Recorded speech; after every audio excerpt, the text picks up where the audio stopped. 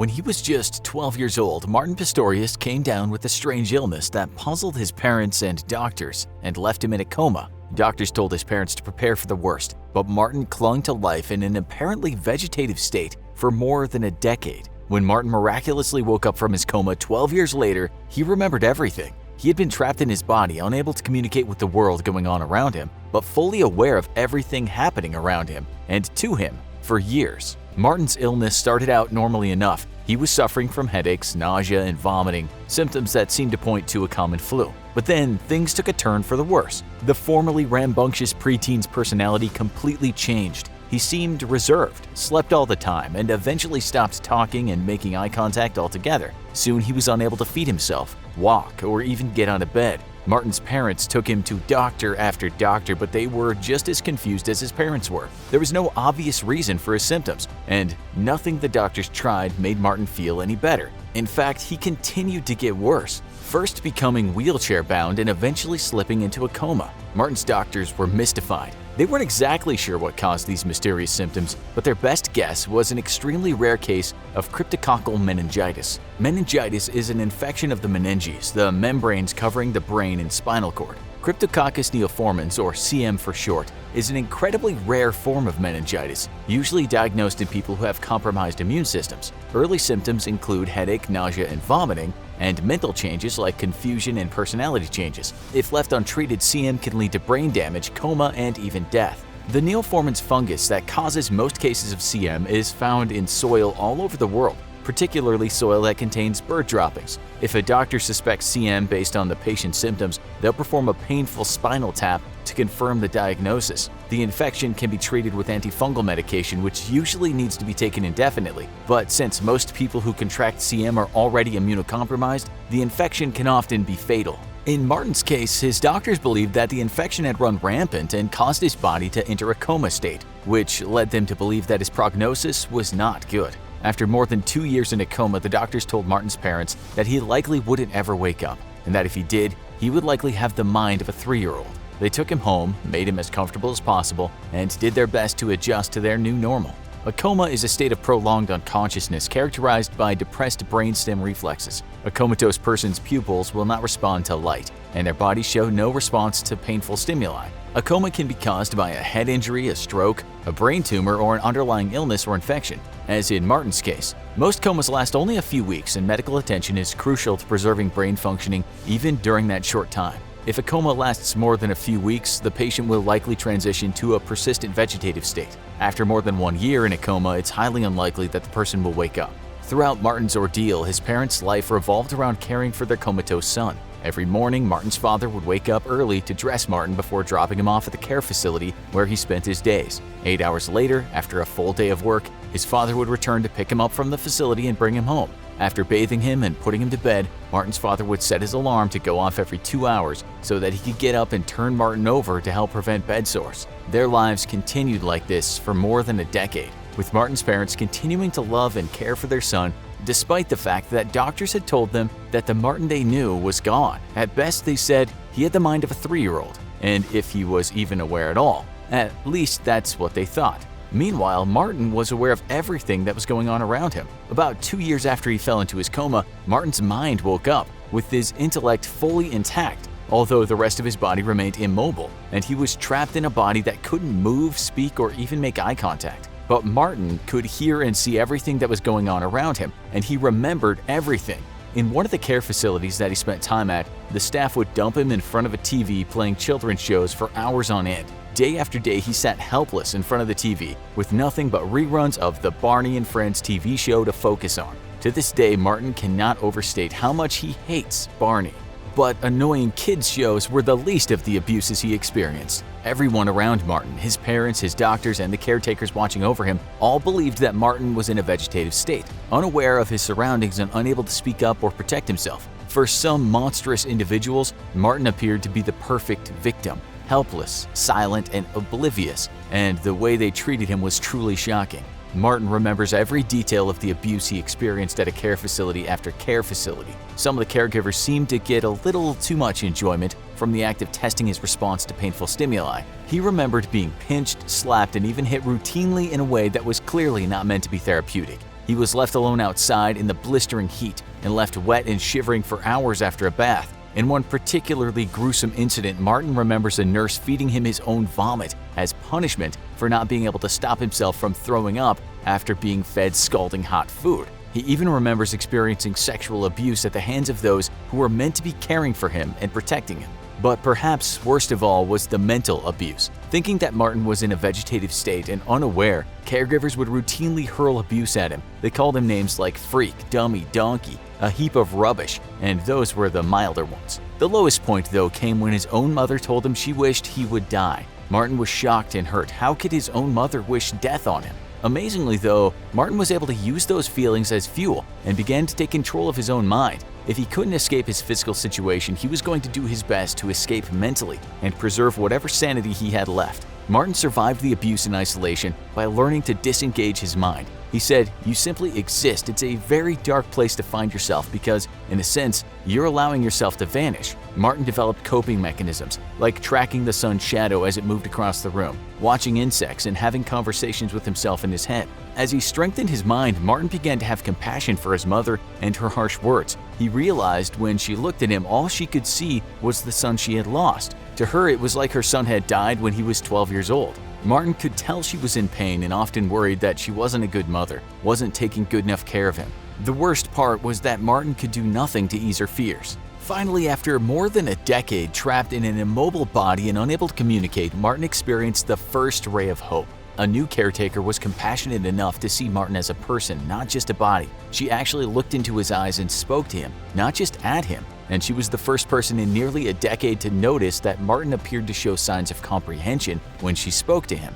Virna van der Walt would later say that she could tell by the sparkle in his eyes that Martin was conscious and trying to communicate. She managed to convince his parents to take him for extensive cognitive testing, where they got the shock of a lifetime. Martin's mind was perfectly healthy. He was awake and aware, and he remembered everything. This discovery was only the very first step on a long, hard road to recovery, but it was the hope that Martin and his parents had been dreaming of for more than a decade. Martin underwent extreme rehabilitation to begin repairing the damage caused by more than a decade of immobility. After years of inactivity, his muscles had atrophied and he had lost many of his fine motor skills. Martin had to relearn many of the activities of daily living that we take for granted. How to sit up, how to dress and bathe himself, how to feed himself, even how to use his hands. He also had to relearn how to communicate, which he did with the help of a computer. Martin is still confined to a wheelchair and he may never walk again, but he's well on his way to living a full and independent life. In fact, Martin went on to live a shockingly normal life after his ordeal. He graduated university, got a job as a computer programmer, and even married the love of his life. In 2013, Martin wrote a book about his experience called Ghost Boy, the miraculous escape of a misdiagnosed boy trapped inside his own body, which became a New York Times bestseller. Talk about an inspirational story.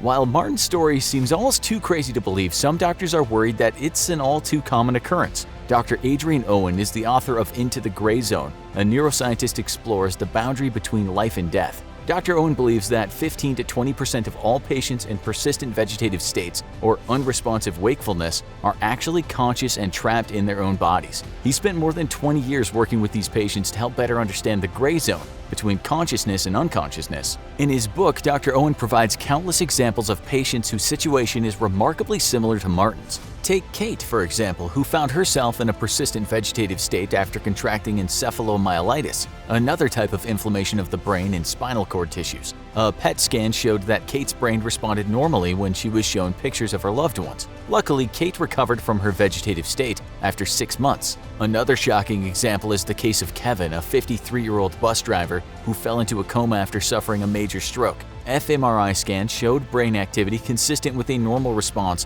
when Kevin was asked to listen to complex sentences. In another case, a patient named Scott had been comatose for 12 years after a car accident, but his family was adamant that he was still in there. Dr. Owen asked Scott to picture himself playing tennis, and the very specific area of our brain associated with playing sports, the premotor cortex, lit up exactly as it would for a healthy person. Scott was even able to answer simple yes or no questions by imagining tennis when the answer was no. Prior to Dr. Owen's work, doctors believed that once someone had been in a persistent vegetative state for a few months, there was zero chance of recovery. This assumption had not only left untold thousands of patients suffering in silence, but it also led to some catastrophic scenarios, like the Venezuelan man named Carlos Camejo, who had been unconscious for 10 years following a car accident, only to awaken during his own autopsy.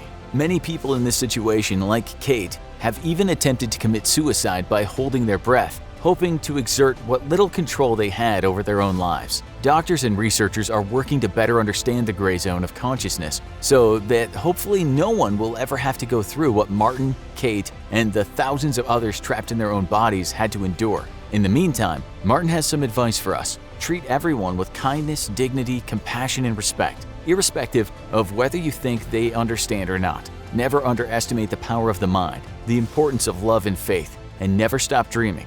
You wake up to the sound of shouting and screaming. Your girlfriend is pushing you out of the bed, demanding that you leave or at least sleep on the sofa. What's going on? You were fast asleep, minding your own business. Is she tripping or something? Hearing her voice go into high-pitched mode as she hurls accusations your way, your automatic reaction is to get defensive. Still, you try to stay calm and defend yourself. This has happened before, and you know how it ended last time. After a few moments, you take in what she's actually saying. She's claiming you were aggressively thrusting and trying to get fresh with her while she was asleep. Nonsense! You were asleep too. Maybe she was just dreaming, but she seems so convinced that you don't dare suggest it. What's going on? Sexsomnia is a rare disorder that causes some unusual sleeping habits. Whereas insomniacs have trouble sleeping, sexsomniacs engage in sexual acts while asleep. This is different from having a wet dream or an orgasmic experience during your slumber because the person engages in full-on sexual acts like masturbation or intercourse.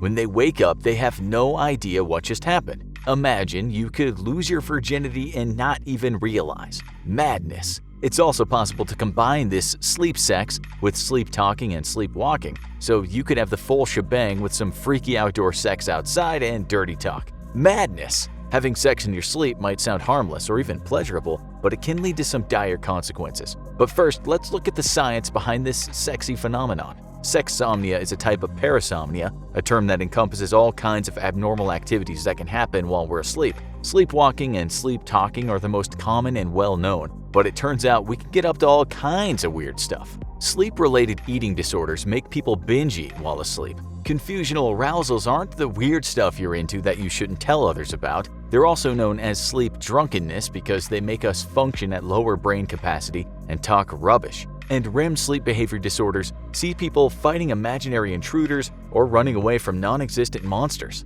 Different types of parasomnia take place at different points in the sleep cycle. When we first nod off, we go into a light sleep for a few minutes. Then we enter the second stage of sleep, which is also pretty light and ideal for brief naps. In the third and fourth stages, we finally enter deep sleep, a restorative state that helps us boost our immune system, energy, and repair our body tissue. Afterward, we go into rapid eye movement or REM sleep for around 90 minutes. At this point, the brain becomes more active and we consolidate our memories. It's also the part of sleep where we dream. Most cases of sexsomnia take place during non-rapid eye movement or NREM during stages 3 and 4. Since these are the deepest stages of the sleep cycle and don't involve dreams, the mind can go a little crazy. The parts of the brain that control vision, movement, and emotion remain awake during NREM sleep, but the parts controlling memory, decision-making, and rationality are asleep. Yep, sounds like a recipe for disaster. Most types of parasomnia occur during NREM sleep, including sleepwalking and sleep talking, but there are also a few disorders that can happen during REM sleep.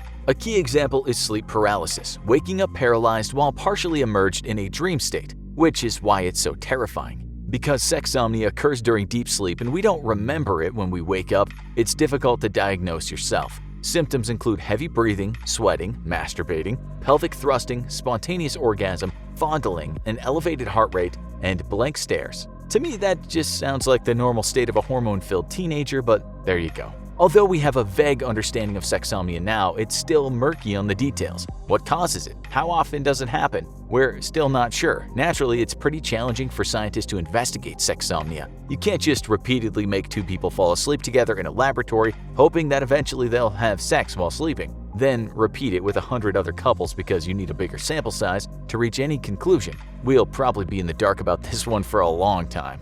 However, there are some theories. Some researchers think the causes of sexsomnia could be exhaustion, alcohol, drugs, anxiety, or poor sleeping conditions, and sharing a bed with someone, although it's hard to ignore that one altogether.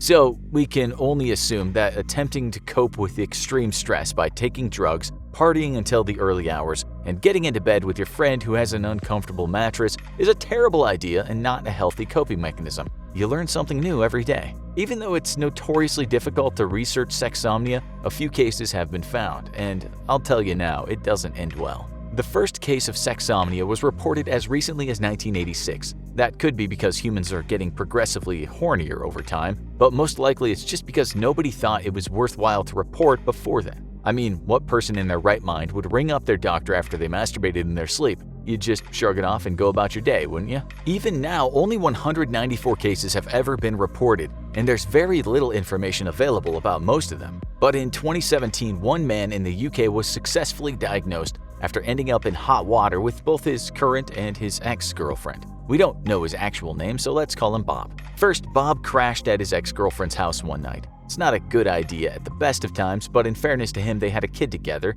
What could go wrong, right? Turns out, a lot can go wrong. Bob woke up to find his ex screaming at him, accusing him of rape. He was confused and alarmed, believing he'd done nothing of the sorts, but decided it was best to leave promptly and let her calm down. It was probably a bad call to not talk it out and investigate further, because the incident ended with him being accused of rape and convicted as guilty by the jury. Still, Bob didn't understand what had happened and believed he was innocent. Then a similar pattern happened with his next girlfriend. The first night they slept in the same bed, she was annoyed to find him fondling her and thrusting in the middle of the night, but brushed it off and said nothing. Then, another night, after a boozy party, she was woken up in the middle of the night. She shouted at Bob angrily, angry that he'd wake her up and have such little respect for her boundaries. It was so out of character, too. He was usually so gentle and thoughtful. Much to her surprise, Bob seemed taken aback, confused, and denied anything had happened. Was he an evil gaslighting genius, or was there something even stranger going on here? Bob saw a doctor who pointed out the rare disease of sexsomnia. Suddenly everything made sense. He wasn't a forgetful sexual predator, he'd literally been sleeping throughout all the incidents. To verify it really was sexsomnia, the doctor referred him to a sleep clinic in London where he could be monitored. The researchers put electrodes to his scalp as he slept to monitor his brain activity and found some surprising results. During the incidents, Bob was effectively both awake and asleep at the same time. The sleep cycle of regular people was out the window. There were both the slow brain waves associated with deep sleep and the fast rhythms and brain waves associated with being awake. They diagnosed him with sexsomnia. Another man from Scotland was cleared of rape charges after doctors diagnosed him with sexsomnia, but it's still a legal gray area for now. Imagine doing something boring, like riding the subway or typing away at an expense report, and suddenly your body sends you a very clear message. You need to have sex. Not like a sex fantasy about someone you're attracted to. Rather, you get an intense feeling in your genitals that can only be relieved by sex. You try to ignore it, but it's not going away. And it doesn't care how inappropriate it is for the moment. For a small number of women, this unfortunate situation is reality, and it's one of the rarest and newest sexual disorders out there. Titled Persistent Genital Arousal Disorder. It's not just a one-time thing that makes itself known at an awkward time. This disorder causes sudden and persistent genital arousal without any current sexual stimulation or desire. This unknown disorder was at first mistaken for hypersexuality by puzzled doctors who assumed that this was normal sexual desire gone out of control. But examining a few people who suffered from this condition indicated that it was completely separate from sexual desire. This has led researchers to wonder if the name is appropriate. After all, the women aren't aroused, they're being troubled by a nerve reaction in their genitals that's giving them sensations they don't want. One thing is for sure, the women experiencing this condition all report the symptoms are extreme. When describing the symptoms of the disorder, arousal is the furthest thing from the minds of the sufferers. They feel intense pressure and irritation in their genital area, which can lead to contractions or vaginal congestion. Sometimes spontaneous orgasms can happen, but not in all cases. Sufferers sometimes try to relieve the pressure by masturbating and triggering an orgasm, but this only lasts a short time, if that. Many sufferers report having to have multiple orgasms in a short time to experience any relief, not something that's feasible when it occurs in the middle of a workday. So what causes this bizarre disorder? There are so few cases of persistent genital arousal disorder that no definite cause has been determined yet. Studies indicate that it may be exacerbated by stress, but that's probably not the source of the problem. Originally, doctors assumed it was psychologically based, but attempts to treat the condition through counseling didn't show results. Now it's believed the causes might be neurological or vascular, with conditions like Tarlov cysts or arterial malformations in the pelvic region pressing on a nerve that causes this unusual condition. So what's the solution? The women suffering from the condition are desperate for a cure. Treatments have varied, and so has the success rate. Most early cases were treated with a combination of psychotherapy and pelvic exercises, and while the therapy may or may not have been useful, some women report relief from the exercises. In cases where a physical cause can be determined, some minor surgeries have relieved the condition by removing the pressure, but the disorder isn't fully understood yet, and no one's quite sure why a medicine called varenicline, normally used to treat nicotine addiction, relieved one woman's symptoms. But mainly women suffering from the condition have a bigger problem: getting anyone to take them seriously. When Jeannie Allen came down with the syndrome in her mid-40s, she was one of the first people ever diagnosed, and she immediately found out that her condition would make her the subject of mockery. One of the first doctors she talked to even commented that she must be every man's dream, to which she snapped back that he should try to imagine what it would be like to have an orgasm every minute of the day. She was so frustrated that she eventually went public under the pen name Jean Lund, and became one of the first people to ever share exactly what it was like to live with this condition long term. She described it as taking the joy out of life and leaving her unable to concentrate on anything else. Another woman, a 40-year-old flower vendor who became the subject of an early clinical study, reported that the episodes happened spontaneously with no trigger and left her exhausted and unable to plan her day effectively. She had previously had an attack of the condition 7 years before and found relief after a surgery that removed a ruptured ovary. But now it was back, and the doctors were as clueless as she was. They tried the medicine carbamazepine, an anticonvulsant, on her, and she stopped after a month due to lack of improvement. However, in her case, supportive therapy sessions seemed to do the trick as they reduced the frequency of symptoms, and she was eventually able to resume a normal life. Causes might vary, but one medical condition repeats as likely cause of the condition. What is a Tarlov cyst? The human body is sensitive with a lot of little areas that can go awry, and even the smallest problem can have unexpected consequences. The Tarlov cysts are tiny cysts in the spinal canal near the base of the spinal cord and are known for their walls filled with nerve fibers. First discovered by Isidor Tarlov in 1938, he at first assumed them not to cause any adverse symptoms. However, future investigations indicated they can cause pain, spasticity and muscle weakness, headaches, and bladder dysfunction, among other symptoms. They can wreak havoc on the nervous system and create unpredictable symptoms, including genital dysfunction, as they happen to be right by the nerves that affect the genitals. When Professor Barry Komisaruk, one of the first researchers investigating persistent genital arousal syndrome, looked at the MRIs of sufferers, he was shocked to discover that 2/3 of them had Tarlov cysts. So there may finally be hope for the women being driven crazy by this strange disorder. 11 women with the disorder had their Tarlov cysts operated on by Dr. Feigenbaum, a spinal neurosurgeon who had been studying the disorder.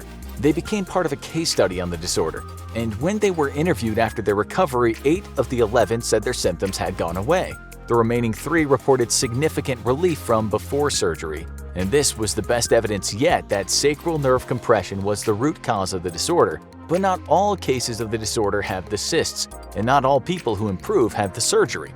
And for Jeannie Allen, these advances weren't much help. She never had a Tarlov cyst, and doctors were at a loss for how to treat her. She eventually quit her job to dedicate herself to advocating for more research and support for women with her condition. Despite the growing awareness, it's still a very rare disorder. While it's believed hundreds of women may suffer from the condition, case studies have only looked at a population of under 30 women. How is the growing awareness of this disorder helping these women? For the first time, women suffering from this strange disorder have a source for help other than doctors who may not fully understand it. They can find fellow sufferers online to learn how they've been coping. This allows them to try various solutions, including exercise, meditation, and medication that may or may not be helpful. While many find surgery as a solution, local anesthetic hasn't been successful in preventing the disorder. While the intense feeling is concentrated in one specific area, it doesn't originate there. It's generated in the nervous system, and any solution has to go deeper than skin deep. Persistent genital arousal disorder only affects those with a certain set of equipment, so those with the other set have to be breathing a sigh of relief, right? Not exactly. There's a similar condition that affects men. and it may be even more challenging and uncomfortable. It's called priapism, and it causes similar persistent arousal of the genitals that manifests as a prolonged, uncomfortable erection that persists even in the absence of any stimulation. Most men remember that awkward moment when you really can't stand up because the bulge in your pants has decided to make itself known, but this is an extended erection that can make it difficult to walk, urinate, or concentrate. Like persistent genital arousal disorder, it can be caused by a number of things, including sickle cell disease, nerve damage, drug use, or trauma to the penis. Another reason to be wary of getting kicked in the genitals. So is there any good news for those suffering from this uncomfortable condition? Well, priapism is more common than persistent genital arousal disorder, and doctors know a lot more about how to treat it. Unfortunately, it also carries more health risks. An erection that lasts too long can cause serious damage, as many ads for erectile dysfunction medication have warned. As most cases of priapism are caused by the inability of the penis to drain blood properly, the most common treatment is to numb the area and drain it with a minimally invasive procedure. If blood drainage isn't a problem, treating it can be as easy as a cold compress.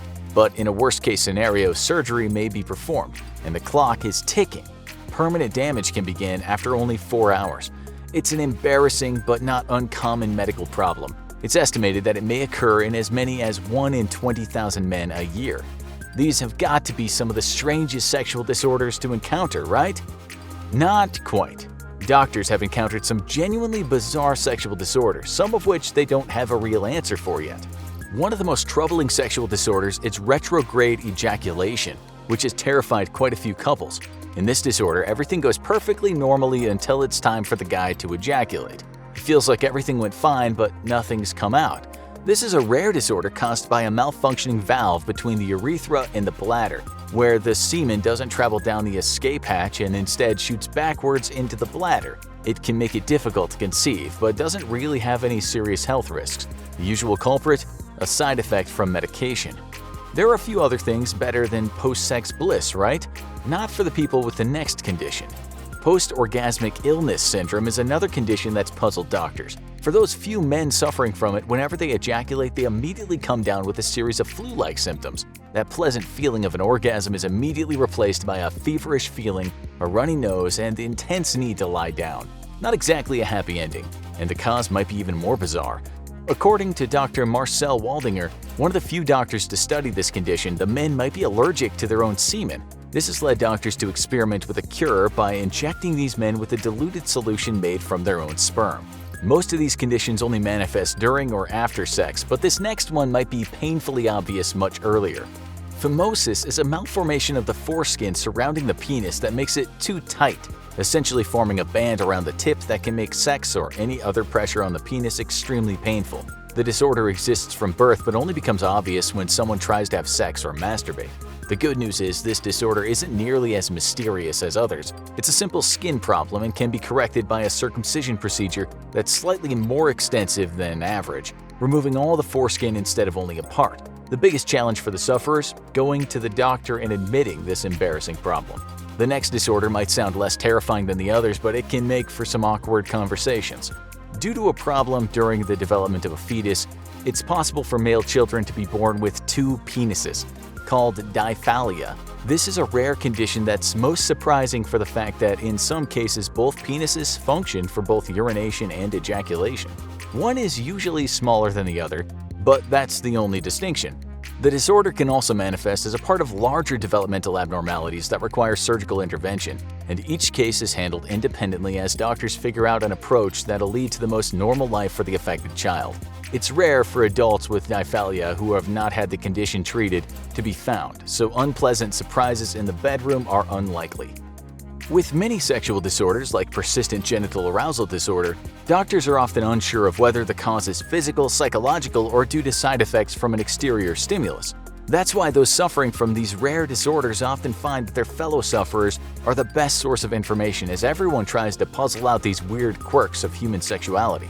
We've talked about what happens when you die, an episode that was very popular. Now we tackle a similar question: what happens just before you die? This question comes to us from Jody. As you may already know, we love answering questions from you, our beloved viewers. So today, as per Jody's request, we dare to venture deep into the subject in our quest to find out if your life really does flash before your eyes in your final moment. To begin with, we'll start with what happens to you physically, depending on how you die. Let's first talk about drowning. This is a very uncomfortable death, characterized by an inability to breathe that leads to your demise underwater.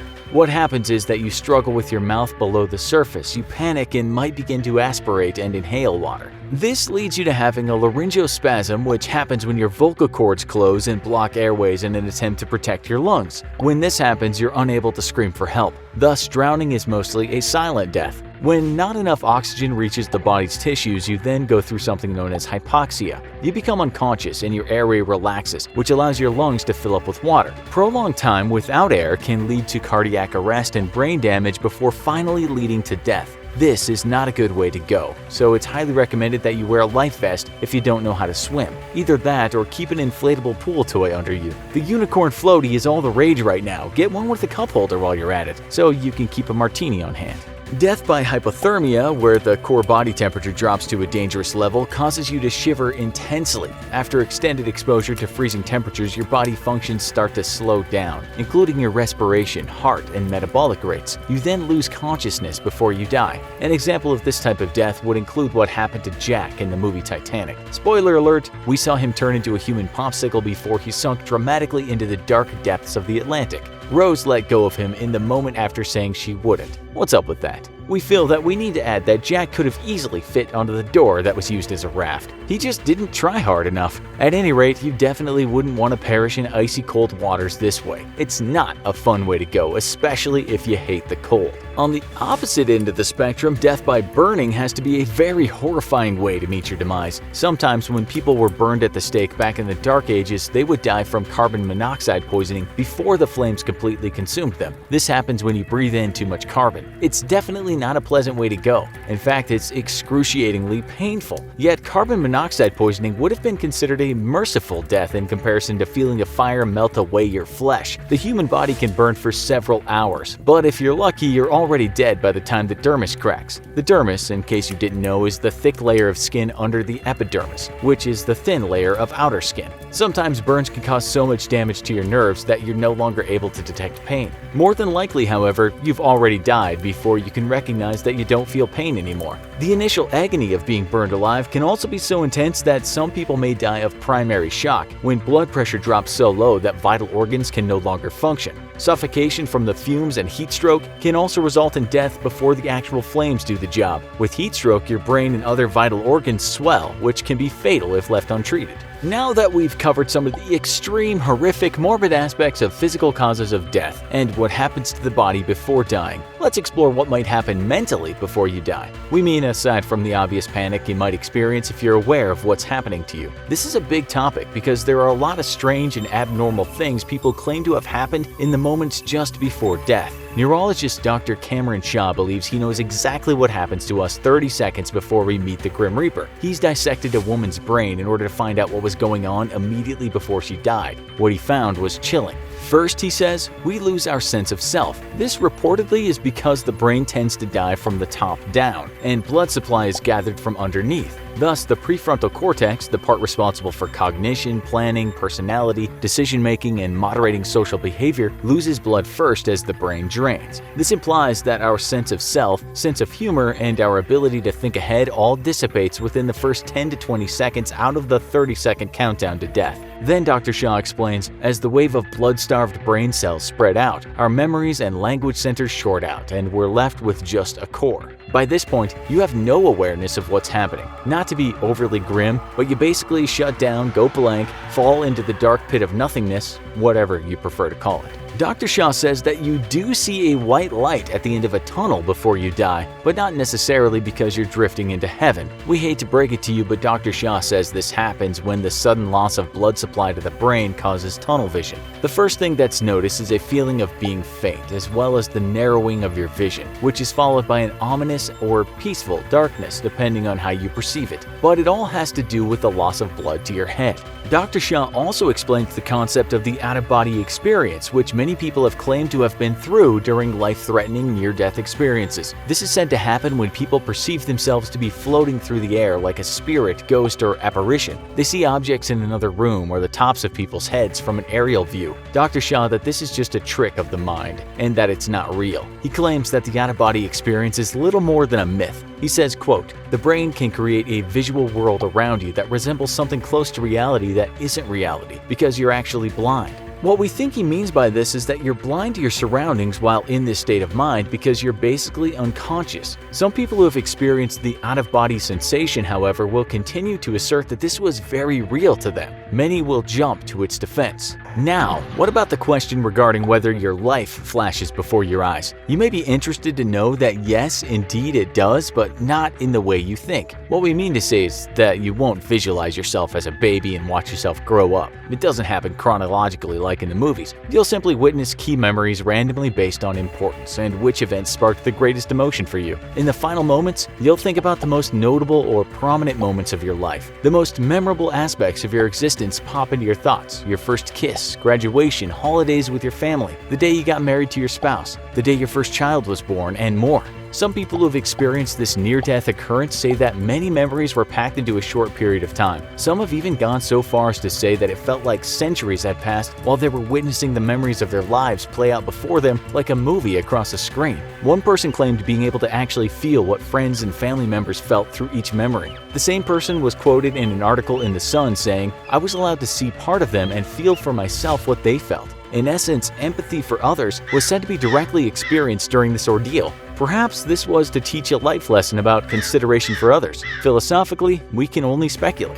Now, Dr. Cameron Shah is not the first or last professional to study what happens before you die. And if you watched our video called "Did Scientists Really Find a Way to Bring the Dead Back to Life?", then you may have learned that a study on pig brains revealed that the organ can continue to function cellularly after pronounced clinically dead. This means that it's theoretically possible to be partially dead or partially alive. Creepy. In all likelihood, however, you're not conscious enough to realize that you are somewhat dead. For those who have ever been around someone with a terminal illness in their final moments of life, often it's said that a loss of consciousness is the first physical change to occur. Still, even while unconscious, the person might still be able to hear or feel you. After consciousness goes, there may be changes to the skin, where it becomes slightly blue in color. Breathing may become loud as mucus builds up in the throat. As the end draws nearer, shallow breathing may stop and start again between breaths. This is known as Cheyne-Stokes breathing. It can last for a short or long time before finally stopping entirely. During the bodily transition to death, it's likely that you're not distressed or in pain because you're not aware that you're dying. For this reason, many believe that the changeover is relatively peaceful because, as the common saying goes, ignorance is bliss. Some people choose when and where to die and are able to hang on a little longer until a loved one arrives at their bedside. Others may not be so lucky and may be unable to control when they go. Many people often feel guilty for not being there at the precise moment when their loved one passed. They might feel like they let the person down by missing the crucial moment. It might be of comfort to know that the person was probably not aware of your absence when they passed. Still, if friends or family members are distressed by the passing of their loved one, they're usually referred to consult with a bereavement counselor who's trained in helping people who are undergoing these exact situations. Counselors can be very helpful and beneficial with assisting people through the difficult grieving process. Receiving bereavement support is important, and we'd strongly recommend doing so if you've just lost someone close to you. Have you ever suffered from insomnia? Twisting and turning between the sheets until you see the light peeking through the curtains and you think, damn, today is not going to be easy? For most people who go without sleep for just one night, the next day everything seems a bit out of whack. Imagine that lasted another day, and another day. That's what we're going to discuss in this episode of the Infographic Show, What If You Never Fell Asleep Again? Don't forget to subscribe and click the bell button so that you can be part of a notification squad. Let's start with day 1 of no sleep. What exactly happens to you? According to one study that tested volunteers' brain patterns after a sleepless night, the deprivation led to what is called fractional anisotropy. In layman's terms, this means sleeplessness affects neural functions and in the short term can affect your emotions as well as your ability to think straight. One sleep expert, Dr. Fred Merkala, says going without just one night's sleep can affect the brain the same way alcohol does by creating mental confusion. He also says that going just 24 hours without sleep can result in hallucinations, paranoia, and even sleep deprivation psychosis. The Journal of Neuroscience says this can feel like suffering from schizophrenia for some people, while others deal with a 24-hour wake binge much better. If one night can be that bad, what about 2 nights? Most scientists that study sleep deprivation say you lose 25% of brain performance for every 24 hours you don't sleep. If after 24 hours you feel muddled and a little off kilter, a report by the US National Institute of Health says that after 39 hours your heart rate and blood pressure will be affected. At this point you may have all the symptoms above, but according to research, there is a good chance you'll have trouble remembering some people's faces. After 48 hours, the body's immune system starts to falter due to a decrease in your body's natural killer cells, aka NK cells. These are the cells that fight off disease. The study abstract concludes, not surprisingly, that sleep restriction produces physiological consequences that may be unhealthy. Nitrogen was also found in the urine of the test patients, which also usually means your body is undergoing some kind of stress. It's also proven that your hormones will be affected, so there's a chance you might get all emotional or just fly off the handle. Your hearing, as well as hand-eye coordination, will be affected, and so will your ability to judge situations. According to the International Journal of Occupational Medicine and Environmental Health, don't drive a car at this point or start doing some metal work. You may just start using a kind of autopilot too, meaning you get from A to B and don't remember what happened in between. As for the mind, on one particular web forum, a high school student says he went to school after 48 hours of no sleep and ended up sitting down on a bench and chatting with another boy. When he noticed the concerned teacher looking at him, he then realized there was no boy there. He had been hallucinating. In an article by Everyday Health, it states at 48 hours you will also start having microsleeps. These can last between half a second to half a minute, and you won't even know you've had them. Other research says that you are not actually hallucinating, but dreaming during wakefulness. This is something that has been called sleep insanity. At 72 hours, things get really weird. When interviewed, one soldier who experienced days without sleep said even just talking to someone can be really hard. He also said he'd see things in the trees, such as people approaching his camp. It's interesting to note here that during Navy SEAL training there is something called Hell Week, wherein trainees have to stay awake for as long as they can and actually do things. According to the Navy SEALs website, only 25% of people get through Hell Week, but it does seem they can catch at least a couple of Z's now and again. Unless under lab conditions or being tortured, we will all have these microsleeps or blackouts. As for torture, the Senate Committee's 2014 report on the CIA's use of sleep deprivation after 9/11 found that depriving people of sleep made them say just about anything, including false confessions. The report said some detainees were sleep deprived for as long as 180 hours, which resulted in them being put under tremendous physical and emotional stress, as well as experiencing disturbing hallucinations. Amnesty International calls it cruel and inhumane, not only for what happens psychologically, but also the stress that is put on the body. The record for not sleeping without the use of stimulants is held by Randy Gardner, and he managed 11 days, 25 minutes in 1964. He suffered from concentration problems, short-term memory loss, paranoia, and hallucinations. Claims have been made for longer sleeps, but none have been scientifically verified. If you are unfortunate enough to suffer from the disease fatal familial insomnia, you will not sleep, and as the name suggests, you will die within months, but not before you go crazy. No one has ever just stayed awake, as it is thought to be simply impossible. You will just start having microsleeps. We don't know what would happen to someone who never sleeps again, because the body, thank goodness, just won't let that happen. Sleeping Beauty, the classic, timeless fairy tale of a beautiful princess charmed into a deep sleep by an evil witch, and woken only after being sexually assaulted by a random wandering prince who decided kissing unconscious women isn't something that should immediately send you to prison. Luckily, we live in a world where this in fact can and will send you to prison, no matter how princely or charming you are. But it turns out that Sleeping Beauty syndrome is all too real, and you might be surprised to hear that more often than not, it's men who end up the victim than women. That would certainly put a new spin on the classic fairy tale. Sleeping Beauty syndrome, or Klein-Levin syndrome, is a form of hypersomnia, which is basically the reverse of insomnia. It's likely that most people will go through a bout of hypersomnia in their life, like for instance after a giant turkey dinner on Thanksgiving. But people suffering from KL syndrome don't just find it difficult to remain awake or take inappropriately long naps. Sleep is basically all they do, sometimes for months at a time. Actually, it's not quite that simple. After all, if all you did was sleep for months at a time, you'd quickly die from dehydration and starvation. Sufferers instead will experience very brief moments of wakefulness during the day, which they'll go to the bathroom, eat something quickly, and drink water. Then it's back to bed for a snooze that can last a day or more. Take the case of Rhoda Rodriguez Diaz, an American college student diagnosed with KL syndrome. She suffered bouts of hypersomnia as a kid, but when she went to college, she fell into a weeks-long sleeping episode that caused her to fail her second year of college. Rhoda would sleep for 22 hours a day, wake up only to eat, drink, and use the bathroom. As a result, she slept through her final exams and ended up failing. What's strange is Rhoda will go for months at a time without a single episode, and unlike most medical conditions, she'll feel perfectly fine and normal during that time. Then, out of nowhere, the tiredness will come, and Rhoda will fail into an exhaustion that can last for weeks. Rhoda says that the worst thing about her condition is missing out on the rest of the world while she slumbers away. As she's commented, the world doesn't stop when she goes to sleep, and it can be difficult coming to terms with what's happened while she was asleep for several weeks. Long-term plans are all but impossible, and relationships are extremely difficult, if not impossible. Another thing she hates is when people just think she's lazy, not an uncommon judgment against sufferers of Klein-Levin syndrome. Rhoda's first sleeping bouts hit her when she was 4 or 5 years old. She'd fall asleep for 2 or 3 weeks at a time, leaving the doctors puzzled. Then suddenly her drowsiness cleared up until she was 15 or 16. Though she didn't fall asleep for weeks at a time as she had as a child, she was plagued with persistent fatigue, which made normal life very difficult. Inevitably, this led to teasing and allegations that she was just lazy. Then in college, the long-duration sleeps returned, completely upsetting Rhoda's life. Rhoda ended up being expelled from school for failing to earn enough credits. It wouldn't be until shortly after being expelled that she would be officially diagnosed with KL syndrome, and thanks to the official diagnosis, she was able to re-enroll in college. However, she faces persistent difficulties from her condition, which will make her studies even harder than they normally are. Rhoda is one in about 5 people per million diagnosed with KL syndrome, making this one of the rarest diseases in the world. What's surprising is this disease affects men much more often than women, with 70% of sufferers being men. It's likely to manifest in the teenage years and naturally has a hugely disrupting effect on people's lives. Perhaps most frustratingly is the fact that KL syndrome can simply disappear for years at a time and reappear a decade or more later to wreak havoc once again. Sufferers will experience brief moments of wakefulness, though exhibit great mental confusion and difficulty concentrating.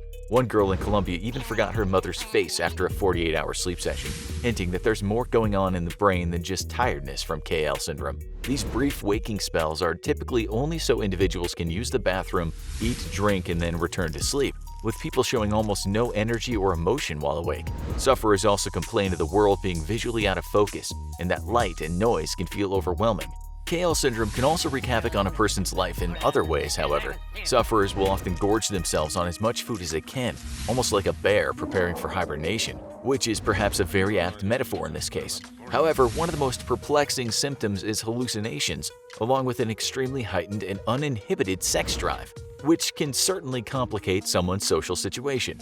Even stranger, once a sleeping episode has passed, sufferers appear perfectly normal and healthy, showing none of the psychological issues they just endured. Doctors have no idea what causes Klein-Levin syndrome, though it's believed that it stems from a dysfunction within the hypothalamus. The hypothalamus helps regulate our sleep schedule, and people with tumors that affect the hypothalamus can experience symptoms very similar to KL syndrome. However, due to the variety of symptoms, experts believe that the disease affects several areas of the brain simultaneously, only adding to the mystery. Some doctors have even hypothesized that it might have to do with the body's immune system attacking the brain directly, as many sufferers have also been discovered to have another infectious disease. Whatever causes KL syndrome, it's likely that it's genetic, as the disease is much more prevalent in Jewish populations than non-Jewish people. While it's hoped that future breakthroughs in genetic research can isolate a cause and produce a fix, for now, there remains no treatment for KL syndrome. Adding to the difficulty of researching the disease is that there's so few people affected, it can be difficult to find willing research subjects. The random nature of the episodes and the multi-year stretch between attacks also makes researching Klein-Levin syndrome next to impossible. For now, treatment with lithium has shown some promise, with 2 studies showing that lithium treatment had positive effects on 20 to 40% of research participants.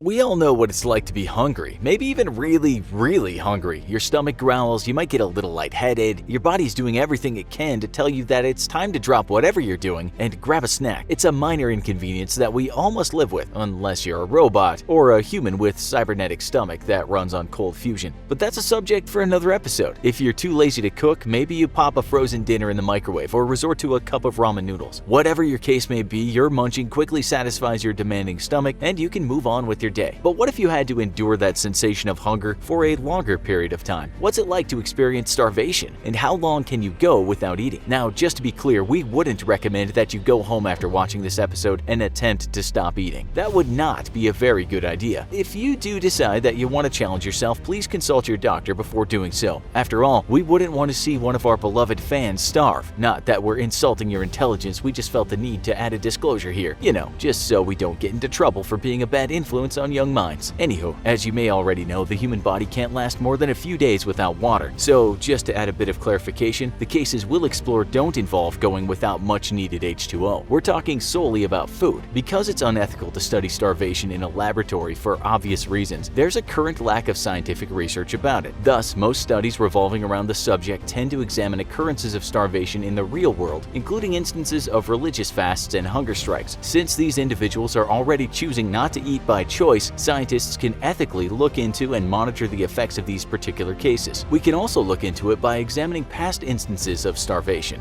You're probably familiar with the historically famous Mahatma Gandhi, the man who lived in India during the late 1800s and early 1900s, inspired movements for civil rights and freedom across the world. He was a greatly inspirational figure, and some of his quotes live on today. Sayings like, "The weak can never forgive. Forgiveness is the attribute of the strong. Where there is love, there is life," and many more. You may also know that he survived 21 days of complete starvation. How did he do it? What was his secret? That's what we endeavored to find out. Gandhi took on a total of about 17 fasts during India's freedom movement for independence from British rule. He often used hunger strikes as a tool to promote his philosophy of non-violence. It was his way of performing a peaceful protest. His first fast took place in 1913 from November 10th to the 16th. In 1914, his next fast expanded to 14 days. His third successful fast lasted 3 days in 1918 and resulted in Ahmedabad mill owners rushing to the negotiation table to seal a settlement with the striking workers that Gandhi had led. He continued to take on fasts of different lengths in 1919, 1921, and 1922. Thus, in 1924, by the time of his famous 21-day-long fast, he'd already had a lot of practice with self-control and restraint from eating. He, of course, endured many more fasts after this, but 21 days was the longest his fast ever lasted. The Mahatma is considered the champion in the department of fasting and hunger striking. Many people have made attempts to follow the master and try it for themselves. They say it takes a ton of willpower and the temptation to eat can be highly overwhelming. Starvation itself is not pleasant. You know that awful feeling you experience when you haven't eaten all day? Imagine that feeling, but way more intense. The severe deficiency in calorie intake combined with the most extreme conditions of malnutrition imaginable are enough to drive you mad.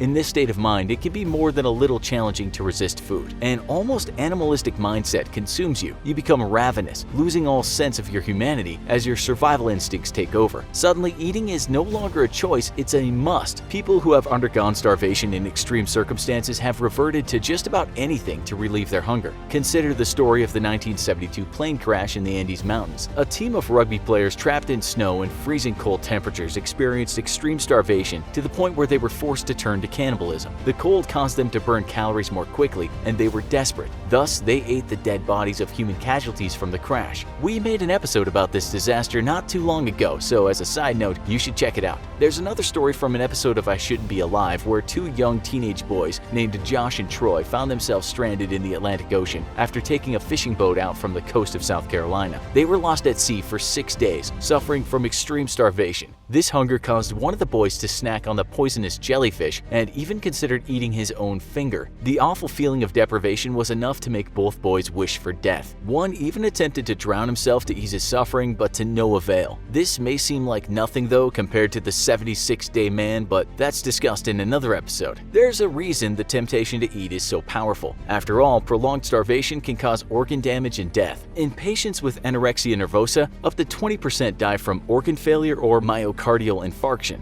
This tends to happen when the body weight falls between 60 to 80 pounds. Thus, the instinctual mechanism of action urging us to eat is meant and designed by nature to keep us alive. When you fast for a long time, you're basically fighting against your biological drive. Experts tend to recommend that you eat every 3 to 4 hours or so for optimal health, but starvation doesn't happen immediately, so skipping a meal now and then isn't a big deal. Your body is a well-oiled machine that doesn't want to go into starvation mode and will usually do whatever it takes to preserve energy to resist going into that physical state. Many people claim that they feel like they go into starvation mode after about a day of not eating, but this isn't the case. It doesn't happen as quickly as you might think. Registered dietitian Dr. Dubost from Pennsylvania told Self.com that it's actually very difficult to go into complete clinical starvation mode. There's also a difference between the popular culture perception of starvation mode and actually being physically starving. The threshold of time to enter the realm of starvation depends on the individual, but overall she says that it certainly takes longer than going a day without food. Once you're in that zone where you're really starving, there are said to be 3 phases that you go through before you die. Morbid, we know. Each phase is more unpleasant than the last. In the first phase, blood glucose levels are maintained through production of glucose from proteins, glycogens, and fat. There's only enough glycogen stored in a person's liver to last a few hours. After this, blood glucose levels are maintained from breaking down fats and proteins. The longer you go without eating, the more your body turns to resources within itself to keep going. The second phase of starvation lasts the longest of the 3. During this time, your body fat is the main energy source. Your body drains itself of your fat to keep it sustained. You increasingly feel yourself getting skinnier, but not necessarily in a good or healthy way. It may be here where you feel like your body is screaming at you. I know you want to look good in that bikini, it might say, but please eat something, anything, help us out here. Resisting its message is not easy, especially if you have access to food. The third phase of starvation occurs when fat reserves are used up and depleted. The body then starts taking from your muscles to feed itself. When muscles are depleted, cell functions start to degenerate. Along with your weight loss, you may experience symptoms of apathy, withdrawal, listlessness, and increased susceptibility to disease. The last one happens because the impact of starvation weakens your immune system. Some people end up dying of illness due to starvation before actually dying from starvation itself. The diseases that starving people succumb to mainly include kwashiorkor and marasmus. Kwashiorkor affects those who are protein energy deficient and results in edema and enlarged fatty liver. This is also what gives starving children bellies, creating an illusion that they're well fed. Marasmus also happen due to extreme energy deficiency and results in infections that are caused by dangerously low levels of body weight. Death by starvation is incredibly slow and painful. When death finally does come, it's usually caused by cardiac arrhythmia. How long it takes to die often depends on your original BMI or body mass index before starvation. Generally, however, people typically die of starvation in about 3 weeks. Gandhi pushed the limits when he made it to 21 days, though some people have actually managed to surpass the master. As cited in Scientific American, reports from well-documented studies have shown survivors of hunger strikes after 28, 36, 38, and even 40 days. But wait, some reports go beyond this. In 1981, a hunger strike performed by political prisoners against British presence in Northeast Ireland resulted in 10 people dying between periods of 46 and 73 days without food. Now, that's a stretch. Of course, this did lead to their demise, so they wouldn't have been able to exercise their bragging rights upon the strike's conclusion. One strategy that has been used to stave off hunger by those who have fasted for long periods of time include keeping notes to remind themselves of their motivation behind doing so. They ask themselves questions like, why am I still doing this, and what's the point of this again? They then try and answer the question so that the reasoning is fresh in their minds, pushing forward their motivation to continue not eating. Of course, this technique is not always perfect unless you have a very strong self-control like Gandhi. For most of us, we might cave in and decide that fasting isn't worth the effort anymore once we get a whiff of a juicy, delicious steak or a McDonald's hamburger with fries. Getting hungry? Yeah, we don't blame you. All this talk of hunger and not eating kinda makes you want to eat, doesn't it? In order to abstain from food for as long as great hunger strikers and avoid temptation, your reasoning behind a fast has to be a good one. In other words, you must be highly motivated to fast or you'll just wind up quitting easily and quickly. Some fast out of political motivation like Gandhi, while others may do it for religious purposes. Fasting for a greater cause seems to lead to the most successes. But if you're fasting for the sake of it, you may find that you soon give up, perhaps even before entering true starvation. This is because the pain of long-term hunger is too intense to endure without very strong, solid motivational reasoning.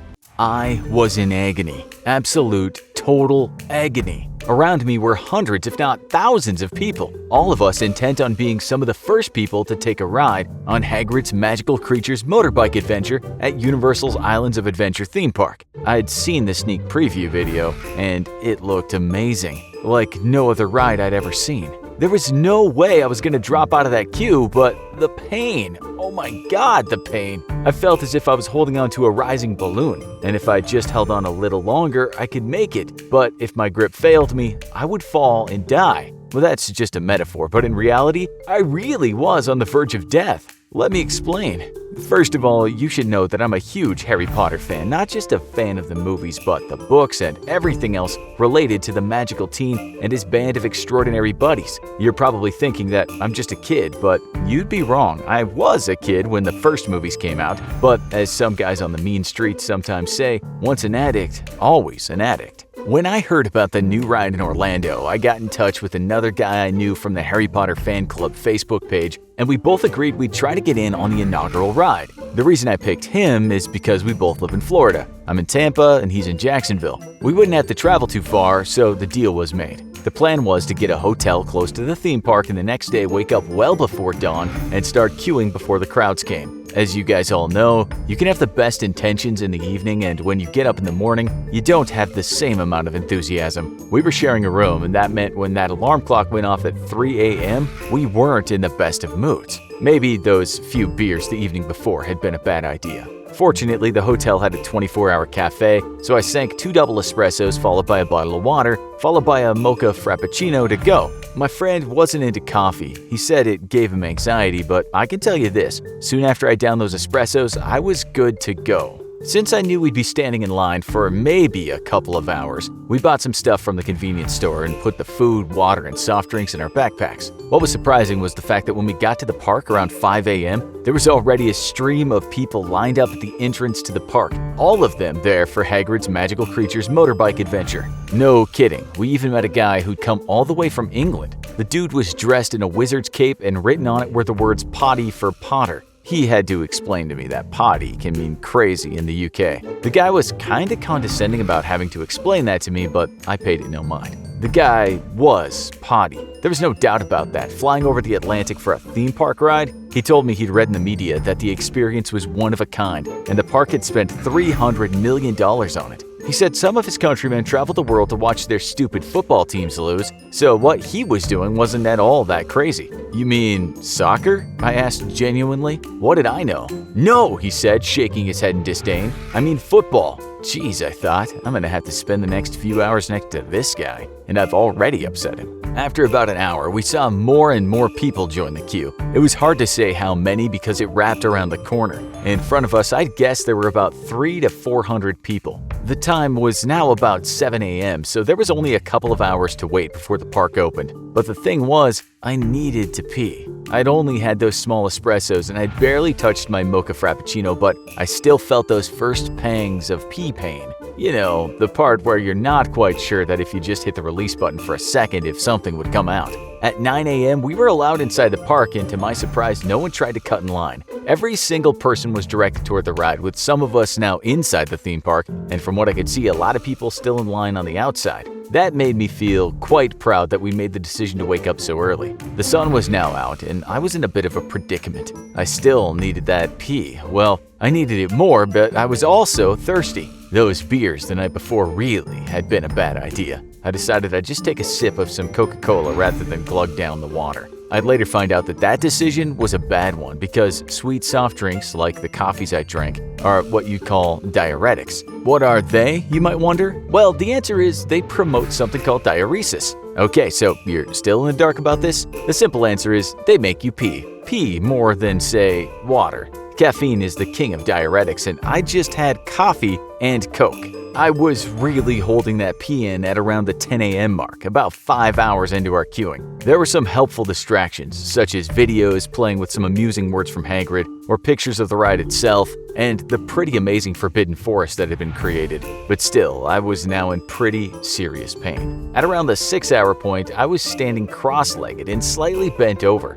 This seemed to ease the pain, as if I were squeezing the tubes where the urine traveled to meet its final destination. What I would later find out after a bit of research was that at that point, I was in danger of weakening my bladder muscles, something which could harm my bladder for the rest of my life. In hindsight, that was the least of my worries. Sure, we were getting close to the ride, I hoped, and I just stood there looking like a man who was slightly demented or had recently been in an accident. My buddy had done the right thing and had just been taking small sips of the water. But to be honest, in his excitement, I really don't think he was that concerned about my predicament. I'd also later find out that the parts of my body that were helping me keep in the pee, now probably a tsunami waiting to happen, are called urethral cylindrical sphincters. These are great when you tighten them for a short while, such as when you don't want a puddle of pee beneath you on a busy bus, but they're brakes, not doors. They can be worn out. At the 7-hour mark, I couldn't overstate how much agony I was in. I knew we were getting close to the ride, so I held on for dear life.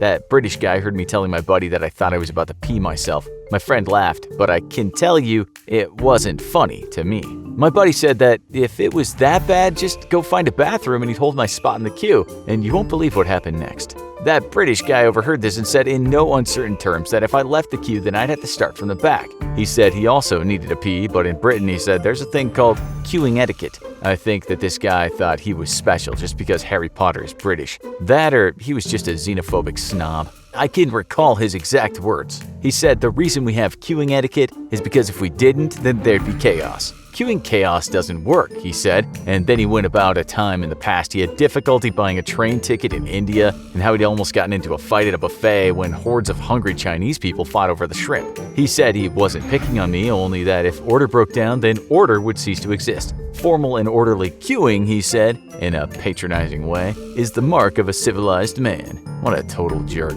He told me that if I left the line, he'd make a complaint and say I'd cut in line. What I really couldn't believe is that the other people in the line didn't get my back. So I guess one less man in the line was good for them, so they just kept quiet. The words that went through my head were the milk of human kindness. And then I wished I hadn't thought about milk.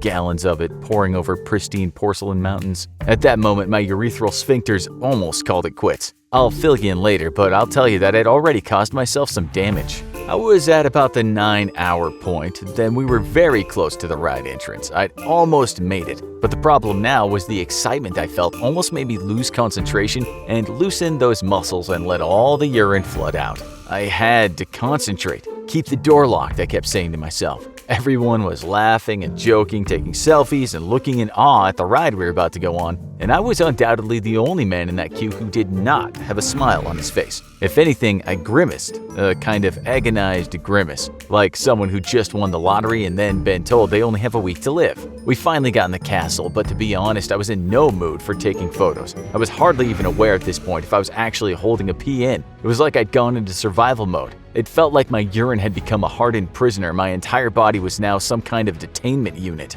That ride itself consisted of Hagrid's motorcycle with a sidecar next to it. I told my buddy that in the interests of me holding the pee, it might be best if I took the bike and he took the sidecar. It was all about control. You see, I needed to feel in control. That British guy was right behind me on the other bike, something he'd regret to this day. At something like 50 miles an hour, we drove past Fluffy the three-headed dog, and other such things as Cornish pixies and a centaur. I didn't really care. I just wanted the experience to be over as quickly as possible. This was turning out to be one of the most painful and pointless days of my life, and there would be consequences to come. I thought I had it under control, even on the biggest descents and through the sharp bends, but then there was a surprise drop, and the heavens burst. The tsunami came. My bladder roared as its doors were kicked down by a violent torrent of urine. My pecker must have been flailing around like an out-of-control fire hose. Hours of backed-up urine gushing from its spout like a great yellow geyser. The pee was everywhere, and it stunk. It was old pee, neglected pee. And when it ejected from me, it spread far and wide. I looked behind me and saw that British guy wincing, looking utterly disgusted. His eyes were glaring into mine. Was I embarrassed, you might ask? No, is the answer. I was relieved, incredibly relieved and almost ecstatic that my British foe had tasted the vapors of an agony he had been an accomplice in creating. I know, guys, maybe I shouldn't have felt so overjoyed that someone had to experience great wafts of urine vapor in their face, but you know what? I paid for it. I soon got my karma. When I finally got back to Tampa after a pretty awkward farewell with my Harry Potter fanboy buddy, I felt a stinging pain every time I went to the bathroom to pee. After seeing a doctor, I was told I had a urinary tract infection. That could be cured, he said, and he told me he couldn't believe I'd done a 10-hour urine hold. If there are records, he said, I might have broken some. The bad news, though, was that he said the damage done could be irreversible. He told me that long-term bladder stretching could make it hard for me to pee in the future, and one day if I kept doing this kind of thing, I might have to put a catheter into my member and draw the urine out. On the other hand, all that stress on my bladder could lead to incontinence, so holding in even normal pees would be impossible. I had some blood checks and my kidneys were functioning normally, but he said, when you do anything as crazy as I did, kidney damage can occur, as can the appearance of kidney stones. Just don't make a habit of enduring those marathons, he said. A few minutes is fine, but holding it for hours isn't good for you at all. The one thing he said that really scared me is when he told me that the bladder can actually burst when you hold in a pee as long as I did. He said it was very rare, but it had happened. When it does happen, you can actually die. He told me not to worry though, because the cases he'd heard about all happened to people who already had compromised bladders. He said, like what happened to me, before the bladder bursts, people will just pee themselves. He said cases of healthy bladders just bursting are so rare that he doubted that it could have happened to me. But in the few cases it has happened, urine leaked into the abdomen, and when people didn't get straight to the emergency room, they died. The punchline to this story is that I could have actually told one of the attendants at the park that I needed the bathroom and gotten the green light to go, and he would have made sure I got right back into the queue despite what that British guy might have said about that. We've all seen countless TV shows where a patient falls into a coma. The weeping family members try everything possible to resuscitate their loved one, from standing by their side and reading them stories to playing their favorite music, all in hopes of breaking through. Unfortunately, comas are medically complicated phenomenon with different causes and effects, and despite all our advances in modern medicine, we remain mostly in the dark about how to successfully treat one. But what exactly happens to your body when you're in a coma? First, we have to be clear that comas are very different from sleep, despite the fact that the origin of the word comes from the Greek for coma or deep sleep. Comas are not sleep, however, and are instead various forms of unconsciousness that render a person unable to respond to any external stimuli. You can play the loudest, heaviest death metal in the world right next to someone who's comatose, and you won't succeed in doing anything except really annoying the neighbors. Likewise, you can even physically hurt people in a coma, and they will remain completely oblivious and unresponsive. In times in the not-too-distant past, this was sometimes used as treatment, with doctors trying to shock their victims back into consciousness. Everything was tried, from exposing parts of the body to open flames, to severely dropping the body's temperature with ice, to even bloodletting from the head directly. One treatment even included wholly emptying the stomach. We guess because the doctors thought that if a patient got hungry enough, the body would force them to wake up. Or maybe they really were just throwing everything, including the kitchen sink, at the problem, which we're sure was also tried. Comas can occur as a result of serious trauma or as a deliberate medical treatment by doctors. They are typically brought on by traumatic head injury, and it's believed that it's the brain's way of shutting down so it can focus on repairing itself. They can also, however, be brought on by a stroke or a brain tumor, drug or alcohol abuse, or an illness such as diabetes or infection. Most of the time, a coma only lasts a few weeks though, but past this period, the patient can enter a persistent vegetative state that severely lessens their chance of ever coming back out of one. Sometimes people who recover may end up with major or minor disabilities as well, to include speech impediments, mental retardation, or problem coordinating body movements. Medically induced comas, meanwhile, are used when patients are at high risk of brain injury, either due to physical trauma, drug overdoses, or diseases. The purpose is to protect and control the pressure dynamics of the brain, as during injury or disease, the brain can swell up and push against the skull, which can starve some parts of the brain of oxygen. A medically induced coma reduces the electrical activity and slows down the brain's metabolism, minimizing swelling and inflammation. There are several different types of comas, and they each differ from each other. A vegetative state means that a person's body can make physical movements such as grunts or yawns, but has no reaction to actual stimuli. The movements are purely involuntary, and sadly for loved ones, seeing the body of someone you care about suddenly yawn can induce false hope. The truth is, the brain remains shut down and operating only at the most basic levels. Catatonia, on the other hand, is a complete lack of any movement or response of any kind. This is exactly as it sounds, and often catatonic patients require help from machines to breathe and possibly even pump the heart. Brain death means that the higher brain functions are completely destroyed, and the brain only carries out autonomic functions such as breathing and swallowing, which are hardwired into our brain's programming. A brain-dead person has in effect no chance for recovery, and typically brain death results from extreme physical trauma or severe illness. A stupor is technically not a form of coma, but is sometimes referred to as one. This is a case of one being able to be awakened, but only with considerable effort. People in stupors can often fall right back into a deep unconsciousness, but more often than not will recover on their own.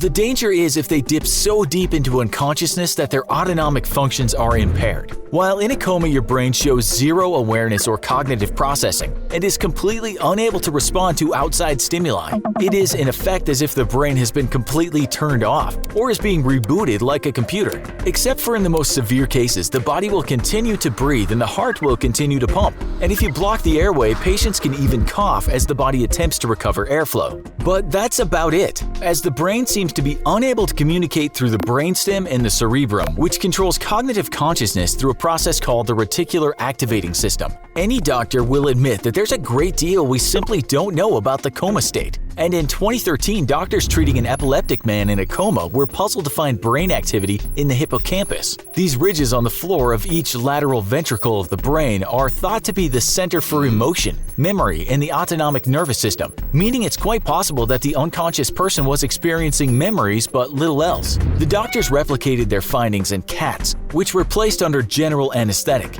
and the knowledge they gleaned may help make some comas reversible. While they don't believe that this means a coma patient with this type of mental activity or any other has any sort of awareness or ability to communicate about their condition, it is strong evidence for the fact that the brain does in fact take actions to try and repair or protect itself while in a comatose state. The rest of the body typically remains unaffected by the coma state though, with functions such as breathing and heart beating being so hardwired into our passive nervous system that we do these things literally without thought. People in a coma state though will require IVs, which they are fed through, and kept hydrated, which are intubated with breathing tubes to maintain a clear airway, though some coma patients do retain the reflexes to swallow. The most common issue facing coma patients though is muscle atrophy, which comes from simply not using your muscles for prolonged periods of time. You don't need to be in a coma for this to happen though. If you've ever been a couch potato for a few weeks at a time, then you've likely experienced the severe weakness of muscles that have atrophied from a lack of exercise. Even just getting up for a walk one day can keep your muscles from wasting away. Bed sores are another serious concern for coma patients, also known as pressure ulcers. These are common for people who are bedridden or immobile, or perhaps unable to sense pain. These happen on areas of the skin that are under pressure from lying in bed, sitting down, or wearing a tight cast for a very long time. They develop when the blood supply to the skin is cut off for more than 2 to 3 hours, and as the skin dies, the bed sore starts as a red, painful area which will eventually turn purple. If not treated, the skin will split open and the area runs the risk of infection. They can also become very deep if undetected or untreated, extending into the muscle or even the bone, and they're very slow to heal. Sometimes bed sores can take years to heal and may require surgery. The most common places bed sores form are on the buttocks area, the heels of the feet, shoulder blades, back of the head, and backs and sides of the knees. If left untreated, they can grow grotesquely large. If you have the stomach for it, go ahead and do a Google image search for untreated bed sores. We did, and we deeply regret it. The good news about comas is that despite what medical dramas may tell you, most people recover within a few weeks to at least some level of their previous mental capacity. However, new research and techniques is continually improving our knowledge of comas and how to treat them. And in 2017, a 35-year-old man who'd been in a vegetative state since he was 20 was entered into a state doctors call minimal consciousness by stimulating the vagus nerve. This is one of the largest nerves in the body and goes directly to the heart, lungs, upper digestive tract, and other organs. While not awake, doctors were able to have him follow objects with his eyes and even prompted looks of surprise on his face, though sadly he was unable to talk or show any sort of higher brain function. Doctors warn though that while it's a big step forward, it's far from a conclusive one, because comas are as radically different from each other as those who suffer them, and what works on one individual may sadly not work on others. A woman sits down to write a letter to a magazine advice column. Her husband is in the room next to her playing Call of Duty Black Ops Cold War. Every so often she can hear him curse and shout, at which point she grits her teeth in anger. "He won't have sex with me," she writes, adding, "The few times we've had sex, and I can count those on one hand, I had to beg for it." She's hoping someone will be able to explain what happened to this guy. Today, you'll find out. The example we just used is real. The woman claimed in the letter that her husband had slept with her once in the last 7 years. Just like that, he stopped. When she asked him what went wrong, he just told her it just stopped working, meaning his John Thomas. He explained to her that this is what happens to men in their 50s. She didn't believe him, blaming herself and her weight gain. In the last paragraph of the letter, she wrote, "I'm isolated, bored, frustrated, lonely, rejected, unwanted, hurt, and angry. I'm sick of feeling like I'm selfish for wanting sex with my husband. Part of the reply she got was, it's about your husband's failings as a human being, about his self-hatred, about his ineptitude and his decline. But what if he just lost his sex drive? Can that happen? Does it happen more to men than women? Who has the strongest sex drive in nature in general? What do we really want sexually? Those are some questions we'll answer today, among many other fascinating things we'll discuss related to men and women wanting or not wanting to get it on. But first of all, what is a sex drive? Another term for it is libido. You can't measure it. It's not an actual part of your brain. It's just a thing we talk about in reference to how much a person wants to have sex. All humans have these things called sex hormones, which regulate through biological processes our wanting for sex. If such hormones were absent or for some reason depleted, we might lose our sex drive. For instance, certain drugs can affect those hormones, such as some antidepressants. But there's more to sex drive than chemical reactions. There's the psychological side too, such as you feeling the need for sex because you've become very attracted to someone. If a person really attracts you, your sex drive might go into hyperdrive. Or for a woman, her sex drive might get into third gear right before she ovulates, when the egg is released from her ovary. That's because her testosterone levels change during this stage of menstruation. This drive develops when we're very young, before we really understand sex at all. Then, when we go through puberty, it really gets going. Ask any teenage boy who's had to do his own laundry for fear of what his mother might discover. Boys generally get very horny at around the age of 15. This is the point in many boys' life when even sitting on a vibrating bus can cause a stir in his loins. Before this age, both boys and girls might get some kind of sexual interest in someone, but it can be vague. Still, one study showed that 25% of boys and girls as young as 11 or 12 reported that they think about sex. But when they hit their teens, something changes. It's in the early teens that many boys will start having sexual fantasies. What was previously a nascent and vague feeling about sex becomes something very much real. Only 10% of boys start masturbating at the age of 10, but by the time they're 11 or 12, it's around half of all boys that partake in the old five-knuckle shuffle. The vast majority of boys will slap the salami once they get to 13 and 14, while hardly any girls at all will masturbate before they are 13. From 13 to 14, only about 20% of girls will masturbate. These are rough figures we found in the book Puberty and Adolescent Sexuality. But we have to remember there are many factors as to when the sex drive develops and as to when it's acted upon, such as our culture. Scientists tell us that when guys are around that sometimes difficult age of 15, they're in the most hyper stage of horniness. This is due to their raging testosterone levels. With females, it's very different. Their sex drive really comes into full swing sometime in their 30s. Just as a man's libido might be in its first stage of waning, a woman's can really get going. This, of course, can sometimes cause problems in a relationship. It's akin to discovering Chocolate Mountain when your teeth have fallen out and your appetite isn't what it used to be. In short, men are fast starters, but women catch up. But that doesn't mean both men and women can't be involved in a sexual relationship right up until their 70s or even 80s. One study we found said 40% of adults aged 65 to 80 are sexually active, and more than half, 54%, say sex is important to their quality of life. That's not the kind of study children and grandchildren like reading when thinking about their parents and grandparents. But don't think for a minute, kids, that the older folks can't wear out the bed springs. According to a paper written by researchers at Manchester University's School of Social Sciences, there are some sexual survivors who just don't retire their sex organs. These are the folks that are still going at it in their 80s, and they are loving it. Still, these folks are in the minority.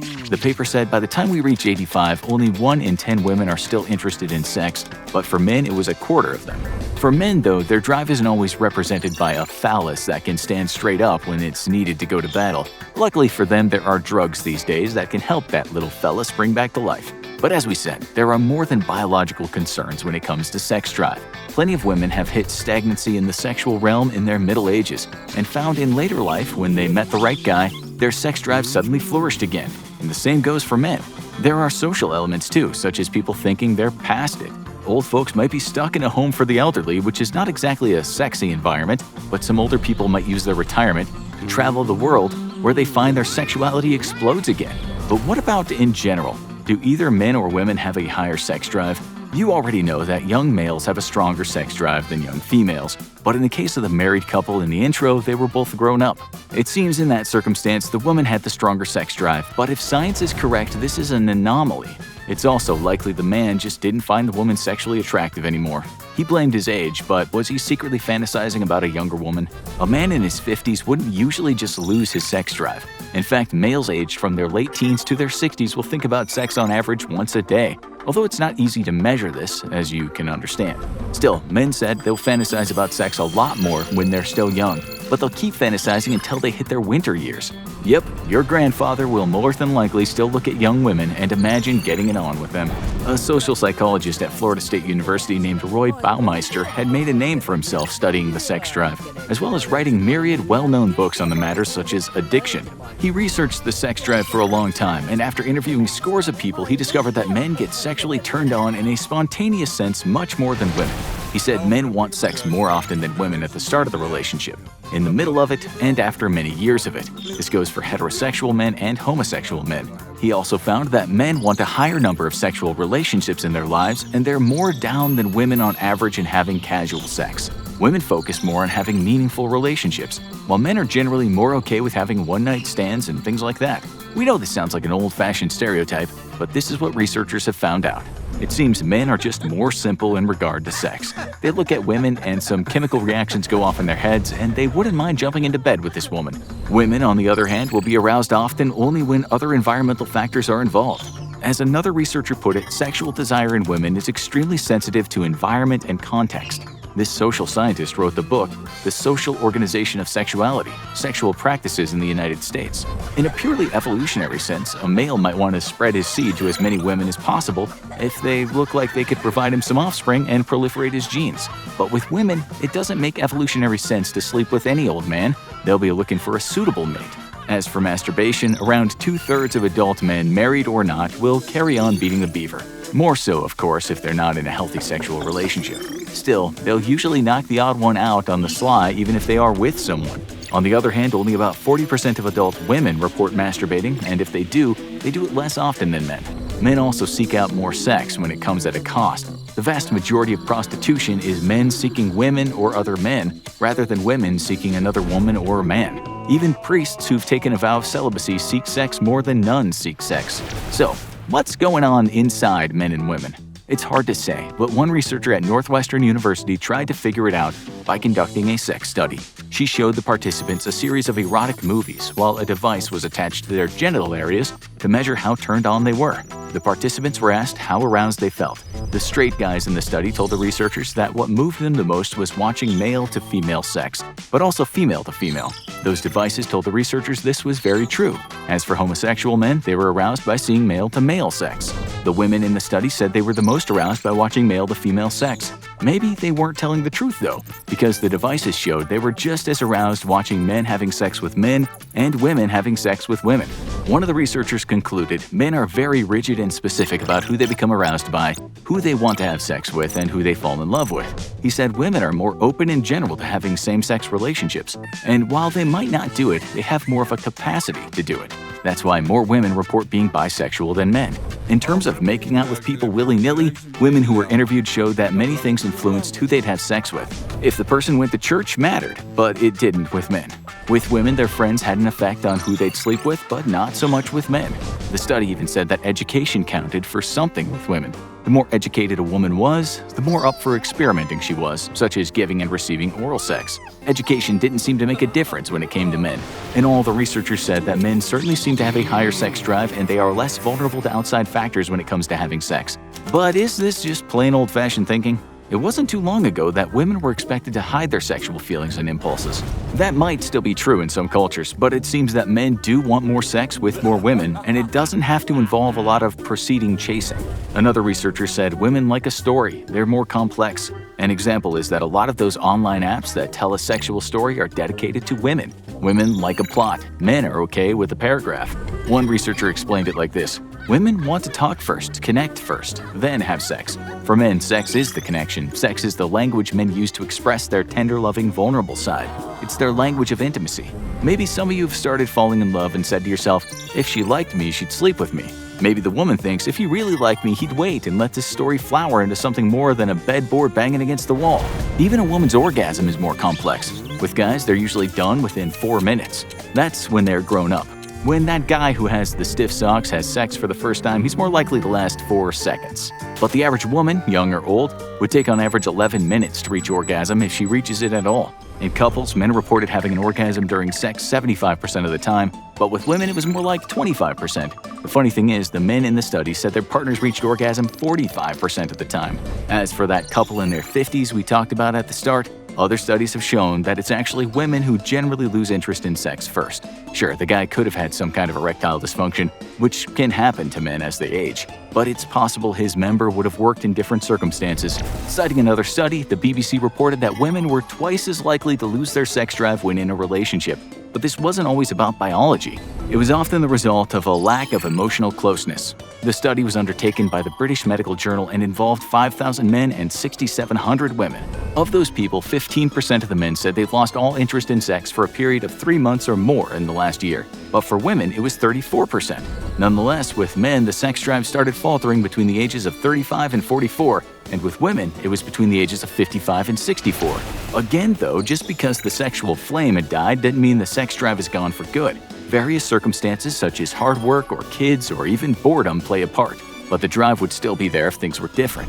And if you think about what we'd already said, if men's sex drives are not as complex and they're more willing to jump into bed with more people, they will likely be having more sex at an older age than women. It's likely that as time goes on, men will feel more of a need to spread their seed than women will want to have sex for sex sake. In the spring of 2009, 72-year-old Prox Sanchez was having trouble hearing and also experiencing earaches. A hearing specialist sent him to get an MRI. Just after the scan started, Prox felt an excruciating pain under his right eye. Meanwhile, the technician stopped the test, saying that they were experiencing interference from the metal in his head. Prox was puzzled. He didn't have any metal in his head, or so he thought. The doctors looked at an older CT scan of Prox's head and were shocked to find something metal the size of a toothpick in the images. While leaving the doctor's office, Prox suddenly coughed up a 1-inch nail. The giant magnet in the MRI machine had dislodged a nail that was stuck in Prox's sinus cavity, sending it down his throat. Doctors thought he might have had the nail stuck in his head for 30 years. The doctors also told Prox when he sniffed up the nail, membrane tissue probably formed around it. The nail might have stayed there forever without the MRI. Although Prox did carpentry, he was bewildered as to how he got a nail up his nose without noticing it. Some very odd and disturbing things have been found in the human body, quite often by medical professionals. Before we go any further, let's discuss what this video is not about. Human beings sometimes have unusual, shall we say, inclinations, which can lead to needing medical assistance to remove items from the lower part of their intestinal system. As many medical professionals who work in an emergency room can tell you, some patients seem to have carefully thought out explanations where somehow they accidentally fell on various objects and those items got stuck. They're visiting the hospital for a rectal foreign body removal procedure because they're unable to remove the item on their own. Frankly, we could spend a whole video discussing this topic, but there are many forum discussions and x-ray pictures online that give veracity to such anecdotes. However, we have provided a short list called From the Internet of items which have been removed during medical exams or, in some cases, emergency surgery. Admittedly, most of these items aren't disturbing as of themselves. It's only when you think where they were found the disturbing factor comes into play. Barbie doll, Buzz Lightyear action figure, candle, candy cane, carrot, cell phone, champagne flute, cucumber, egg, eggplant, flashlight, fork, golf ball, impulse body spray perfume glass bottle, jar of instant coffee, jar of peanut butter, key, knife, light bulb, long-necked glass soda bottle, orange, pen, pepper shaker, ping pong ball, pint glass, plastic bowling pin, potato, salad tongs, salt shaker, screwdriver, shot glass, toothbrush, toy car, turnip, wine cork, zucchini.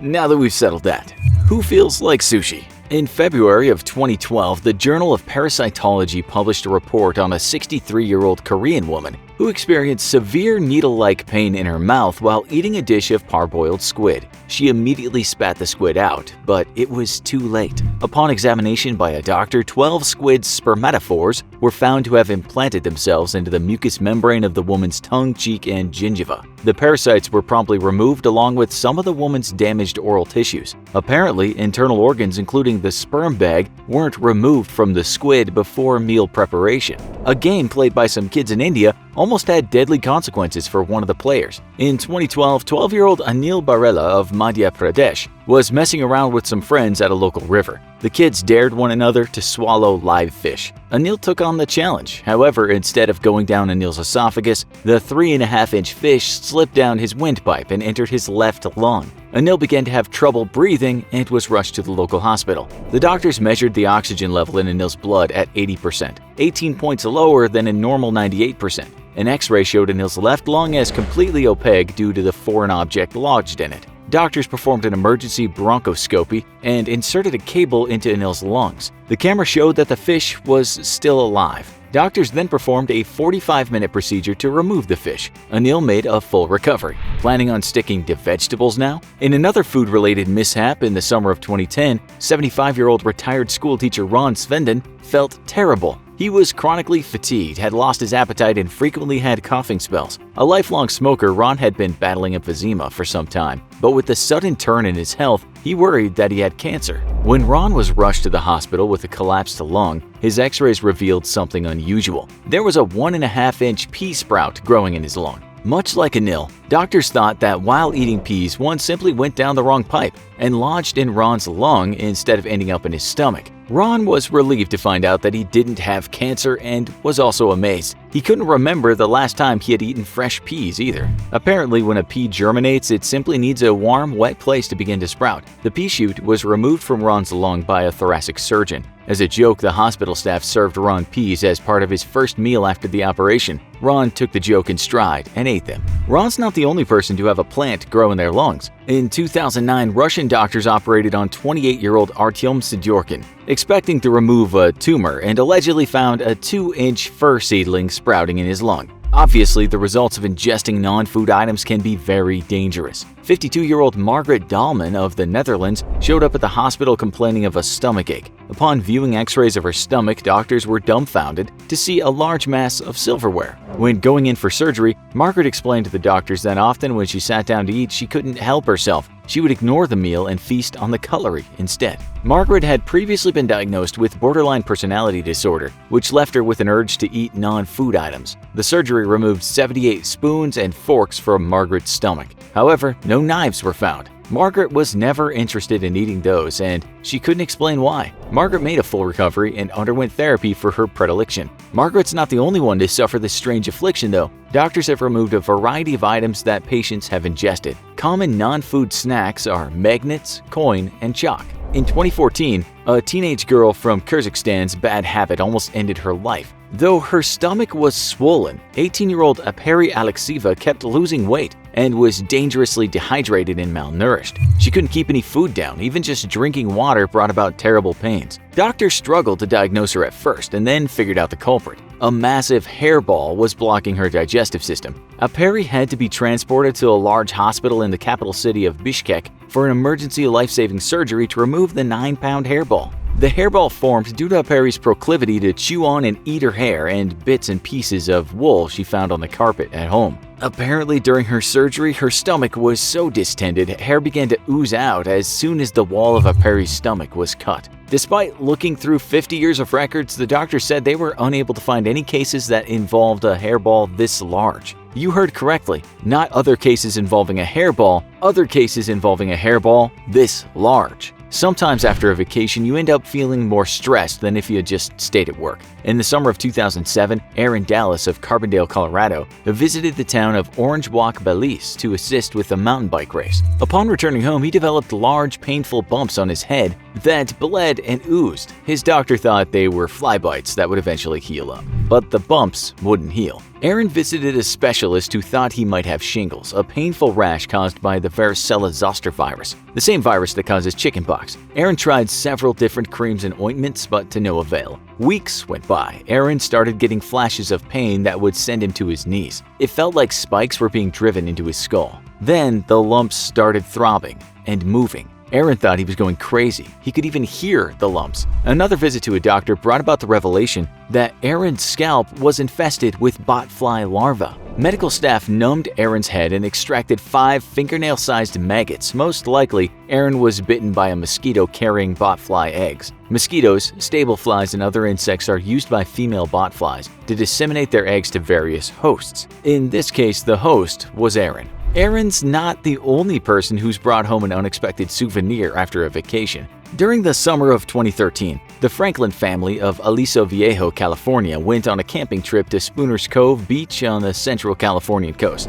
4-year-old Paul fell and scraped his right knee on a rock. His parents cleaned up the small cut and put a Band-Aid on it. However, the wound kept seeping and never seemed to scab over. A week later, Paul fell on the knee again while ice skating, further opening the wound. His mother once again cleaned and redressed the cut. Over the next few weeks, Paul's knee became swollen and infected. He began to limp. Thinking he had a staph infection, his parents took him to the doctor. At first, a 10-day course of antibiotics seemed to improve the infection, but then it flared up again. The cut began seeping pus and a small black lump grew under Paul's skin. His mother worried that the wound was becoming necrotic. Against doctor's advice, she squeezed the lump, and an odd-looking tiny rock popped out of Paul's knee. His mother took a closer look at the pebble, noticing a swirl pattern. She realized it was a tiny snail, and it was alive. The Franklins figured that there were snail eggs on the rock Paul scraped his knee on. Paul's parents let him keep the snail as a pet, and he named it Turbo, after the cartoon snail. We could go on and on about the various insects, larvae, tapeworms, and spiders that have been discovered and removed from people. Ears and nose seem to be especially popular hiding places, perhaps because of the easy access.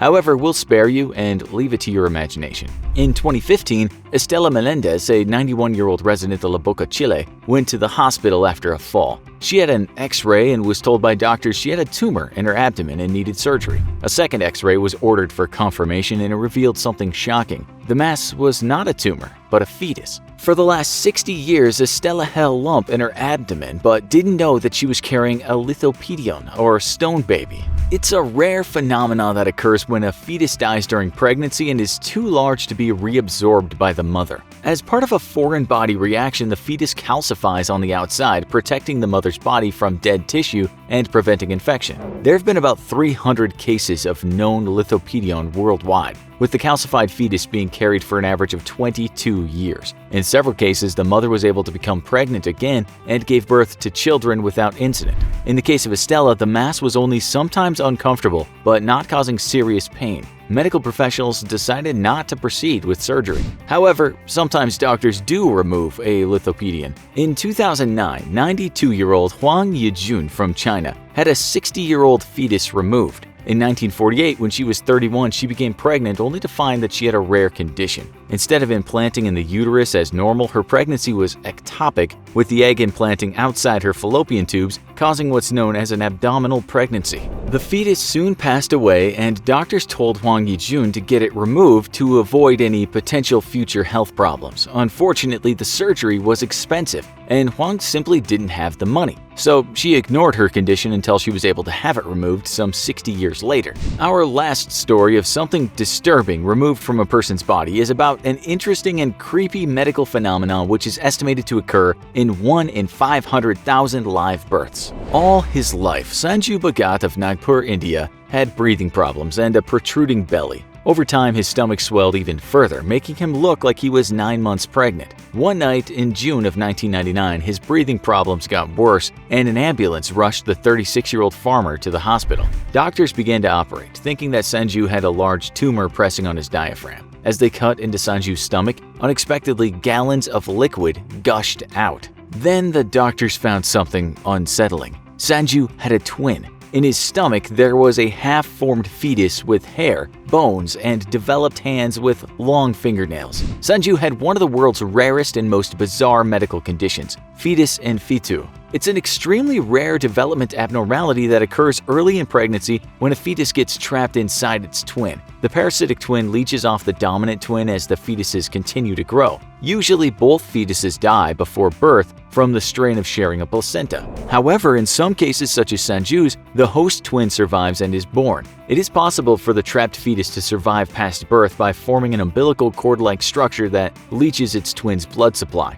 Fewer than 90 cases of fetus in fetu have been recorded in medical literature, though. Sanju's case is even more unusual because no one suspected Bhagat had a twin inside him for 36 years. After surgery, Sanju's ability to breathe improved and he made a full recovery. As a kid, Sanju had been bullied and teased that he was pregnant. Ironically, his tormentors were sort of right. They say the best way to a man's heart is through his stomach. But that's a common misconception. In reality, the best way to his heart is actually through the fifth intercostal space, out of the left midclavicular line. And there's a lot more that most people don't understand about men. A lot of questions that tend to go unanswered. Like, why do guys get random erections? Why does cold cause, shrinkage? What causes male pattern baldness? Thankfully, these mysteries don't have to remain unsolved. Today, we're diving into some of the weirdest facts about men. To kick things off, let's talk about erections. 50% of the population has them, and humanity wouldn't be able to multiply without them. So let's remove that stigma and open up the conversation. Millions of men all around the world have dealt with the stress and embarrassment of random, unanticipated erections. So what causes them? Ghosts? A trickster god? The cursed coin you stole from that old lady? Nope, nothing like that. It's completely normal and natural. Erections are normally caused by sexual arousal, which in turn increases blood flow to the penis, allowing it to rise to the occasion, so to speak. But sometimes erections occur without the presence of sexual arousal. One potential cause is hormone fluctuations, specifically the fluctuation of testosterone levels. Testosterone levels naturally fluctuate throughout the day and can be influenced by stress, diet, exercise, sleep, and aging. As these testosterone levels shift, they can sometimes trigger unexpected or unwanted erections. There are also medications that can cause random erections as a side effect, including antidepressants, blood pressure medications, and some antihistamines. Yes, treating your allergies can result in random erections. If this happens, it's important to discuss it with your doctor and find a way to adjust your treatment. One of the most common types of random erections occurs first thing in the morning. Nocturnal penile tumescence, or morning wood, as it's been nicknamed, is caused when the penis fills with blood and you wake up with an erection. These can sometimes be brought on by dreams of the more erotic variety, but more often than not, they're caused by something more physiological. The parasympathetic nervous system is the part of the nervous system responsible for digestion, urination, and sexual arousal. When this system is active, it can cause an erection. This part of your brain becomes really active when you sleep, especially during the REM or rapid eye movement stage. This is also the sleep stage at which dreams occur. Most people wake up after or during REM sleep, meaning the odds of waking up with an erection are relatively high. These dreams don't have to be sexual, they can be about anything. Even that dream where you're falling off a cliff, or running from one of those giant inflatable guys they put outside of used car lots. Now, is that just me? Nocturnal penile tumescence can also be triggered by sleeping with a full bladder. Some experts theorize that a full bladder puts pressure on the sacral nerve, triggering a parasympathetic nervous system response and resulting in an erection. Whatever the cause, morning wood is completely normal and can last anywhere from a few minutes to 35 minutes. Sometimes the same factors that lead to nocturnal penile tumescence can cause nocturnal emissions or wet dreams. In these cases, ejaculation occurs while the person is still sleeping.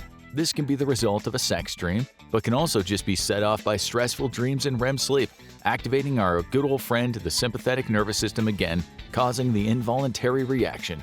Sometimes the problem isn't poorly timed erections, but a lack of erections when you really need one, but we'll get to that one a bit later. First, let's move away from the penis for a moment and talk about the breasts. Male breasts specifically. Did you know that men can produce breast milk? This might sound like a fake fact that we made up, but it's true. Any man can lactate under the right conditions. Jack Newman, a Toronto-based doctor and breastfeeding expert, spoke with Scientific American about the possibilities of male lactation. Any changes in the production of prolactin, the hormone that causes milk production, can lead to spontaneous lactation, even in someone who has not given birth. For example, Thorazine, an antipsychotic used in the mid-20th century, caused the pituitary gland to overproduce prolactin. This could then induce lactation. Lactation is also a potential side effect of digoxin, a heart medication. A tumor in the pituitary gland could also increase prolactin levels and cause the same issue. It's also been pointed out that prolactin can be released in the body simply through nipple stimulation. Most men's breasts may look different from most women's, but under the right conditions, both are capable of producing milk. On the topic of facts that sound like we made them up, did you know it might be possible for someone to smell if you're single? A study at Australia's Macquarie University found that heterosexual women assessing the body odor of random men consistently rated single men as having stronger body odor than those in relationships. Though the exact cause of this could not be determined, there were some theories. Mainly, it's been found that single men have higher testosterone levels on average than men in relationships, and testosterone levels are correlated with stronger body odor. Of course, this might just be due to the fact that older men are more likely to have partners and testosterone levels decrease with age. There will need to be more research on the matter to determine for sure if someone can actually smell your singlehood on you. Now for some slightly less fun but still important facts. On average, men have a shorter life expectancy than women, and one of the factors that contributes to that is a higher risk of heart disease. The leading cause of death for men is heart disease, and men are statistically diagnosed with heart disease when they're 10 years younger compared to their female counterparts. So men, please look after your hearts, and not just romantically. Okay, now we can get back to talking about penises. Approximately 30 million men in the United States are affected by erectile dysfunction. Erectile dysfunction, also called ED or impotence, is a condition wherein a man has difficulty getting or maintaining an erection. ED can be caused by physical or mental factors, and the physical side of this is thought to be broken down into three major causes. The first is a lack of blood flow to the penis, caused by issues such as heart disease, smoking, or high blood sugar levels. The second is difficulty storing blood in the penis during an erection, also known as venous leak or cavernosal dysfunction. The third cause is the inability for the nerve signals from the brain to reach the penis, which can be caused by injuries, surgeries in the area, or illness. Psychological factors such as stress and anxiety can also contribute to ED. Luckily, it can be treated in a variety of ways, from lifestyle changes to medications. But we didn't always understand what caused ED or how to best treat it. In their desperation to cure erectile dysfunction, men throughout history have resorted to some pretty bizarre remedies in an attempt to reinvigorate their sex lives. Ancient Egyptians would rub a mix of baby crocodile hearts and wood oil onto a chronically flaccid penis. The Romans went for the oral approach. No, not like that, get your mind out of the gutter. They would consume the genitalia of animals known for high sex drives, such as rabbits. 13th century German friar Albertus Magnus also swore by this cure, advising men struggling with impotence to roast a wolf penis in an oven, then chew on a small portion of it. No advice on how to get a wolf penis without getting mauled to death, though. Albertus also suggested eating starfish to aid with the issue, though that could lead to the patient ejaculating blood. Maybe some treatments are just not worth trying. The practice of eating animal parts to cure erectile dysfunction persists to this day, with black markets providing illegally acquired tiger penis to alleviate ED symptoms, a cure from ancient Chinese medicine. Needless to say, it does not actually work, and it means that the struggle to get sufficient erections has actually indirectly contributed to the tiger's status as an endangered species. If you thought starfish came with nasty side effects, wait until you hear about the miracle cure of the late 1890s. Radium suppositories. Yes, radium as in the radioactive substance, and yes, suppositories as they went exactly where you'd expect. Or if that was a bit too much, there was also the option to insert radioactive wax rods into your urethra. For another horrible cure, but one that wasn't nearly as likely to cause cancer, there were testicle transplants like the one performed by Dr. Sergei Voronov in 1913. He transplanted pieces of tissue from a baboon's testicles into a 74-year-old man. An American doctor, John Brinkley, took that idea and, up until 1939, was castrating goats and sewing their testicles into his patients' scrotums to also solve ED issues. Another inadvisable natural cure for erectile dysfunction is the bite of the Brazilian wandering spider. The erection caused by that bite is much more pain than pleasure, however, as it induces an agonizing 4-hour erection followed by death. Speaking of 4-hour erections, have you ever heard that number thrown around? Maybe as a disclaimer in the ads for erectile dysfunction medications like Viagra?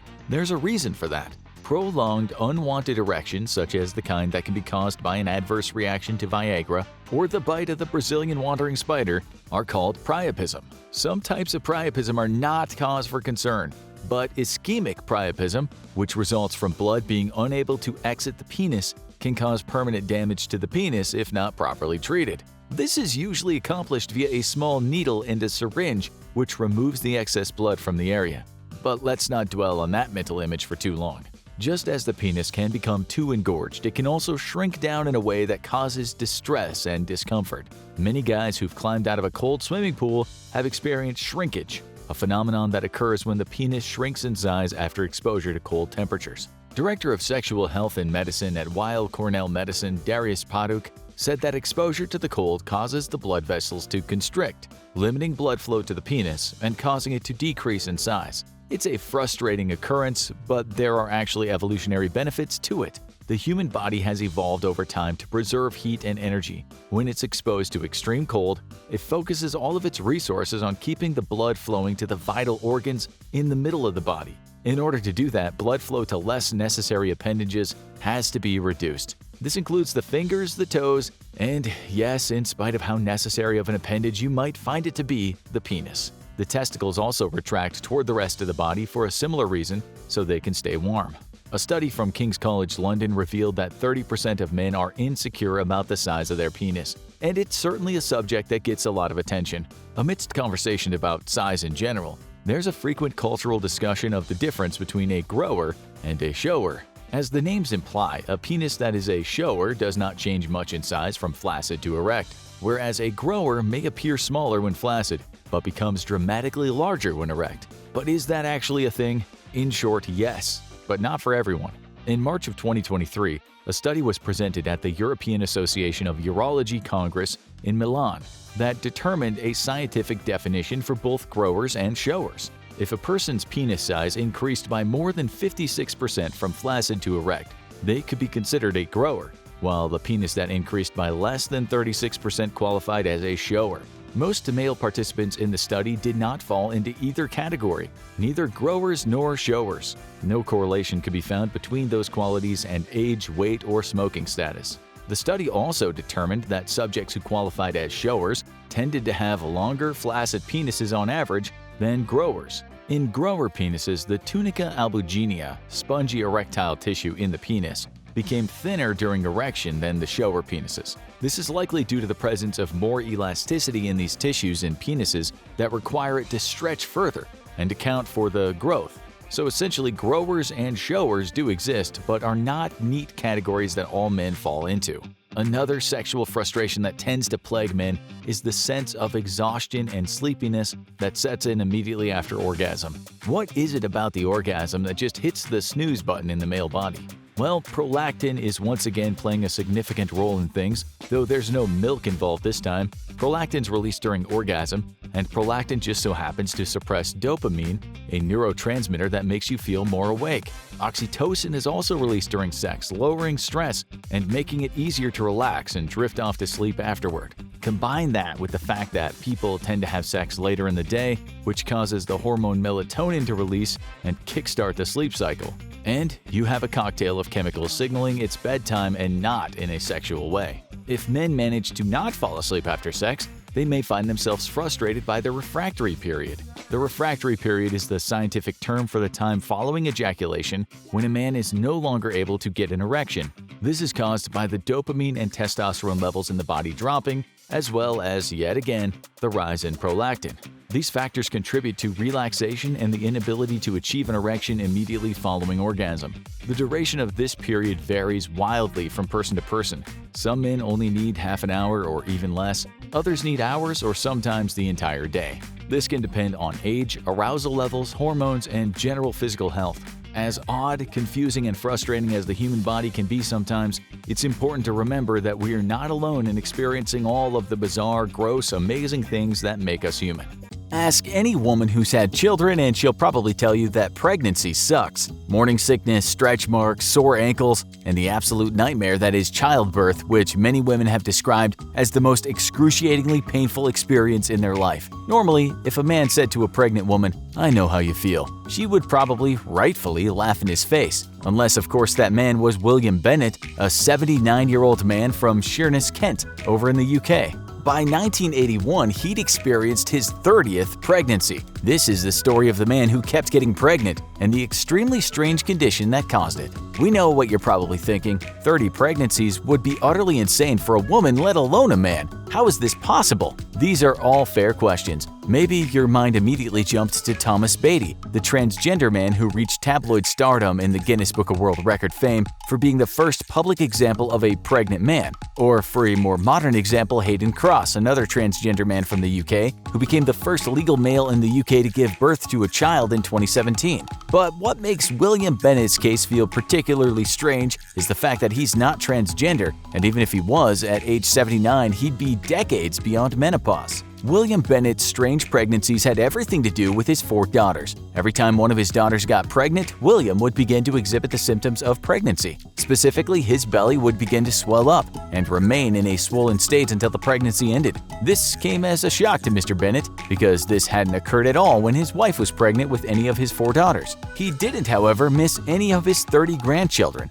The Bennett family was apparently breeding like rabbits, and William was feeling all of it directly. And before you say that all of this sounds like an urban legend, these strange symptoms were corroborated by William Bennett's general practitioner, recorded only as Dr. Fitzgerald. According to her tests, during one particularly severe incident where 3 of his daughters were pregnant at the same time, Bennett's abdomen bloated out by an incredible 30 inches. If you're having trouble picturing that, that's actually half an inch bigger than your standard NBA-approved basketball. He'd need to invest in pregnancy pants and some very loose-fitting shirts to live comfortably during that ordeal. While no doctor was ever able to diagnose the concrete medical reason behind what was physically causing William Bennett's stomach to swell, there was actually some medical precedent for the condition he was experiencing. You may have heard the term phantom pregnancy or sympathetic pregnancy thrown around before, or the more arcane medical term Quavad syndrome. While this typically occurs in more expectant fathers than grandfathers-to-be, and cases are rarely as severe and dramatic, cases of phantom pregnancy are actually a lot more common than you'd think.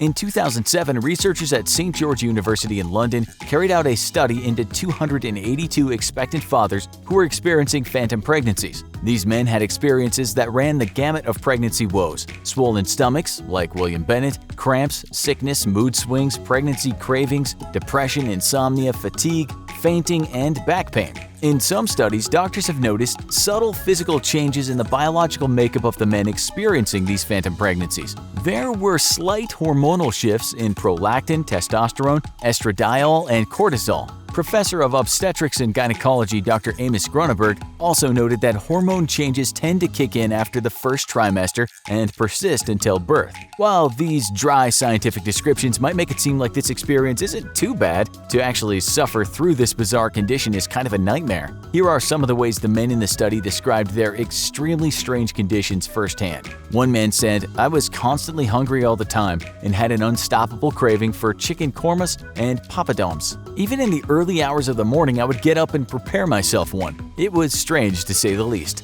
And another one said, "It seemed like my pain was worse. Her contractions were fairly strong, but she couldn't push, and as that was happening, my stomach pain was building up and getting worse and worse." Even though medical science had advanced significantly by 2007, scientists still couldn't find a concrete physical reason for these strange psychosomatic symptoms. There were also other commonalities. Symptoms would more often manifest early on in the pregnancy, often persist throughout the 9-month course, then dissipate after birth. Some doctors had theories about why this weird anomaly was popping up. One of the researchers, Dr. Arthur Brennan, said these men were so attuned to their partners, they started to develop the same symptoms. Some people may perceive this as men trying to get in on the act, but far from attention-seeking, these symptoms are involuntary. Often the men haven't got a clue about what's happening to them. Brennan went on to declare, "Doctors don't recognize Quavad syndrome. There's no medical diagnosis, yet this research proves that Quavad syndrome really exists. The results speak for themselves." Luckily, for people suffering from phantom pregnancies, they don't have to deal with any of pregnancy's unpleasant after effects.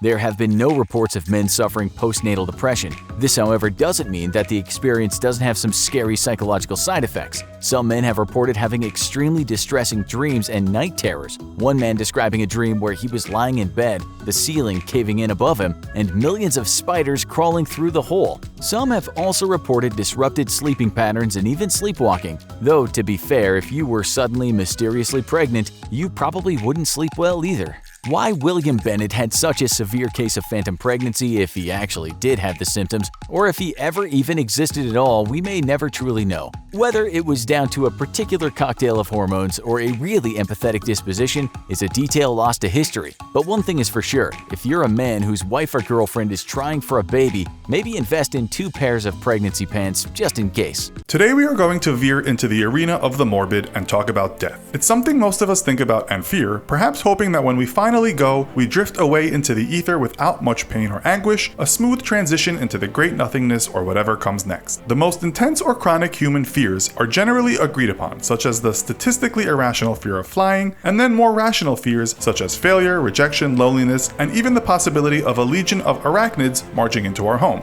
Another great fear is sickness, and the onset of the pain or disability it might result in. But what kind of sickness could be so lethal we hardly have time to think about it? That's what we'll find out in this episode of the Infographic Show, Diseases That Will End You the Quickest. Don't forget to subscribe and click the bell button so that you can be part of our notification squad. Let's start with a disease that is perhaps the most feared on the planet following a slew of movies depicting its virulence and horrific symptoms. We are talking about the Ebola virus. Most cases have been in parts of West Africa, 11,310 of which resulted in death, and of the 28,616 people that were infected. That was just in the period from 2013 to 2016. Cases of Ebola have been documented in Italy, Mali, Spain, and the United Kingdom. In the USA, 4 cases of Ebola have been recorded, resulting in 1 death. It's spread from animals to human, then further and easily spread from human to human. Infection occurs when a person who carries the virus transfers it to another through blood, bodily fluids, or secretions. The first stages of the disease are flu-like symptoms, which often progress to intense vomiting, liver damage, and as the movies like to show, internal and external bleeding. It can be treated, but some of those that have died have done so within days of the onset of symptoms. This next one could happen to just about anyone. Imagine after chowing down on your favorite seafood dish, within a matter of hours you were dead. This is a worst case scenario if you contract cholera. It's a waterborne disease that involves the fecal bacteria Vibrio cholera. It kills about 42,000 to 142,000 people each year, according to the World Health Organization. Estimates are made when cases are believed to go undocumented. In extreme circumstances, the quick loss of fluids and electrolytes could end your life within 2 hours of showing symptoms. If you survive the 2 hours, it could be a few more hours or days until you die of dehydration and shock. Cholera thrives where there is poor sanitation, but it's also found in undercooked shellfish that have traveled through infested waters. Those shellfish could then make it onto your plate. Cholera is rare in industrialized countries, but there are around 1.3 to 4 million cases worldwide each year. If you find yourself with severe diarrhea, drink lots of oral rehydration solution. Back to the stuff of nightmares. Who gets scared when they hear the words rapidly progressive? That's a term often used with necrotizing fasciitis, otherwise known as the flesh-eating disease. According to the CDC, 700 to 1,100 cases occur each year in the United States, and it has a 26.6% mortality rate. The infection could happen after surgery, or more often when the bacteria infects an open wound, burn, or blister. If your body is already fighting another disease, or alcoholism, or you are generally frail, you may not have a strong enough immune system to take it, and so it can develop into something nasty. A quick image search will reveal that it pretty much tops the scale of nastiness. The CDC says keep wounds clean, and if one does suddenly start to excessively throb and hurt, leading to vomiting and fever, get the fastest Uber in town to the nearest hospital. The CDC didn't expressly say use Uber. The most recently reported case was that of Edgar Savisaar, an Estonian politician who lost a leg after being infected in Thailand. Sticking with bacterial infections, another quick end to your enjoyment on terra firma could be toxic shock syndrome, aka TSS. This infection has been known to make itself present in skin lesions or even in menstruating women using ultra-absorbent tampons. Around half the cases affect the latter. Luckily, it only affects 1 or 2 out of every 100,000 women, and unluckily, some strains have a 5% mortality rate at best. It is very rare to die, but in 2014, a young British girl died in just 5 days after getting TSS from using tampons for the first time, according to the Daily Mail. If you don't die, you could lose a limb. Cosmopolitan published an article in which a 27-year-old American model lost her right leg below the knee, her left toes, and is still in constant pain following a bout of TSS. Losing a limb might not be so bad compared to what might happen if you get meningococcal disease. This is a bacterial form of meningitis most common in the very young and also adolescents. It is such a virulent disease that the USA has implemented enhanced meningococcal surveillance systems to get to it fast if it occurs. Still, half of those that get it die if it's not treated. Of those who are treated, 1 in 10 to 20 will still succumb to death within 24 to 48 hours, and of those that survive, 2 out of 10 will suffer brain damage, loss of limbs, hearing loss, or other disabilities. The disease is a bacterial infection that affects the brain and spinal cord that starts with a fever, light sensitivity, a stiff neck, headache, and vomiting. The WHO says the strain called meningococcal septicemia is even worse. Most cases occur in Africa and resulted in 1,146 deaths on the continent in 2014. In the USA, there were 375 cases of meningococcal disease in 2015. It is transmitted from person to person through coughing, kissing, or sneezing. There are vaccines available, fortunately. The second most common form of meningitis is a viral meningitis. Most people will recover from this in about about 7 to 10 days. A more common disease, and one that's been getting some attention in the US media of late, is Chagas disease. The disease is caused by a blood-sucking parasite. While it's not deadly for most people, according to the CDC, 20 to 30% of people will suffer debilitating and sometimes life-threatening medical problems. Symptoms are many, but include the usual suspects of headache, fever, rash, body aches, fatigue, nausea, diarrhea, or vomiting. In more serious cases, it can cause death by heart failure. It kills around 21,000 people each year in Central America, South America, and Mexico, but according to the National School of Tropical Medicine at Baylor College of Medicine, there might be more cases in the US than is reported. There is no vaccine, but drugs can help you if you get infected. The CDC recommends using insect repellent and not sleeping in abodes made out of straw, mud, or thatched palm, where the bugs like to live. You might not heard of Chagas disease, but you more than likely have heard of the Black Death. This is the name given to the bubonic plague, pneumonic plague, and septicemic plague. It killed between 30 to 60% of people in Europe and 75 million people worldwide when it was at pandemic levels. We may associate it with the medieval history and images of bedraggled bodies piled up on wooden carts, but it's still around today. The most common, bubonic plague, starts with lymph node swellings called buboes. At its worst, 4 out of 5 died within 10 days. It's not so bad nowadays, but on reporting instances of the plague in New Mexico in 2017, the New York Times said, "It is much less common than it once was, but it is no less serious." Pneumonic plague can be spread via air or water, but septicemic and bubonic plague are spread through blood poisoning after being bitten by fleas. According to the WHO, there are only about 650 documented cases each year around the world. The American Society for Tropical Medicine and Hygiene states that almost 22,000 cases were reported globally from 2000 to 2009, which resulted in 1,612 fatalities. During that time, the last available statistics, 7 out of 56 plague sufferers died in the USA. The New York Times reports that 1 out of the 4 cases of plague in New Mexico in 2015 resulted in death. 4 more cases of plague were found in 2016 in the same state. All those infected pulled through. Talking to The Guardian, a middle-aged mother and father from New Mexico who survived the Black Death said, "We survived the plague. That's a big deal. The man had it worse. He spent several weeks in a coma and had to have both his legs amputated below the knee. His wife was told there was only a 1% chance he'd survive, but he did. Miracles must run in the man's family, as the report states his brother had won $27 million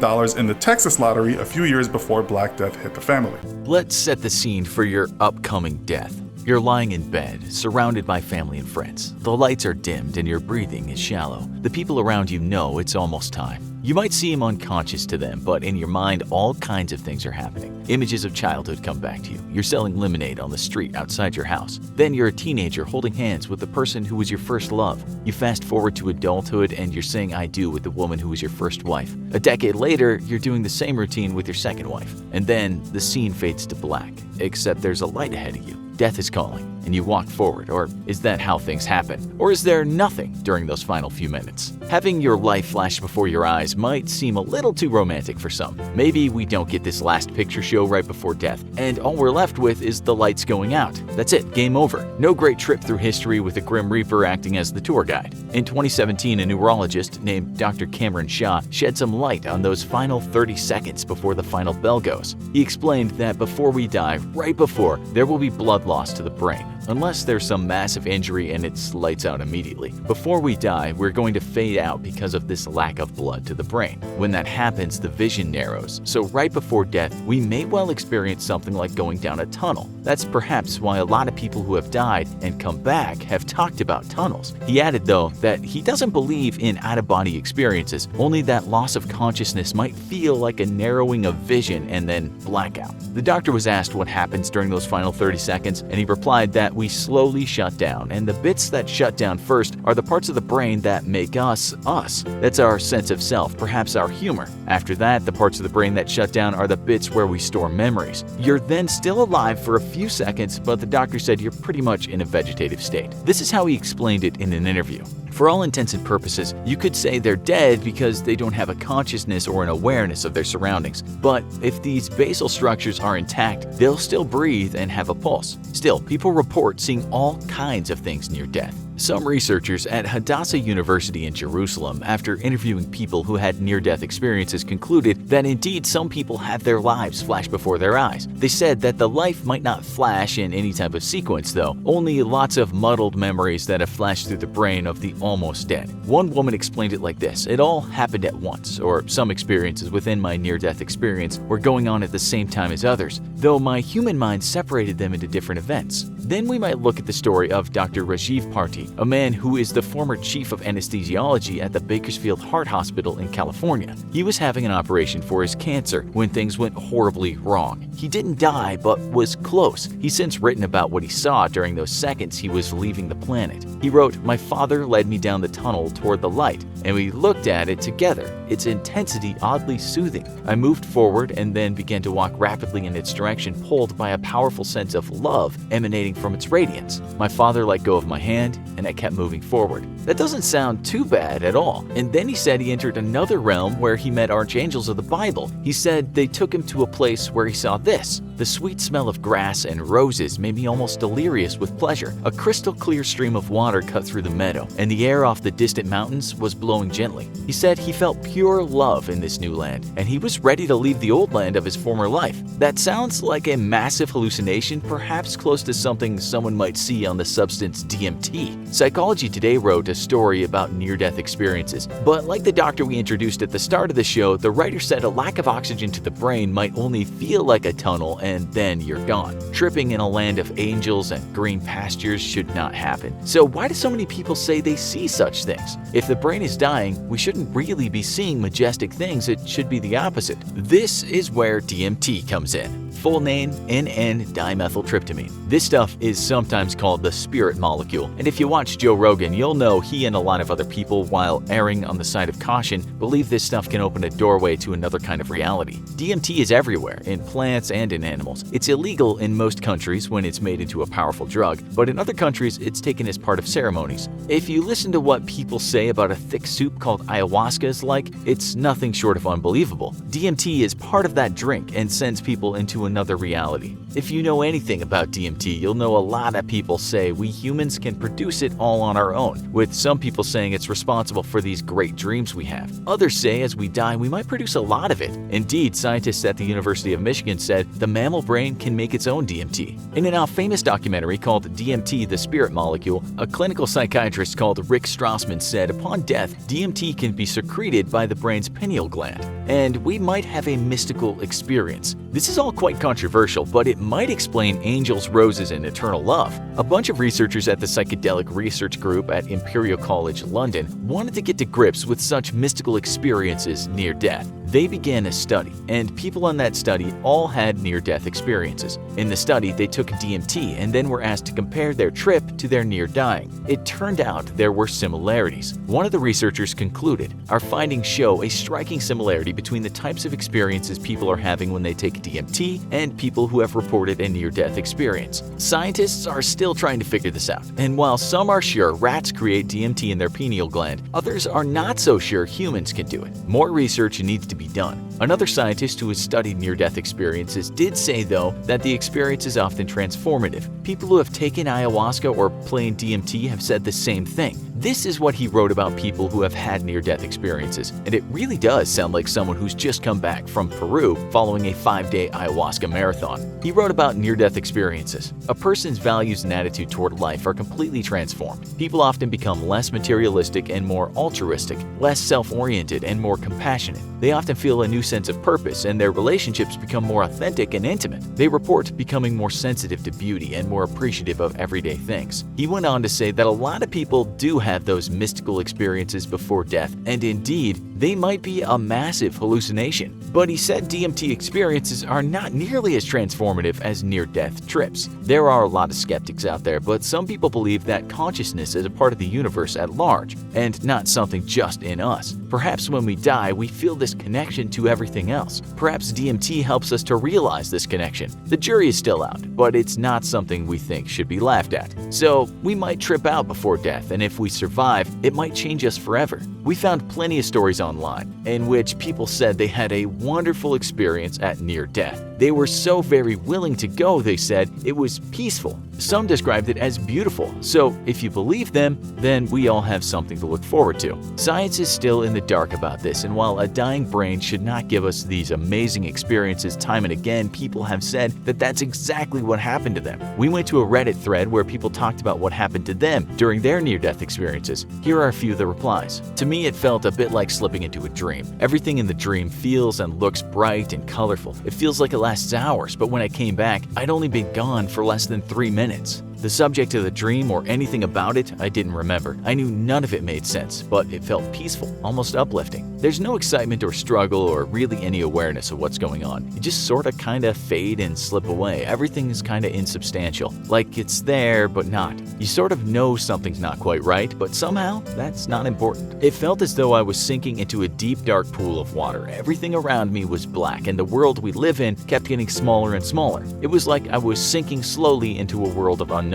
Sound began to act as though it was farther and farther away. In a strange way, I felt at peace. While some scientists say our dying brains should be slowly becoming more inactive, one scientist said this to the BBC. A lot of people thought that the brain after clinical death was inactive or hypoactive, with less activity than the waking state, and we show that that is definitely not the case. If anything, it's much more active during the dying process than ever with the waking state. But more research has shown that some people don't have those illuminating experiences, and during their near-death experience, all they got was pretty much nothing. Another doctor who was interviewed by Live Science said some people who have come back from the dead said they saw people in the room. He said they'll describe watching doctors and nurses working, and they'll describe having an awareness of full conversations, of visual things that were going on that would otherwise not be known to them. He said we still don't know exactly what goes on with consciousness as we die, but there's enough evidence out there to suggest more than fading to black might take place. So to conclude about what happens in the mind before we die, it seems a lot of people do enter another kind of realm, and some feel at peace. It seems some people do see the past, memories of their life, while others don't think about much at all. We can only ask those who have come close, of course, because the dead tend to be quite tight-lipped.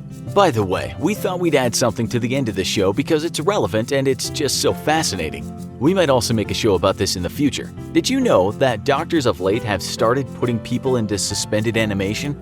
Like keeping them suspended in death and then bringing them back? This recently happened at the Maryland School of Medicine in the US, and the doctors called it emergency preservation resuscitation. What they did is cool the person down by replacing some of their blood with an ice-cold salt solution. This prevents oxygen from getting into the brain, but the person can be brought back to life. The reason the doctors would do this is so they can perform a medical procedure on someone. Let's say that a person has been shot or stabbed and they go into cardiac arrest.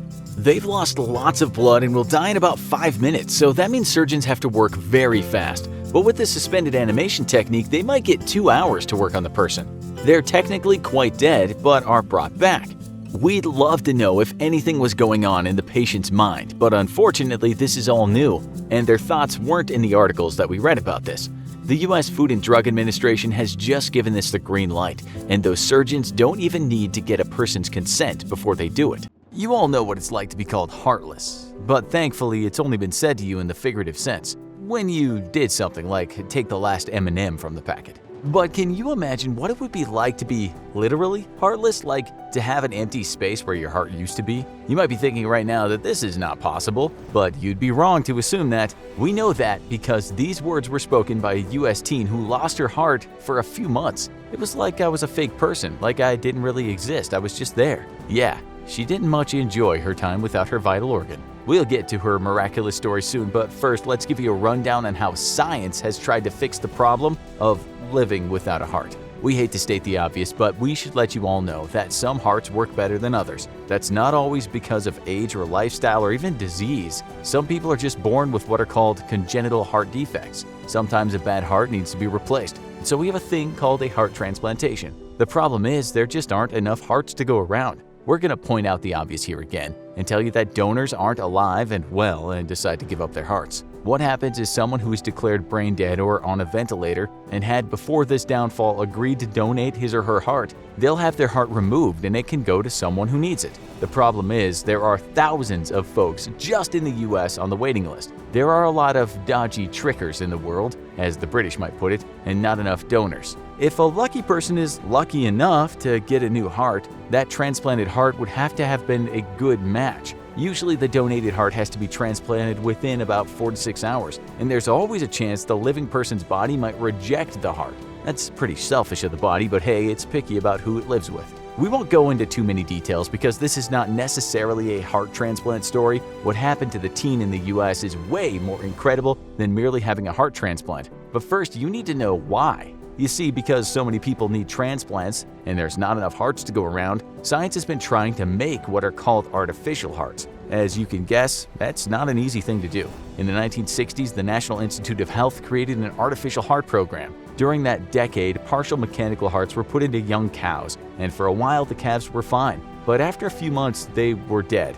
That didn't bode well for the heart-needy humans, of course. In 1969, a man in the US went 64 hours with a pneumatic-powered artificial heart inside of him, but then 32 hours later, he was dead. This replacing hearts business was very tricky indeed. It was in 1981 that a dentist from Seattle got the green light from the FDA to have a full artificial heart implanted. He survived 112 days, but all the time he was fastened to a huge compressor that pumped air into him. This was not a good time for the man, and he actually asked to die while he was hooked up to the machine. His mental and physical state for most of the ordeal was terrible. Things improved and artificial hearts got somewhat better, but the chances of living to a ripe old age with an artificial heart is still off the cards. Think about it. The real heart is a busy organ and it must pump blood around the body non-stop, and it must do that job to perfection. It can't take time off like the rest of the body. It's finely tuned, perfect for most of us. When hearts start skipping beats or decide to take a break, or maybe they go overboard with the pumping action, the person who owns them generally does the hand-on heart and fall-to-the-floor routine. Getting it right is hard. And as one doctor put it, creating a workable artificial heart has become the holy grail for researchers. So we have a situation in which an artificial heart might keep a person going for a while, but it's only supposed to be a bridge before that person can get a heart transplant. Some people have to wait a long time, and those artificial hearts in some cases don't do the job. People died before they got the transplant. It was only in the last decade that some people led pretty normal lives with a temporary artificial heart. They weren't confined to a hospital and didn't have to plug themselves into massive compressors. In 2015, there were cases of people getting artificial hearts and they just had to carry around with them a battery and an air pump that could fit in a backpack. It was noisy though, which could really get a person down when the pumping sound was 24/7, and anyone close also had to hear it. There are other dangers too. One guy who got one of those machines said while getting ready for a sponge bath, he accidentally knocked over the compressor and then the battery stopped working, and that meant that his heart stopped working and he fell to the floor ready to die. Luckily, the backup battery had his back and his fake heart resumed activities. The problem with that is the constant worry that the thing will malfunction and also having to remember to keep those batteries charged. A dead battery means a dead person, and being hooked up to the valve and a compressor all day takes its toll on a person's spirit. It's also high-risk odds. Sure, having an artificial heart beats death any day of the week, but some people even fairly recently have died soon after the device was implanted. One French recipient of an artificial heart got home after 5 months in the hospital. In an interview, he told the French newspaper, "I've completely recovered. I can walk, I can get up, and I can bend down 10 to 15 times a day without any difficulty. In fact, I've never felt so good." And the guy died shortly after the interview. Okay, we might have taken some time to get around to the US teen who lived with no heart at all, not even an artificial one. But if you didn't know the backstory, her story wouldn't mean that much to you. So her name is Dejana Simmons, and in 2008, when she was 14 years old, she got out of a hospital with a new heart. Her original heart had become enlarged, and so it had to go. The girl would have died from that condition. Her story is special because the doctor said she was one of a kind. Okay, a German man survived with absolutely no heart, but he was the only one until Dejana came along. So she was the first child to go fully heartless. She said it was scary and she never knew if the machine was just going to malfunction. So talk about putting your trust into a device. The girl had actually had a heart transplant in the past, but that first heart didn't take and she had to wait for another. Doctors explained that with other cases, such as ones we've talked about today, the person's heart is left in the body. Sure, in the stories we've talked about, people have been given a new artificial heart, but with Dejana, she had the whole thing removed and was kept alive by pumps connected to only blood vessels. What happened was called a big deal in medical science, since it was the first time it ever happened to a child. The head doctor told the press it had never been done in a pediatric patient. Dejana herself said she was kind of a miracle child. After her time without a heart, she crossed the bridge and got a new heart, and this time it was the right fit. She might need to replace it one day, but she seemed to be living well the last time the media talked about her. Chances are you're doing it right now. That's right, sitting. Some of you are sitting on the can while you watch this video. Ew, don't forget to regularly disinfect your phone. Some of you are curled up on the couch or sitting up against your headboard in bed. Others are hunched over their computers. There's a slight chance that you're one of those go-getters that watches infographics videos as you walk on a treadmill or use the stair climber. Well, jolly good for you. I salute you from the depths of my coffee-stained, cheesy puff crumb-crusted but ergonomic office chair in my cubicle at the Infographics Institute. We infographics writers may drink far too much coffee for our own good, but there's one thing we take seriously in regards to our health: ergonomics. Specifically how we sit at our desks. Sitting badly can kill you. Sure, you're probably rolling your eyes. Yeah, you're aware that a sedentary lifestyle isn't good for you and you should get frequent exercise. Very true. But right now I'm discussing posture. Slouching is bad for you. The average human head weighs about 10 pounds. When you hunch or roll your shoulder in and hang your head forward while sitting, you're shifting that weight onto your upper back and spine. Some researchers think that for every inch you hold your head forward, you add 10 pounds of pressure on your spine. So if you're slouching forward 2 inches, your neck and upper back has to work extra hard to hold up an extra 20 pounds. When you relax that pressure, such as by leaving your desk after a long day of work, your muscles can spasm and cause nasty tension headaches. Bad posture misaligns your spine and can also lead to back, jaw, neck, and nerve pain. Furthermore, you might be compressing or contorting your internal organs. Sitting with your body bent over causes your insides to push against each other, especially the organs in the abdominal area, and this can lead to decreased blood circulation. Experiencing bad posture for several hours a day on a regular basis causes all sorts of chronic conditions, such as insomnia due to random body aches, pinched nerves, slipped discs, constipation, poor balance, impaired organ function, and the increased risk of developing arthritis due to abnormal wear and tear on bone surfaces. Maybe you think that this is not a big deal. You sit hunched over all the time and your back feels fine. You forgot 2 words: right now, as in your back feels fine right now. Trust us, if time machines are invented in 50 years, your senior citizen age self is going to rent one and come back to 2020 to slap you for sitting badly. Quite often, the sitting choices you make now have implications many years down the road as your body ages. You ever wonder why some old people are stooped over? Frequently hunching can cause you to lose height. You develop hyperkyphosis, or an excessive curvature of the thoracic spine, commonly referred to as hunchback. A study of older people with hyperkyphotic posture found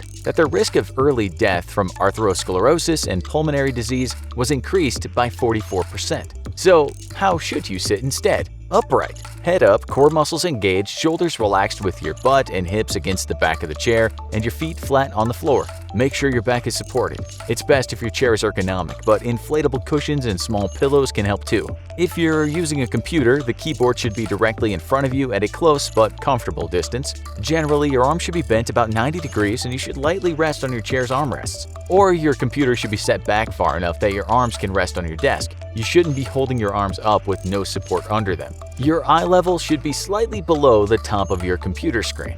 These are just some tips to get you started. Some good sitting posture habits will depend on your height, individual body, workspace, and should be tailored to your particular needs. Aside from having an ergonomic work area, it's important to take breaks. No matter how great your sitting posture is, prolonged static positions will take a toll on your body. At regular intervals, preferably every 40 to 50 minutes, take a break. Blink, stand up, stretch, take a quick walk around the building, go get some water, anything to get you moving for a few minutes. Taking multiple short breaks throughout your working time is better than only taking one long break. Other than sitting for work or school, you probably sit on a couch or in an armchair for relaxation. You should practice good posture here too. Don't twist yourself up like a pretzel. Your feet should be on the floor, your butt against the back of the seat, and your back supported. Also, be aware of how much you're bending your neck to look at your mobile phone.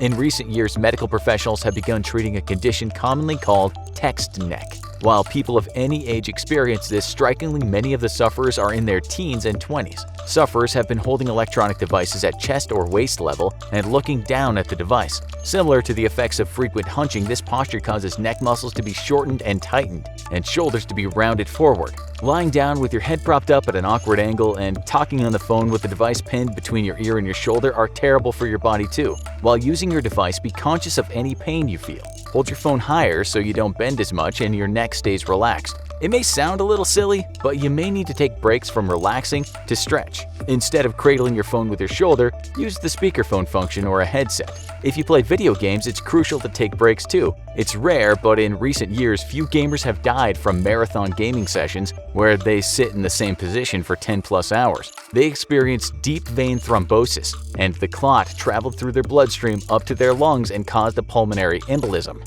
We all know there's a risk of an accident and injury when riding in a car. However, sitting incorrectly in the front passenger seat can greatly increase your risk of fatality or serious injury. You may have seen a picture of an X-ray that went around the internet a few months ago. A passenger's life was forever altered by being in an accident while she sat with her feet propped up on the dashboard. One of her hips broke and the other was dislocated. Even when the accident is not severe, riding with feet on the dashboard is bad news. Airbags deploy between 120 to 220 miles per hour. That means that everyone else in the car may walk away with minor injuries since they were cushioned by their airbag, but airbags act like bombs for passengers with their feet on the dashboard. In one accident where everyone else walked away, a passenger who had their feet on the dashboard ended up spending painful months relearning how to walk. Her injuries included one kneecap pushing up and breaking her eye socket. On the other leg, her ankle snapped and her foot twisted up and shattered her nose, driving her teeth through her lower lip. Her head snapped back and got concussed, permanently affecting her memory. If you're a passenger, always sit with your feet on the floor and your seatbelt buckled in. The lower belt should sit snugly across your lap and pelvis area, never your stomach. If you're pregnant, you should wear the lap belt below your belly. Adjust the shoulder harness to fit comfortably across your collarbone and chest. It should never rub on your neck or face. Never put the shoulder belt behind your back or under your arm. That defeats the point of it. If you're transporting children, make sure you have the appropriate safety seat for their size. Most of us would not drive a baby around if we didn't have a car seat, but we'll bend the rules for a young child. I get it, you're watching your nephew and you want a snack. A drive-thru for Rick Ronald's is right near your house, and your nephew is big for his age and he's good at following instructions, especially if there are french fries involved, so he'll sit quietly buckled in for the duration of the trip. Don't do it. Various surveys show that nearly 1/3 of all car crashes in the US occur less than 5 miles from home. A 2017 CDC study found that car seat use reduces the risk of injury and crashes by 71 to 82% for children when compared with seatbelt use alone. Also, booster seat use reduces the risk of serious injury by 45% for children aged 4 to 8 when compared with seatbelt use alone. If you have questions about passenger safety, check the driving license guidelines for your area and the CDC. Those are good places to start. Lastly, we like to talk about dropping a deuce. Yep, you heard that correctly, pooping. Some medical professionals think that you're pooping wrong. While not definitive, there's some evidence to suggest that modern Western toilets encourage and can aggravate pooping problems such as hemorrhoids and constipation. When you sit on a toilet with your knees at a right angle, your puborectalis muscle, the muscle responsible for continence, relaxes only partially. When you squat like a significant portion of the world, your puborectalis muscle relaxes completely, meaning that it's easier to evacuate waste and far less straining is required. Some researchers have likened sitting on a toilet as opposed to squatting like having a kink in a garden hose. So if you want to address this issue and maybe make dropping the kids off at the pool easier, you can learn to squat over the bowl or sit as normal but raise your knees higher than your hips by placing your feet on a stool, etc. to create a natural squatting position. Hey, the Infographics Institute is just a purveyor of fascinating and useful information. What you do with that information is up to you.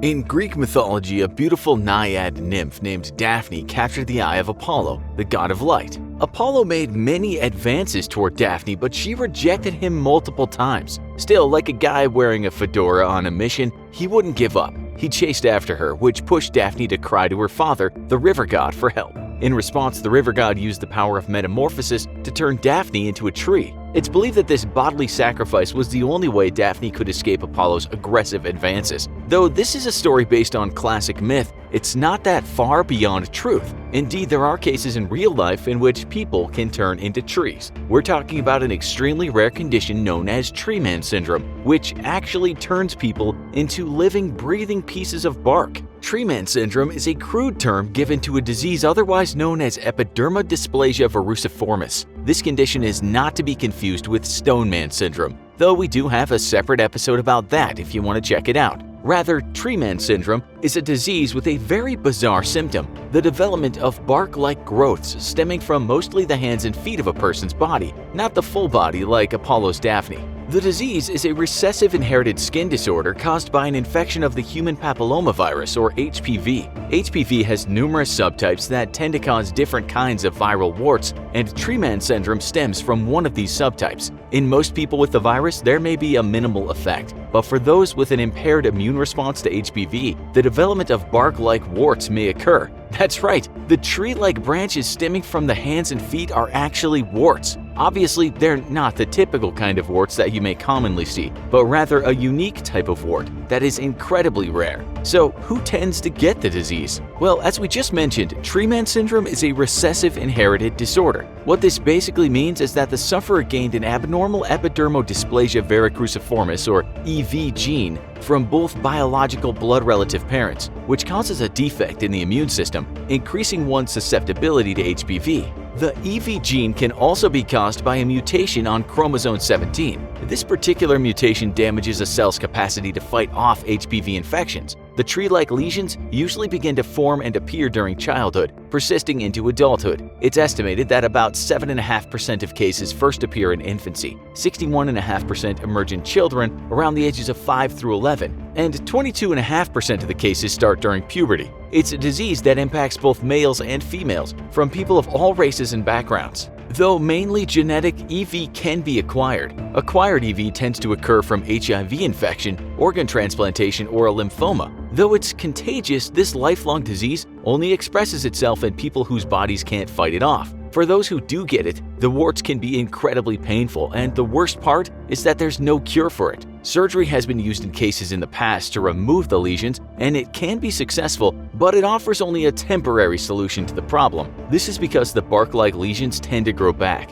If you're getting paranoid now about catching the disease, allow us to reassure you by reaffirming just how rare the condition really is. Whereas Stone Man syndrome occurs in about 1 in every 2 million people worldwide, Tree Man syndrome is far less prevalent. Scientists don't know the exact number of cases, but according to ABC News as of January 2019, the Genetic and Rare Diseases Information Center, otherwise known as GARD, estimates that there are only about 200 reported cases of Tree Man syndrome worldwide. Now that's a very small number. Thus, you can rest assured that your odds of having it or acquiring the disease are very slim. Not convinced? Allow us to add some perspective to the situation, considering that there are around 7.7 billion people on the planet. With only a rough estimate of 200 reported cases of those with the condition, you have greater odds of being attacked by a shark than developing Tree Man syndrome. The odds of getting attacked by a shark in your lifetime, by the way, are roughly 1 in 3 to 4 million. And you are also more likely to die from fireworks, be struck by lightning, or see your grandma naked. Oh, the horror! That last one might be the worst. You clearly would not want to be one of the very few unfortunate people to get Tree Man syndrome. It's one impediment that can be incredibly frustrating and awful to contend with. One well-known case of Tree Man syndrome comes from a 28-year-old Bangladeshi man. He had multiple operations in 2016 and had to return for more surgery in early 2019. As you may imagine, the disease can be extremely burdensome. With the condition, the man could not perform simple tasks and needed help eating, drinking, and taking a shower. Imagine trying to play video games or trying to hold the leash to take your dog for a walk when you have branches for hands. With this in mind, the man was quoted by CNN saying, "I want to live like a normal person. I just want to be able to hold my daughter properly and hug her." He had at least 16 surgical procedures in the past to remove growths, some that weighed as much as 11 pounds. It may not seem like much, but try carrying that amount of weight around with you when the coach tells you to run a lap around the track during gym class. Then tell us how you feel afterwards. The first known female case of Tree Man syndrome came from 10-year-old Sahana Khatun, reported in 2017, another sufferer from Bangladesh. She also went through surgery to remove the bark-like growths from her chin, ear, and nose. Thankfully, doctors are optimistic that the warts won't regrow. This is believed to be because Khatun was in the very early stages of the disease when she had the surgery. Obviously, she and her father were delighted by the news that further surgeries may not be necessary for the young girl. You may have seen this condition shown in popular culture as topics of interest in TV shows like Grey's Anatomy and Nip Tuck. References in media have helped spread awareness about this rare, mysterious disease while expressing the difficulty that these sufferers have to endure. Activities like finding a good position to sleep in, walking, and even simply just moving properly are all made more challenging when you have branches for hands. Think of Edward Scissorhands, except far less dangerous because at least you're not walking around with hands possessing sharp, pointy things. Still, individuals suffering with the disease also have to deal with this incredibly heavy toll taken on their mental health and well-being. Consider the negative stigma associated with the disease. People who have it probably have to live with the awareness of their difference every day. Witnessing the shocked and horrified faces of people walking by, it's enough to make anyone feel out of place and ashamed. With heightened awareness of the disease through media comes interest to explore more scientific research related to this and other rare diseases. Even though it's only impacting a very small portion of the population, it is important to consider the quality of life for those who are unfortunate enough to have it. After all, if it were you, you'd probably want scientists working to find a solution for you too. Research into rare diseases like tree man syndrome can also help further our overall understanding of biological and chemical mechanisms, while improving medical advances for other genetic disorders. As quoted in the Rare Disease Review, a cure for an individual helps us understand the cure for many more. Today we'll look at some of the strangest maladies of the mind. When we think about mental illness, we tend to first think about psychiatric disorders such as depression, schizophrenia, and the sometimes related psychoses. Perhaps we might even include certain serial killers who believe they hear voices telling them to do their bad deed, but some of the strangest things that can happen to people will fall under what we call neurological disorders, such as Parkinson's disease or dementia. In his book, The Man Who Mistook His Wife for a Hat, the late great British neurologist Oliver Sacks wrote in detail about patients of whose realities were drastically altered because of changes in the brain. Hold on to your hats and welcome to this episode of the Infographic Show, Weirdest Brain Disorders. Number 1. Retrograde amnesia. Now, short-term memory loss for anyone can be highly destabilizing, but we'll tell you a more complex tale about someone living in the past. We are taking this from Oliver Sacks' book only because he writes so well about the topic, in the chapter on what he calls brain deficits. Retrograde amnesia, in its most basic form, is not remembering anything before an accident or psychological event, or when an infection or disease occurs. One of Sacks' patients that turned up at his office was called Jimmy. Jimmy was 49 and the year was 1975, but Jimmy's memories were all around 1945. Jimmy still thought he was a young guy. The worst thing is, he couldn't form new short-term memories, so if you chatted with him, in a couple of minutes he'd just forget what you said. He lived only in the place in the past in which he'd just fought in a war, and he spoke like that young kid. Sacks wrote that Jimmy was isolated in a single moment of being. He is a man without a past or future, stuck in a constantly changing, meaningless moment. Jimmy isn't alone. There are many famous cases in history when accidents or disease have led to this kind of thing happening. Imagine waking up one morning and having no idea where you are. Number 2. Catatonia. There are two main types of catatonia. One which can render the victim stiff in one position, unable to move, speak, or do anything, kind of like being a living statue. You can also have a kind of opposite catatonia, where you are extremely hyperactive. It's caused by a number of things like infections such as encephalitis, but also by some psychiatric disorders.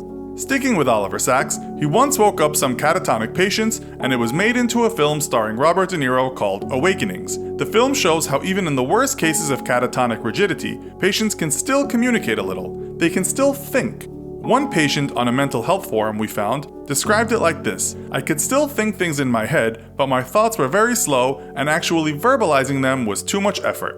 He came out of it, of course. Number 3. Incredible delusions. There are way too many delusional disorders to list here, and they can be light or extreme. One extreme delusional disorder is that of boanthropy. According to one journal, you'll know when someone is suffering from this as they might be down on all fours trying to eat grass. Yes, these people believe they are cows. Sigmund Freud called it a dream that just persisted, but it's a fairly unknown entity as far as madness goes. As we said, there are many crazy delusional states people suffer from, and they are common. Just walk into any psychiatric hospital, but some of those delusional states deserve a mention. Next on our list is number 4, Capgras syndrome. It's also sometimes called imposter syndrome. More common in women and children, the victim will think that someone close to him or her is someone else, an imposter, so you might call out your lover, wife, or brother as a fake. It also sometimes involves animals or even houses, so one day you might come home and declare that your house of 10 years is not actually yours. A story appeared in the press in 2015 about an American man that was convinced his cat was an imposter. It can be caused by a number of things including brain injury, cerebral dysfunction, Alzheimer's disease, or dementia, and may happen to people suffering from paranoid hallucinatory schizophrenia. Now, that must be scary for the believer and of course their loved ones. But far worse you might think would be to suffer from number 5, Cotard syndrome. Okay, it's very rare, but if you do get it, you will believe you are already dead, that your body is in a state of putrefaction, and basically that you no longer exist as a living being. For this reason, you don't do anything and can waste away. One recent case involved a Scottish man that had been sick and was then released from the hospital. His mother thought it would be a good idea to take him away to South Africa, except the man had developed Cotard syndrome, believing the spirit of his mother was showing him around hell. It also recently happened to a former British soldier who told the press in 2016, "I convinced myself I was actually dead. I felt I was literally a dead man walking. It was as if I was a ghost." Again, there are a number of neurological and psychological reasons this might happen to someone. Number 6. Tourette syndrome. You've probably all heard about this, as it has been so well documented on TV and in film, but that often only involves just one symptom of the disease, which is people just spitting out curse words or insults to anyone and everyone. They have no control. It's an excess of the mind. It can be verbal, but it can also be in the form of nervous tics, such as hand movements, coughing, blinking, etc. These are often not that bad, and perhaps you know someone with the less extreme form of this disease. It's thought about 1% of young people suffer from it. So it might not sound too strange to you now, but one case that Oliver Sacks writes about is strange, as the victim, known as Witty Tishi Ray, was almost incapacitated by multiple tics of extreme violence coming in volleys every few seconds. He was in a state of despair, hardly ever being able to stop these mini convulsions. In fact, they did stop when he played jazz. They seemed to help his playing, giving him an element of originality and creativity. So when he went on meds to slow himself down, he became depressed that his jazz suffered. Sacks then agreed with Ray that he would only take the meds on weekdays when he wasn't playing, and on the weekends he was back to his ticky self and being a great, unpredictable jazz musician. Number 7. Extreme self-mutilation disorders. Sticking with the subject of impulse control, there is something that could end up far worse than not being able to stop yourself calling your friend an ugly mother beep. That is autophagia, or the impulse to eat yourself. It's not strictly classified as a mental disorder, but it does occur, usually alongside other mental illness. The US National Institute of Health reported in 2012 about an Indian man who couldn't stop biting his fingernails. That didn't give him enough satisfaction, so he moved on to his fingers, until he literally had none left on both hands. NCBI writes, in our patient's case, self-mutilating behavior was associated with severe diabetic neuropathy, impulsivity, and social isolation. It could be worse. Some people suffer from something called number 8, apodymnophilia, or body integrity identity disorder. This is also linked to self-mutilation, but is perhaps more extreme than biting off your fingers. People suffering from apodymnophilia have the sometimes unstoppable desire to amputate a limb. Their own limb, of course. Even though there is nothing wrong with that limb, they believe it to be alien and want nothing more than to get rid of it. It's thought there are only a few people who have self-amputated their limb, but apparently a lot of people are thinking about it. In 2015, Vice interviewed a man called John. John had once had body integrity identity disorder, but has since removed his alien limb. It was my left leg below the knee that bothered me. I was into my early teens when I figured out that I wanted to be an amputee, he told Vice. He felt his limb just didn't belong to him, and he found groups of other people online that had the same problems with one of their limbs. He said he planned to pretend to fall off his bike and let a train run over his leg, but John didn't want to say how he actually ended up cutting off his leg. Later, when it was done, I was awash with relief. It was over and I was free, he said. It's thought this occurs when there has been damage to the brain's right parietal lobe, but it's still a condition that causes a lot of speculation between mental health professionals and neurologists. Other studies point towards erotic impulses or gender identity disorder. NCBI writes that it's still a bit of a mystery, but sufferers are usually men and they usually want to remove a leg over an arm. Studies show us, though, given the number of participants, that there are quite a few of these people around. A woman sitting in her apartment watching TV when she smells something that puts her off her macaroni and cheese dinner. She can't quite work out what the smell is, but the first two things that come to mind are rotten eggs and rotten cabbage. She's tired, so she goes to bed. But when she wakes up the next morning, that awful smell is even stronger. The stink is so bad that she gags. It feels as if somewhere in the house rats are decaying in one big heap. Then she notices that the smell seems to be coming from the apartment next door. That's enough to make her call the cops, even though the young guy who lives next door looks healthy and nowhere near his expiration date. When the cops enter that apartment, they too gag when they see the bloated corpse in front of them. Let's now go back in time. That guy that died was named Jack. His neighbor was right about him regarding her assumption that he was fit and healthy. His downfall was the fact that he worked out too much. Jack had injured himself and he had to take very strong pain medications following an ambitious attempt to clean and jerk much more than his own body weight. This was Jack's downfall because those medications brought on severe and chronic constipation. Jack put up with it as best he could, but over time his large bowel extended because of such a large buildup of feces. This led to compression in his chest cavity, and that resulted in him dying from sudden cardiac arrest. We know this because a pathologist performed an autopsy on him. We'll soon get back to that autopsy, but first, let's have a look at Jack's last gasp of air in this world. When Jack's heart failed him, what happened next was his brain didn't receive the blood flow it needed to function. He passed out, and after a few minutes, something called global cerebral ischemia happened. That's the term used for when the entire brain isn't getting any blood flow. Then Jack experienced something called brain death. He checked out and there was no coming back. He jerked around a bit, but that was just the last bit of brain activity performing its last dance. Now it gets messy. What happened next is Jack's body began the first phase of its post-death performance. This is known as primary flaccidity, and it basically means that all his muscles relaxed. At this point, his jaw dropped open by itself. Around the same time, that coffee he'd drunk in the morning bloomed at the front of his pants in the form of urine. As for that backed up feces he'd never been able to eject, that left his sphincter and made a big mess on the couch where he was sitting in his underwear. Jack then started to turn a shade of white, which is something in the death business they call pallor mortis. It's the process of the blood draining from the veins. This usually happens at around the 20-minute mark. Next up for Jack was the stage known as algor mortis, which is when the body starts to cool down. The human body is quite the toasty environment and usually has a temperature reading of anywhere from 97 degrees Fahrenheit to 99 degrees Fahrenheit. When someone is dead, that temperature will drop and level out at the temperature of the surroundings. Jack left his window open, so it was chilly in the room. This actually slowed down his decomposition, but it also opened a door to insects, who saw Jack as an ideal host for their eggs. What happens around that time is blood starts to pool where it can. With Jack's heart not pumping blood around his body, it's gravity that rules blood flow.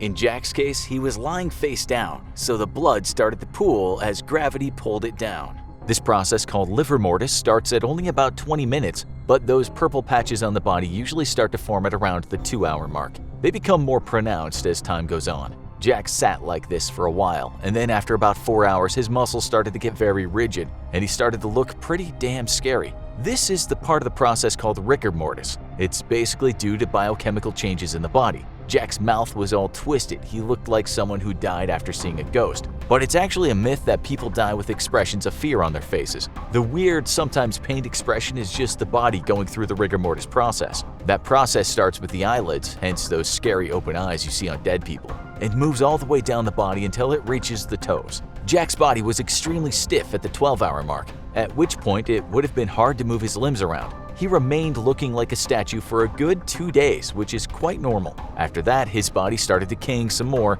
and the stiffness gave way to another relaxation stage known as secondary flaccidity. It's at this stage that the skin starts to shrink a bit. And if you'd seen Jack at this point, you might have thought his hair and nails were growing. That wasn't happening, it was just his skin receding. Okay, so Jack's been dead over 2 days now. He's pooped his pants, he's relaxed, and he's stiffened, and then he's relaxed again. Now it's time for the massacre, what some people call the cannibalization of the body. It depends on the temperature, but in general, people will start to show the signs of decomposition after around 3 days. People start decomposing pretty much as soon as they die, but it usually takes a few days for that decomposition to start making the dead look very dead. You see, Jack's body used to be maintained when it was a living organism, but when Jack died, his immune system no longer worked, and all that bacteria in his gut and elsewhere were free to explore his body. You could say that Jack started eating himself. Protein started decomposing, and all that bacteria started to digest his body. This stage of decomposition just made Jack turn a shade of green at the beginning,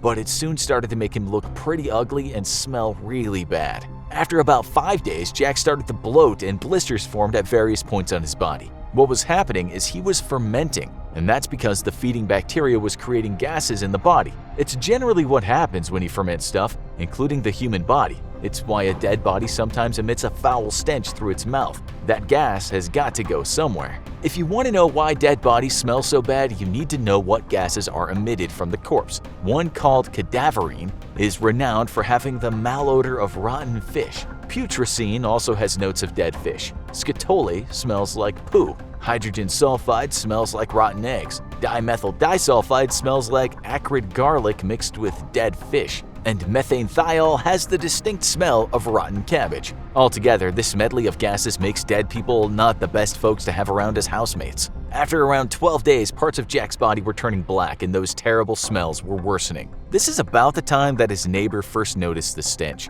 What the cops found at the scene was what's known as an unattended death. These can be viewed as suspicious deaths, so the first thing law enforcement wanted to know is if natural causes were to blame. Only around 5% of deaths in the US require an autopsy, and Jack was one of those. The medical examiner received Jack's body along with notes written by people who'd seen him in his apartment. The note said he was sitting on the couch and that there was nothing at the scene that suggested foul play or suicide. The pathologist also had information about Jack's medical history, so he saw that Jack had been prescribed strong painkillers. This was a big deal, of course. The examiner then got to work, externally going over the body from head to toe to look for anything that could suggest the cause of death. There was nothing remarkable to see there, so the examiner opened Jack up after cutting him from his sternum to his pubic bone. Jack was still a little bloated, so the examiner had to take a step back when some gas escaped from the body. Once he cut through the skin, fat, and muscles, the examiner opened Jack's rib cage. He actually used a pair of shears to do this,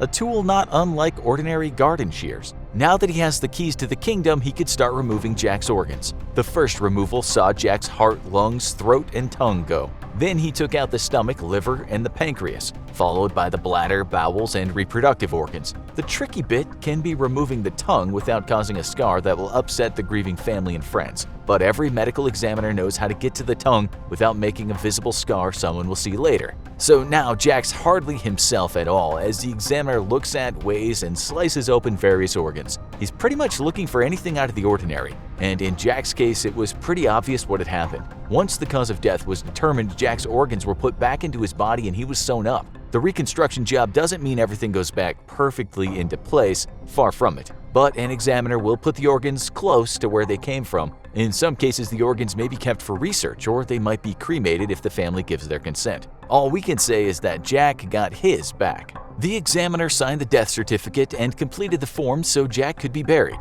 It must be said that because Jack had spent quite a lot of time decomposing on the couch, he looked pretty rough, even for a corpse. Now we come to the funeral home where Jack will spend a little bit of time before his big day. The first thing that happened there was the spa treatment. This consisted of washing the body and making sure all his limbs were lying in the right place. Jack didn't need much limb massaging because the rigor mortis stage had already passed. His eyelids were then closed with glue and his jaw was wired shut. After a little bit more tinkering with his mouth, he was made to look as though he was resting in peace. Next up was the embalmment, which consisted of removing Jack's blood and pumping him full of chemicals to preserve his body. After that, Jack's abdomen was drained, as was his chest cavity, and once that happened, the embalming chemicals were pumped in. The last thing was to make Jack look presentable to those who'd see him in his open casket. So makeup was used to give him more of a glow than he had when he went into the funeral home. His hair was styled, his nasal hair cropped, and his nails were cut. He was then dressed and placed in a coffin ready for the big send-off. Ashes to ashes, dust to dust, and Jack was in the ground. What next? The answer is a lot of waiting. If Jack had just been left to rot above ground in the open air, things would have been different. There, he would have been feasted on by insects, and within a matter of weeks, he would have very likely become a liquefied mess. It's a different story 6 feet under, embalmed, and housed in a wooden box. How a person will decompose depends on a lot of factors. Those factors include what kind of coffin someone's sealed in, the environment in which the coffin is placed, and also the body of the person that has died. After just a few weeks underground, Jack no longer had any kind of greenish complexion and instead, he had dark brown tint to his skin. That nice suit he wore to his own funeral was hanging off him after a few months, and once a year had passed, there wasn't much of it left. This doesn't mean that the suit was badly made, but that the suit was being degraded by the fluids coming out of Jack. 10 years have now passed, and Jack is now on his way to becoming human soup, which isn't a very good look for him. Things could have been very different. Some bodies have been exhumed after many years and they didn't look too different from when they were buried. You just don't know what you're gonna get when you open a coffin that's been dug up. For instance, if the body is buried in very dry conditions, it could mummify, which is probably a nice outcome if you're an exhumer by trade. It might take years, but there's no getting away from the fact that one day we will all become a skeleton if we're not specially preserved. So that's the story of Unlucky Jack. But it's also partly the story of most people on this planet. We all have the same ticket for the same destination, although none of us know when our bus is due. You think there are only 5, but there are 23 other senses you probably never even knew you had. More and more scientists are breaking the senses down into small categories and finding out that they're a lot more complicated than we thought. Well, not all of them. There's one sense that doesn't break down into anything else that we know of: hearing. The way the body processes auditory stimulus through the ears and associated organs is well known, and it seems like all noises are processed the same way. Some people react differently to different sounds, some have more trouble processing specific sounds over white noise, for instance, but there's no indication that our sense of hearing is more than one sense thrown into a blender. But that's not the case for the other 4 core senses. Take our vision. It's the one sense that most of us are using every moment of every day, at least when we're not asleep. We're taking in visual stimuli all the time, like when you're watching an infographic show video, for instance. But what are our eyes taking in? It's actually a much more complicated process than you can, well, see. The first component of seeing is light. After all, it's pretty hard to use your sense of vision in the dark, as many an unfortunate parent has found out when they were stumbling through the house at night and met a stray Lego piece foot first. This is the core of the sense of sight, and when the receptors that take in light are not able to absorb it, it's one of the primary causes of blindness. But it's not the only component that makes vision work. Color. It's the finishing palette on the base canvas that is our sense of vision, and many scientists are starting to consider it a separate part of the sense of vision. There's evidence for this in the disorder accurately called color blindness. There are people who, despite maintaining an accurate sense of vision, lose their ability to process color due to an injury, indicating that a different part of the brain governs seeing and color. For those people, life looks largely like wandering through an old movie in black and white. But color blindness isn't always as clear as that, and it may point to a more radical version of differing senses. While total color blindness is more common due to injury, many people are born with a different kind. That makes it impossible to differentiate between certain colors. This can often go undetected until it makes kids struggle in school and find it hard to read things that are printed in certain colors. At least that's the most convenient time to figure it out, before someone is sitting at a traffic light and trying to figure out when it's changing. And these issues mostly seem to center around 3 colors: blue, the color of the sky, and the color of certain inks and other workplace staples that would pose a challenge to those who can't see it properly; green, the color of plants, and the common signal for go and stoplights, which could cause some uncomfortable delays; red, the color of fire, and the common signal for stop, and a warning color in many dangerous products. For someone who can't process any of these colors in their vision, life could get a bit more dangerous, which is why many more radical theories of senses claim each color is its own sense. But it's not the only sense that can be broken down like this. Few senses give us more pleasure than taste. We've all got our own favorite foods, and our taste buds give us the most intense version of them possible, at least while they can. Senses of taste tend to diminish with age, and certain illnesses or disorders can also knock them out of whack, as anyone who found all foods sort of taste the same when they have a cold has learned. But taste is one sense, or is it a collection of them concentrated on the same organ? While originally scientists claimed that taste buds for different tastes were clustered on different parts of the tongue, it now seems to be inaccurate. We can taste all our favorite foods all over our tongue, but that doesn't mean we taste all things the same way. Sweet tastes are essentially a pleasure signal, in both nutritious fruits and non-nutritious candy and cakes, giving us the same reaction. In nature, sweet fruits are more likely to be edible because they evolved to be eaten and spread. And most sweet fruits are high in carbs, which are ideal for an energy boost. But not all tastes provide the same reaction.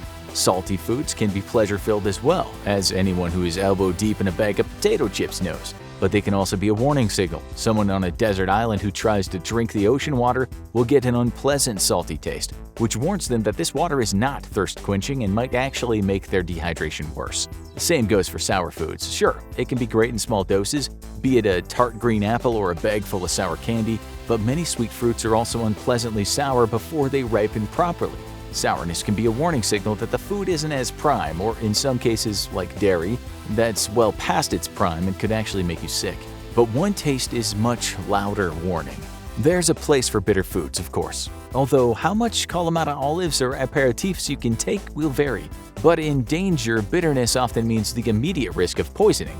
If a plant does not want to be eaten, you might get an immediate warning of a bitter taste when you bite into it before the poison settles into your body, so you better spit fast. But are these the only senses of taste? Originating in Japan, the concept of umami is the newest taste sense. Yeah, they're rolling out new senses. Well, it actually was always there, but now we have a name to refer to that distinct savory taste that comes with meats, smoked fish, cheese, and mushrooms. It's not quite salty, and it has its own taste receptors, which is why it's now considered its own taste, and by some radical assessments, its own sense. Of course, the tongue isn't the only organ tied to taste. The sense of taste and smell are tightly linked, with the smell of cooking often being the first enjoyment we get out of our food. But it can also be a warning signal when food has gone off. Just open that carton of milk that's been sitting out a little too long and find out. But the sense of smell doesn't just warn us of bad food. It's important for smelling out harmful substances like gas leaks or fast-approaching smoke from a fire. And those without a proper sense of smell due to illness or injury should invest in some good detectors to make sure they don't fall prey to chemicals they can't smell. But is the sense of smell truly one sense? We've got a lot of smell receptors in our nose, and they may all process different things. Research is relatively slim in this area so far, although widespread issues with smell after bouts of the current pandemic have increased research, and many scientists are starting to consider that just like taste, our sense of smell may be many senses that all function in similar ways, but with distinct functions. Just like taste, our sense of smell may contain multitudes. And then there's the sense of touch, the literal hands-on way we interact with the world. Right out the gate, there's the way we feel when we touch something or something touches us. This is the most subtle form of touch, and it helps us pick up subtle sensations. Think about the difference between putting your hand on a soft cat's fur or putting your hand on a piece of sandpaper. The light touch gives a quick sense of comfort or discomfort, making it easy to tell what's safe and what isn't. But a stronger touch may be its own sensation. Remember when you were a kid playing with a ball and your parent grabbed you by the arm as you were about to wander into traffic? That sense of pressure on your arm was enough to stop you dead in your tracks, and this feeling goes deeper into the muscle. But when pressure gets too intense, it can kick off another sensation: pain. Most scientists immediately agree that pain is its own sensation aside from touch, with it working as a sudden warning signal to back away from something. But it may also be broken down into more than one sense on its own. Cutaneous pain, the most common and least serious type of pain, is caused when something comes into contact with the skin and it damages it or causes it pain. It usually indicates a superficial injury on the upper level of the skin. Somatic pain is also common, but it reflects something a little deeper. It's a pain deeper in the skin, along with pain in the muscle or tissues. It's possible to experience both types of pain at the same time. For instance, taking a nasty fall and skinning a knee might cause cutaneous pain from the skin abrasion and somatic pain from the nasty below the surface. But one type of pain indicates something more serious. Visceral pain is the type of pain you feel when something is wrong in the chest, abdomen, or pelvis, and usually indicates an issue with internal organs or tissues. Because it's more vague on the location, it can be hard to tell exactly what's wrong, but it could be a sign of a serious problem. One of the most common sources is appendicitis, an inflammation of the appendix that could lead to a burst and a potentially fatal infection if not treated quickly. All these types of pain are distinct, and according to some sources, each counts as their own sense.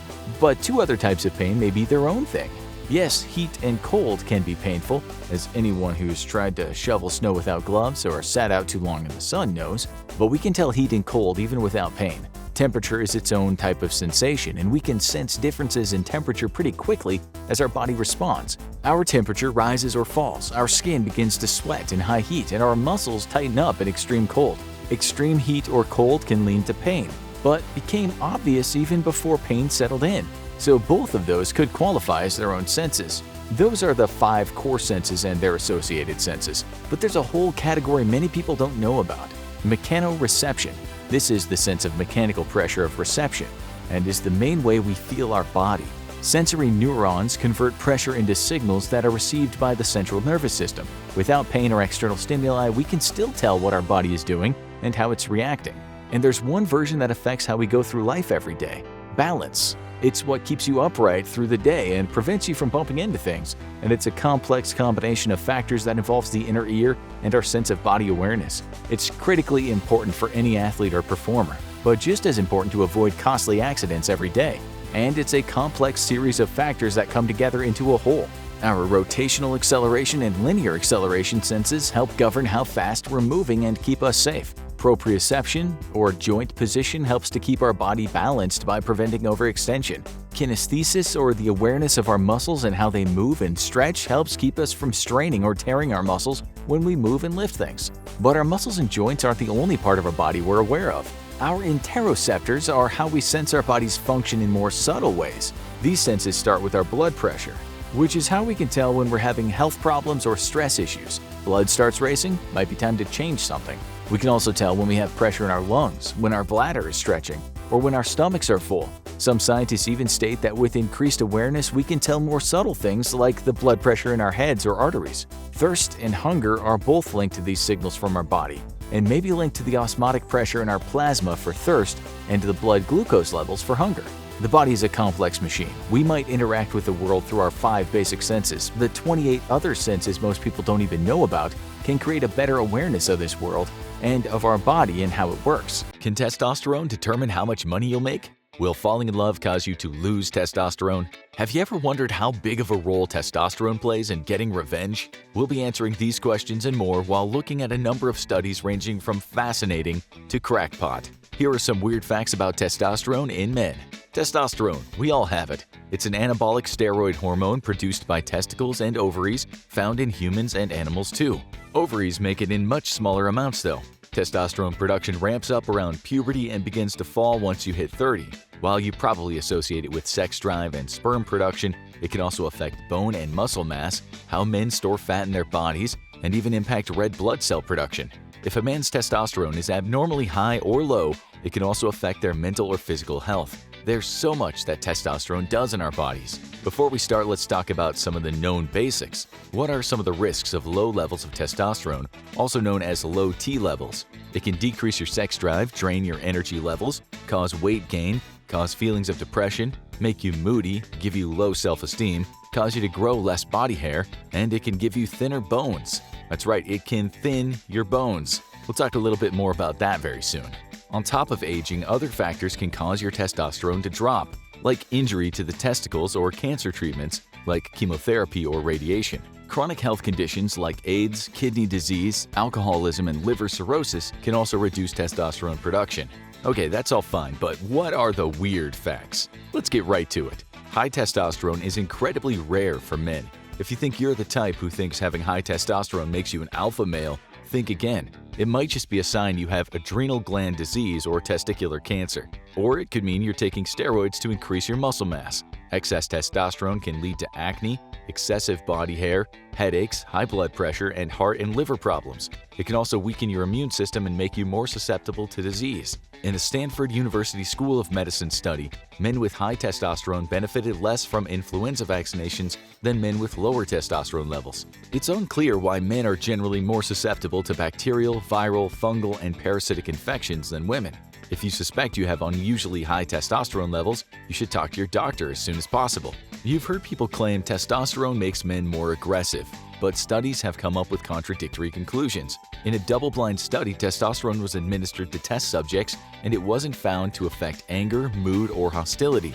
However, other studies found it did increase aggression in men, but only men who were already dominant and impulsive. How aggressive testosterone makes you is also tied to a man's cortisol levels. Money and testosterone have a unique relationship.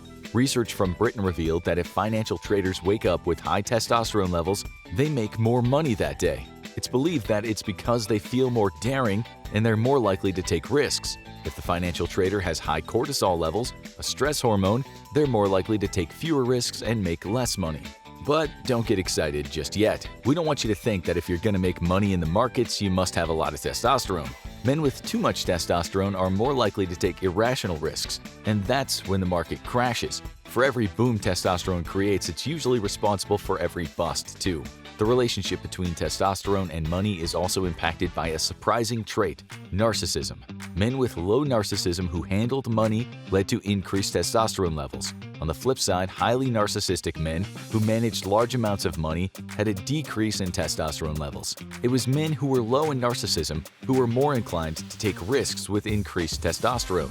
In short, testosterone's relationship with money and aggressiveness is complicated. It's not as straightforward as you might have initially thought. Testosterone can make men more selfish and antisocial. Men with increased testosterone are 27% more likely to be less generous towards strangers with money. It produced more selfish choices in men, particularly when it involved strangers. But it wasn't just strangers that men became more selfish toward. In a recent study, men were given 150 milligrams of testosterone and a large sum of money. When the researchers asked the men who they would like to share or not share the money with, the men with higher testosterone were less likely to split the money even with people they considered themselves most close to. Researchers discovered that men with increased testosterone levels were more likely to use their own money to punish people they believed were ungenerous toward them. So while it made them less likely to be generous with others, it also made them more likely to punish people for being less generous with them. Sounds a little hypocritical to us, but we don't think hypocrisy was part of the experiment. Similarly, testosterone's been shown to increase the need for revenge. A study at Northwestern's Kellogg School of Management observed that in a business negotiation, men with higher testosterone had a higher desire for retaliation if they believed they were being lowballed. Meat and manliness are considered to go hand in hand, but did you know that men who follow a vegan diet produce higher testosterone levels? Observational studies show that men on a vegan diet had a slight but significant increase in sex hormone-binding globulin and testosterone constructions compared to their meat-eating counterparts. It also lowered their odds of getting cancer. Sex hormone-binding globulin, or SHBG, is a protein your liver makes. It binds tightly to sex hormones in both males and females: estrogen, dihydrotestosterone, and testosterone. It's SHBG that carries them throughout your blood. If you have low levels of SHBG, it can lead to a lot of health issues like type 2 diabetes, hypothyroidism, and acromegaly. Acromegaly is a rare condition that results in too much growth hormone. It can lead to body tissues growing larger over time. If you have high levels of SHBG, it can be related to hepatitis, hyperthyroidism, HIV, or anticonvulsants, which are medicines used to treat seizures. Low levels of testosterone are also linked to sleep apnea. Men with sleep apnea suffer from reduced REM sleep and frequent nighttime awakenings, which lower testosterone levels over time.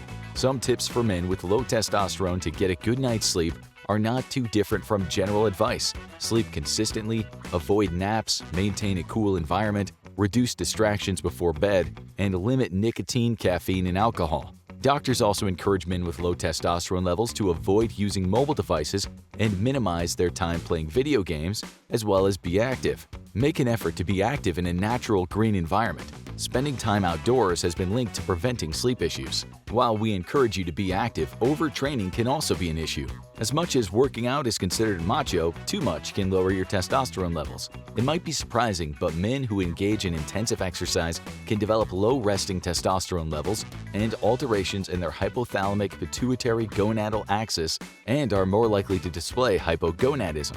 Hypogonadism is when the body's sex glands produce little to no hormones. And if you're wondering just what the heck hypothalamic pituitary gonadal axis is, it refers to the hypothalamus, pituitary gland, and gonadal glands. Since these glands often work in tandem, physiologists and endocrinologists consider finding a term that grouped them all together convenient and descriptive. But just how much is too much exercise? Studies suggest that there are lower testosterone levels in men who exercise more than 5 hours a day compared to men who exercise in 1 to 2 hours a day.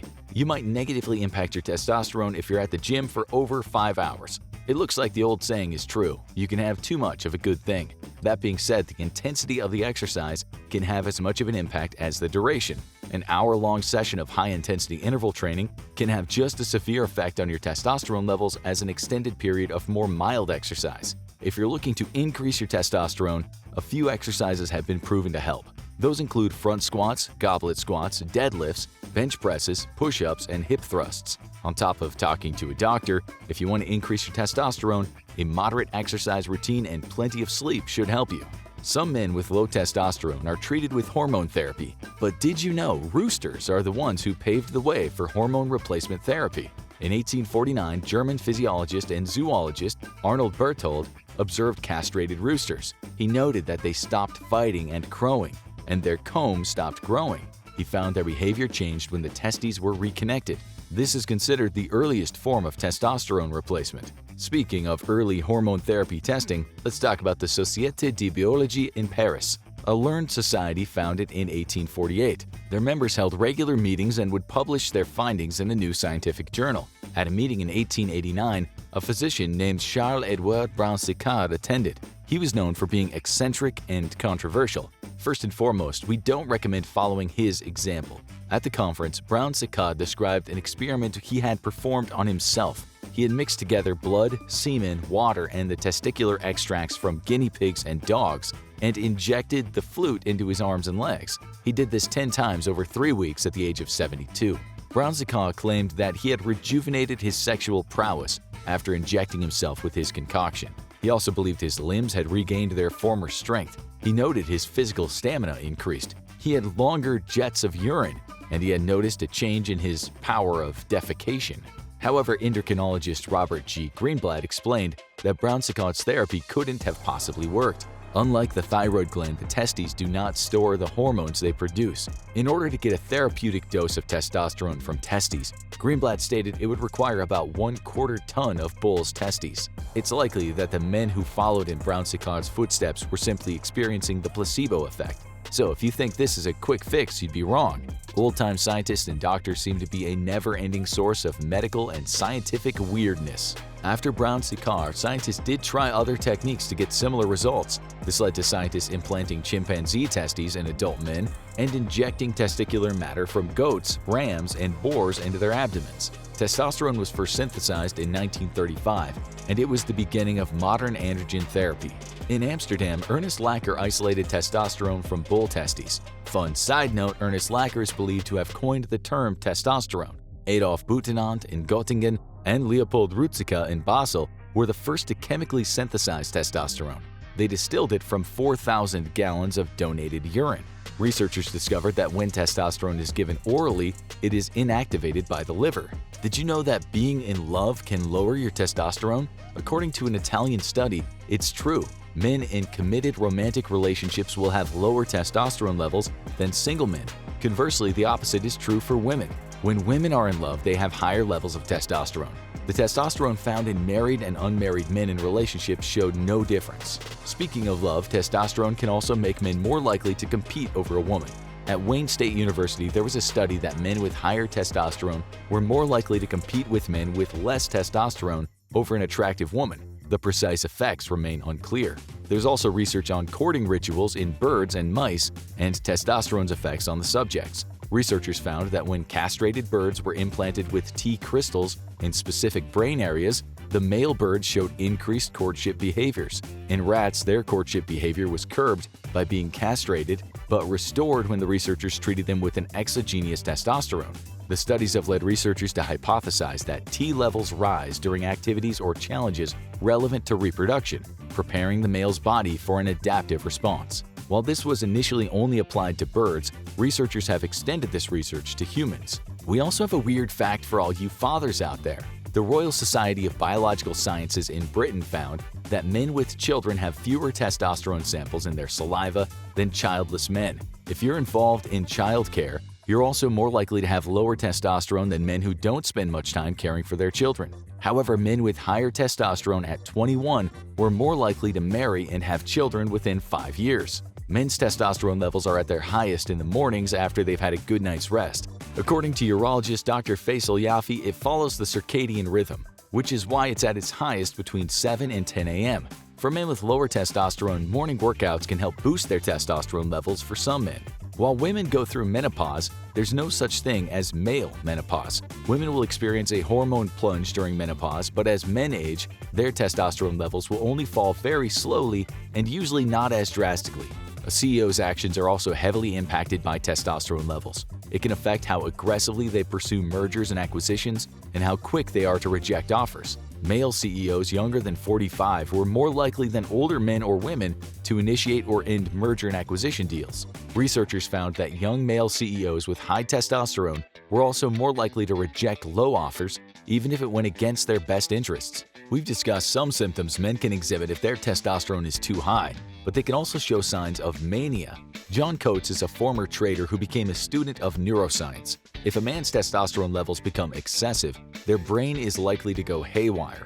According to Coates, it's as if they're on drugs. Coates further explained, "During the dot-com bubble, people who were working with me displayed all the classic symptoms of mania. They were euphoric, delusional, and overconfident. They couldn't put a coherent sentence together, and they were usually horny, judging from the number of lewd comments and the amount of porn that was showing up on their computer screens." Now that we know all of that, it's no surprise that the more testosterone a man has, the more likely he is to pursue a career in finance. Researchers have tested over 500 Master of Business Administration or MBA students and found that their testosterone levels and risk aversion could accurately predict long-term career goals. since those with high testosterone were less likely to be risk-averse, and they were more likely to choose riskier careers in finance. We're sure you've heard the old wives' tale about oysters and your libido, but did you know oysters can help increase your testosterone levels? It's the zinc in the oysters that can help raise your testosterone, and they help maintain a healthy amount of dopamine. So is it any wonder they help you with your sex life? Oysters have heart-healthy omega-3 fats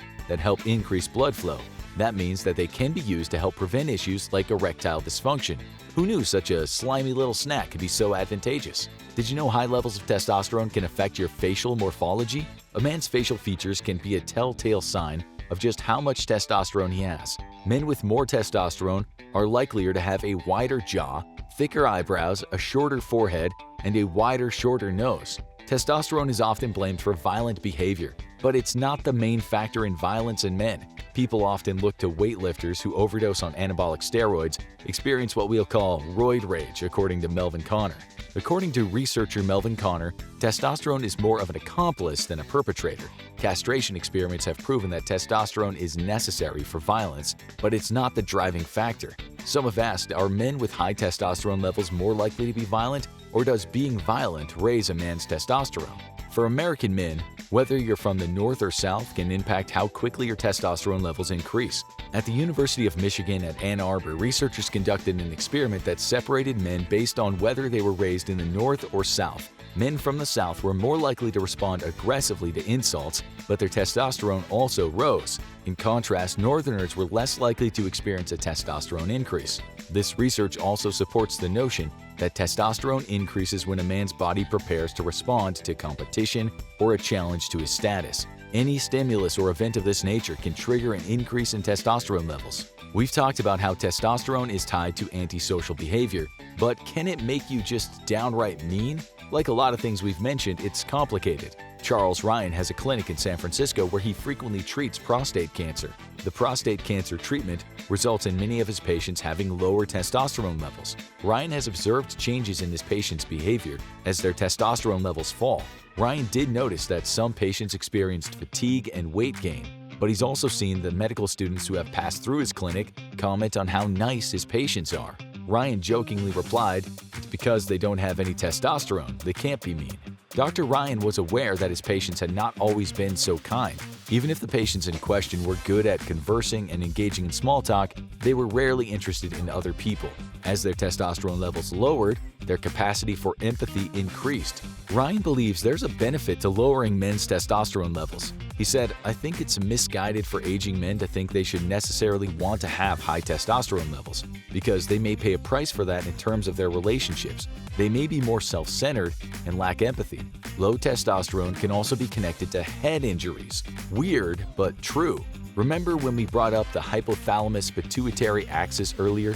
Well, in this case, it's the pituitary gland that impacts testosterone levels. If the pituitary gland is injured, it can lead to low testosterone levels. Close to 80% of men who suffer from traumatic brain injuries or PTSD have reported suffering from low testosterone.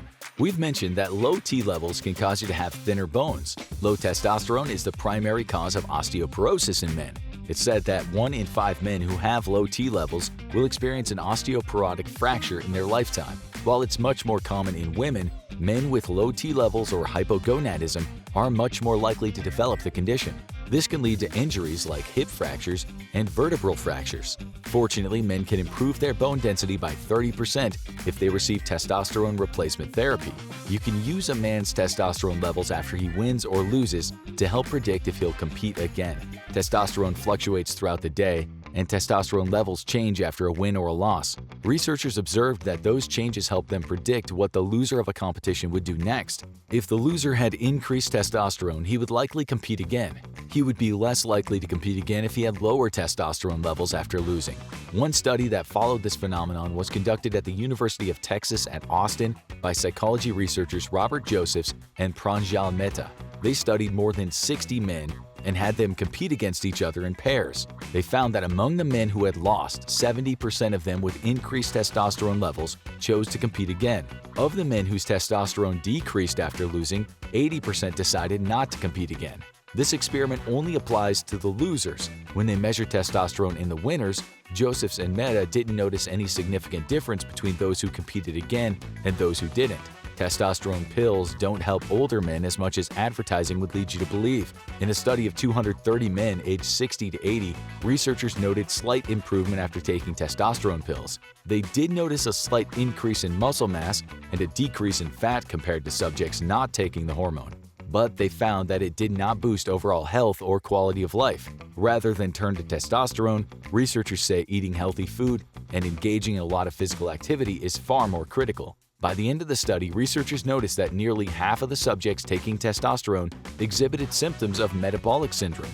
The difference in metabolic syndrome rates between those taking the placebo and the subjects taking testosterone was not considered to be statistically significant. We've covered strange diseases before, such as Stoneman syndrome, and our episode on strange neurological diseases. The world is full of unusual maladies. That for sufferers can be devastating, but for the rest of us can be fascinating. Have you ever heard of foreign accent syndrome? One day, you suddenly sound like a French, Chinese, or Russian person, but have never been to those countries. You should watch the YouTube videos. What about Alice in Wonderland syndrome? That can make people see objects much smaller than they actually are. Perhaps not a good ailment for insecure men. But we shouldn't joke. Such diseases can be terrifying and debilitating, while some unusual diseases render people in states that make life absolutely impossible. We'll talk about one such disease today in this episode of the Infographics Show, encephalitis lethargica, the sleeping sickness. Let's start with the definition of this disease, which is often abbreviated to EL. The National Institute of Neurological Disorders and Stroke tells us there is no clear cause for EL. As experts say, it remains a bit of a mystery. It might start as a headache, blurred vision, fever, slow movements, slow thinking, and in some cases a complete breakdown occurs that makes people into something of a statue.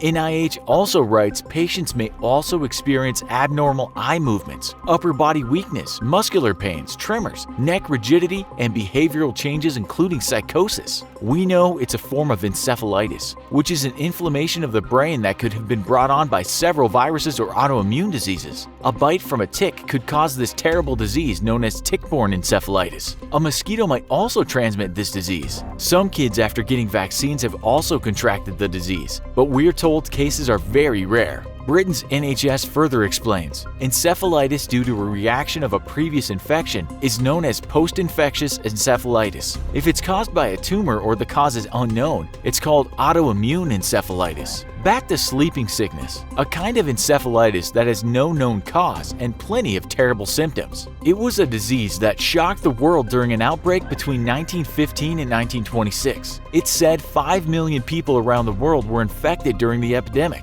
and more than a third of those people died. Many of those who did survive did not make a full recovery, meaning they were somewhat slowed down to say the least. The famous British neurologist Oliver Sacks, whom we have talked about before, said some patients would just sit there, motionless, staring but not interested in anything. They were like living statues. They neither conveyed nor felt the feeling of life. They were as insubstantial as ghosts, as passive as zombies, wrote Sacks. The website The Conversation writes about what it calls a curious case of encephalitis lethargica, saying that some of those affected seemed frozen in time. It writes about the stages of the disease. First, people would feel uneasy, have a mild fever, and perhaps develop double vision. Something was wrong, but they were not sure what. In the further stages, things got worse. Patients might lose all interest in life. They would become a different person altogether. Some of them became paralyzed and statue-like, and many people died at this point because of respiratory failure. But for those that survived, days or even years later, they might develop post-encephalitic Parkinsonism.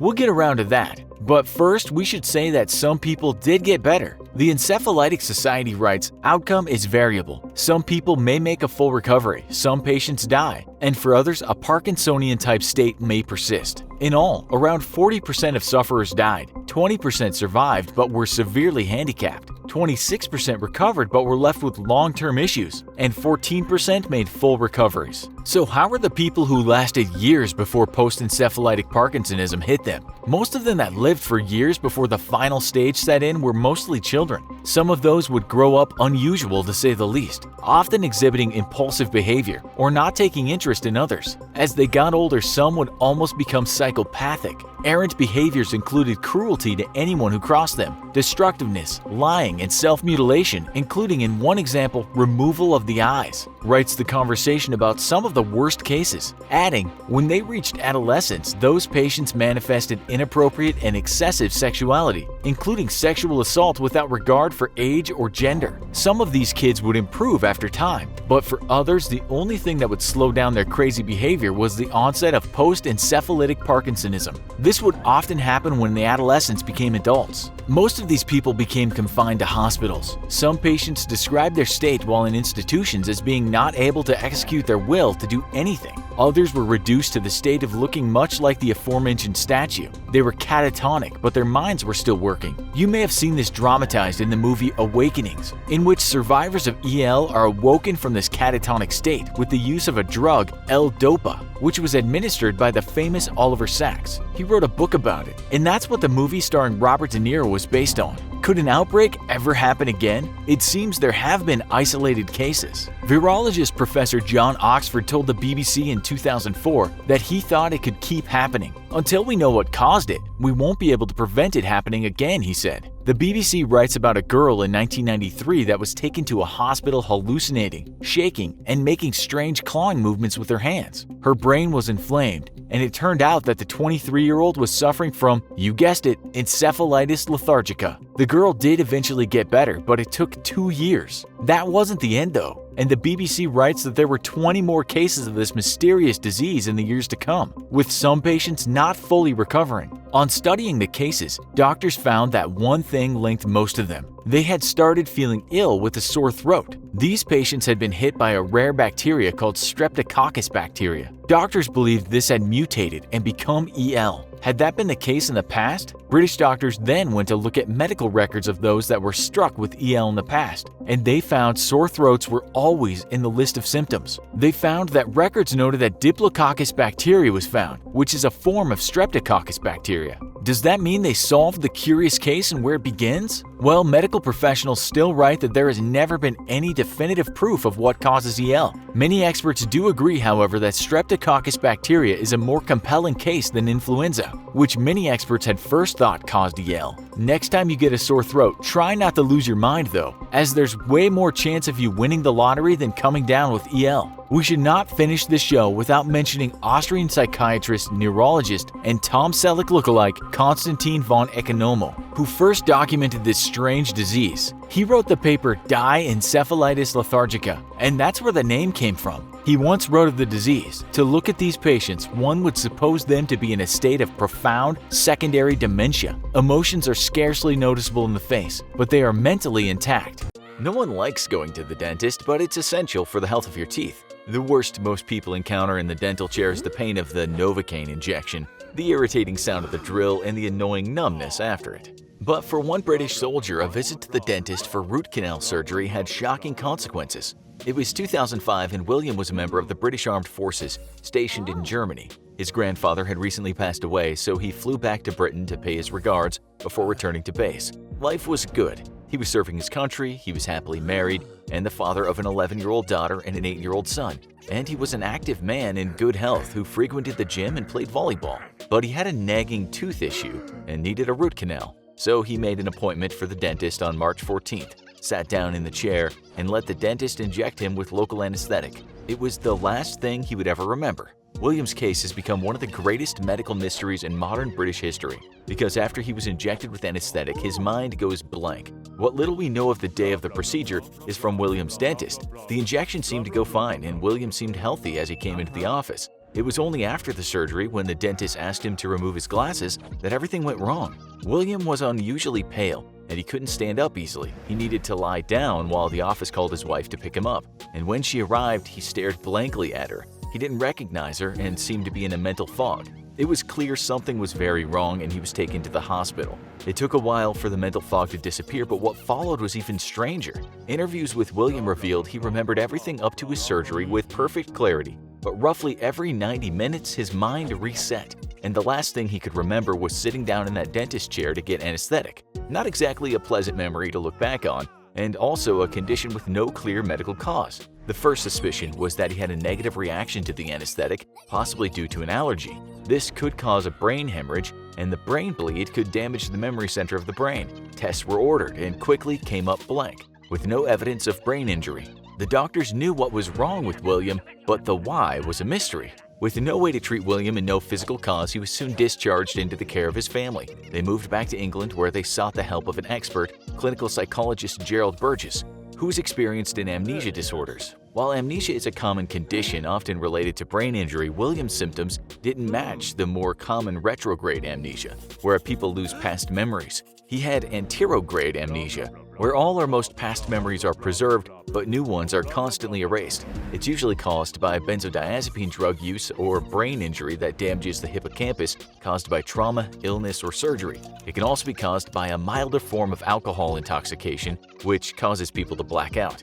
But William's case didn't match any of those factors. There were relatively few cases of anterograde amnesia as serious as William's, but Burgess was able to study the strange case of Henry Molaison, a young man who suffered from severe epilepsy. He underwent an experimental and radical surgery to remove the lobes from his brain to try to control the seizures. The removed areas included the hippocampi, two curved regions at the center of the brain that control the recording of episodic memories. While it worked and made his epilepsy more manageable, it removed the part of his brain that allowed him to form new memories. While his cognitive abilities seemed intact, anything he learned was quickly erased, and he lived in a care home until his death almost 50 years after his surgery. His case was heavily debated, and his brain was studied post-death for insights into how memory works. But activity in William's brain seemed normal, sending Burgess seeking for other answers. It soon became clear that William's case was different from Henry's. Henry couldn't remember new things that happened to him, but the areas of his brain that stored knowledge of skills were intact.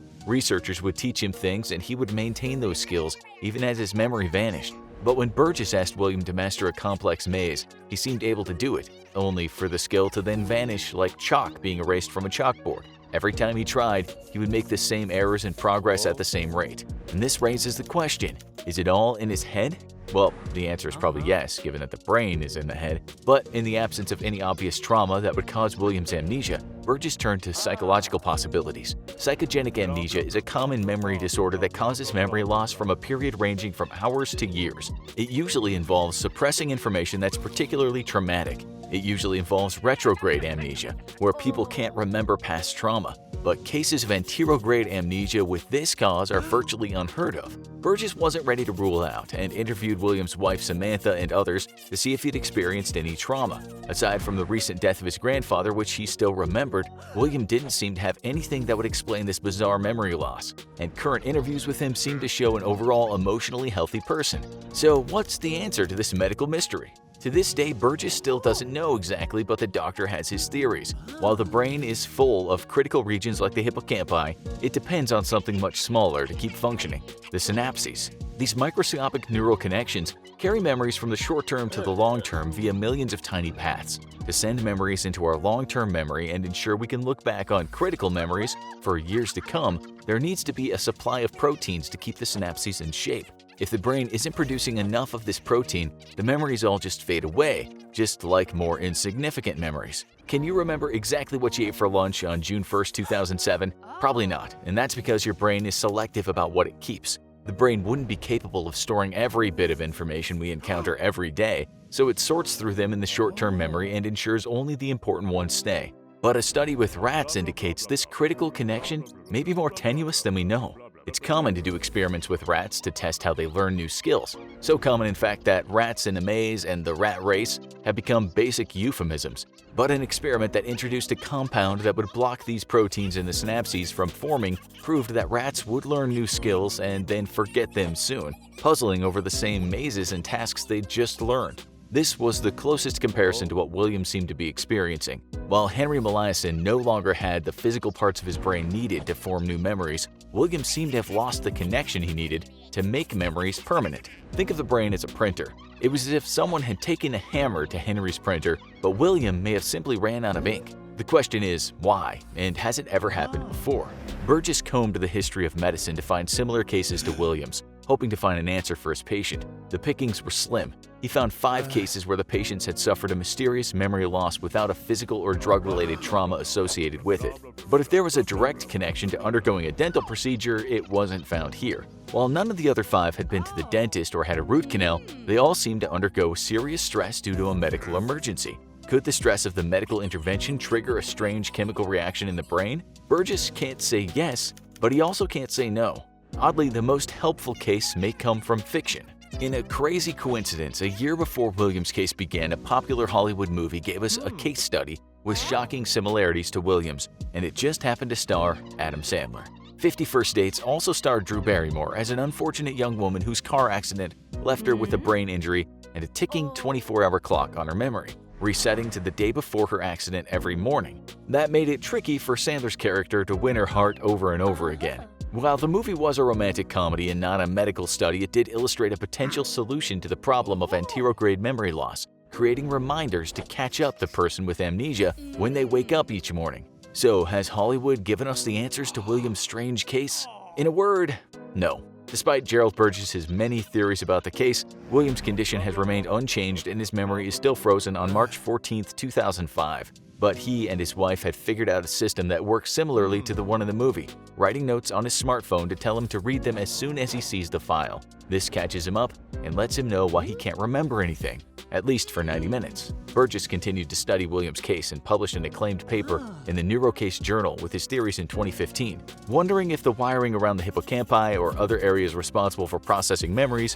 may be the culprit. This brought new attention to Williams' case and allowed similar cases around the world to be discovered, including an English woman who hit her head on a pole and developed the same type of amnesia. But one area of Williams' memory proved more durable than expected: emotions. It was shortly before his memory loss that his grandfather died, becoming one of his last formative memories. And during his long amnesia, he suffered another devastating loss when his father passed away. But unlike every other memory from this period that faded into the ether as easily as long-forgotten lunches, this one stayed. Today, he remembers that his father passed away even as his memory mysteriously resets. But all other key details continue to fade away. When interviewed, he still remembers his kids only as young children, even as they're grown into adulthood. And despite the research of some of the world's foremost experts on the human brain, the secrets of Williams' mystery remains just that, a secret.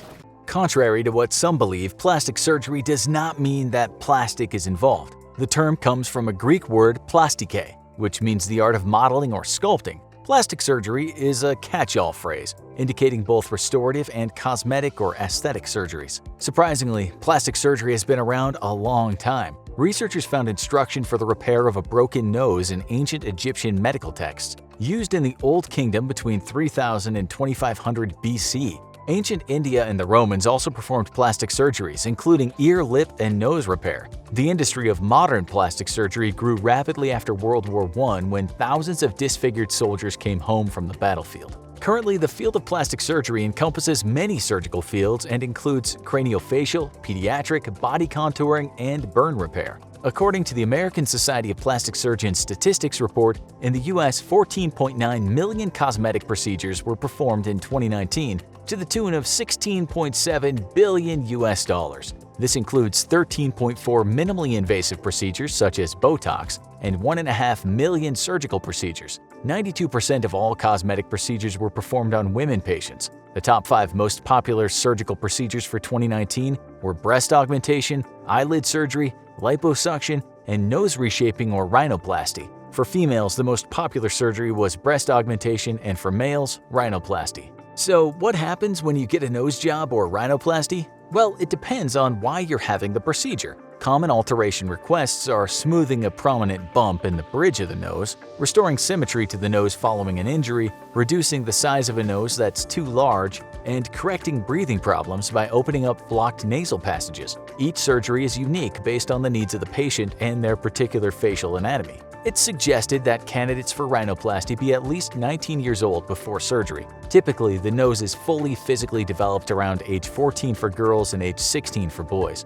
but the rest of the face often continues to grow for a few more years. Although cosmetic surgeons take special care when evaluating young patients, it's best that the entire face be developed before rhinoplasty is performed so the results look as natural and congruent to the patient as possible. A quick nose anatomy lesson. The upper third of the nose, known as the bridge, consists of the nasal bone, while the lower portion of the nose consists of cartilage. The shape and appearance of the tip of the nose is formed by alar cartilage. The columella is the flesh at the base of the nose that lies between the nostrils. Internally, the two nostrils are separated by a thin layer of cartilage called the septum. Often, rhinoplasty is performed with the patient under general anesthesia. However, it can be performed with a patient intravenously sedated and under local anesthesia. The surgeon will begin by drawing guidelines on the patient's nose before performing one of two procedures. The surgeon can do a closed rhinoplasty or makes incisions inside each nostril. This procedure is most commonly used for patients who need minor adjustments to the nasal structures to achieve their desired improvements. The advantage of a closed rhinoplasty is that there's no visible scarring after surgery. If a patient is having extensive alterations or remodeling done to their nose, an open rhinoplasty procedure is performed. In open rhinoplasty, an incision is made across the columella. Also, incisions are made inside each nostril, basically opening the nose, which allows the surgeon more complete access to the internal nasal structures. Thankfully, the scars from an open rhinoplasty are generally hidden in the natural contours of the nose. Depending on the needs of the patient, the surgeon may remove alar cartilage to narrow a wide nose tip. Also, sutures may be inserted to bend or pull the alar cartilage in, creating a narrower tip or altering the shape of the nose tip. If the patient's septum is deviated, the surgeon will straighten it and cartilage may be removed from within the nostrils to improve breathing. The surgeon may remove a dorsal hump from the patient's nose by shaving away small portions of cartilage and nasal bone. Sometimes carving away a dorsal hump may leave the patient's nose with an open roof or a hole where the hump used to be. The surgeon will reposition the nasal bones in such a way as to close the open roof. Repositioning nasal bones can narrow the mid-portion of the nose. If the narrowing is not desired, the placement of cartilage grafts are used to help the nose retain a wider shape. Nasal implants may also be used to alter the shape of the nose. Once the surgeon has finished making alterations to the patient's nose, incisions are closed with dissolvable stitches. Nasal airway splints or packing may be positioned in the patient's nose to stabilize and support the nose during recovery. Bandages and also a splint may be applied to the nose externally to also support and maintain the new shape of the nose as it heals. Patients often experience pain, bruising, and swelling, particularly around the eye area after surgery. A doctor may prescribe oral pain medication to keep the patient comfortable. Stitches, splints, and bandages are generally removed during a post-procedure appointment about a week after surgery. Most patients can then resume their regular activities. The worst of the swelling generally fades away within a few weeks of the surgery. However, minor swelling may persist for several months, and it may take up to a year before a patient's nasal contouring is complete. Silicone breast implants can be deadly. Watch this video to find out why. How did plastic surgery help World War I vets?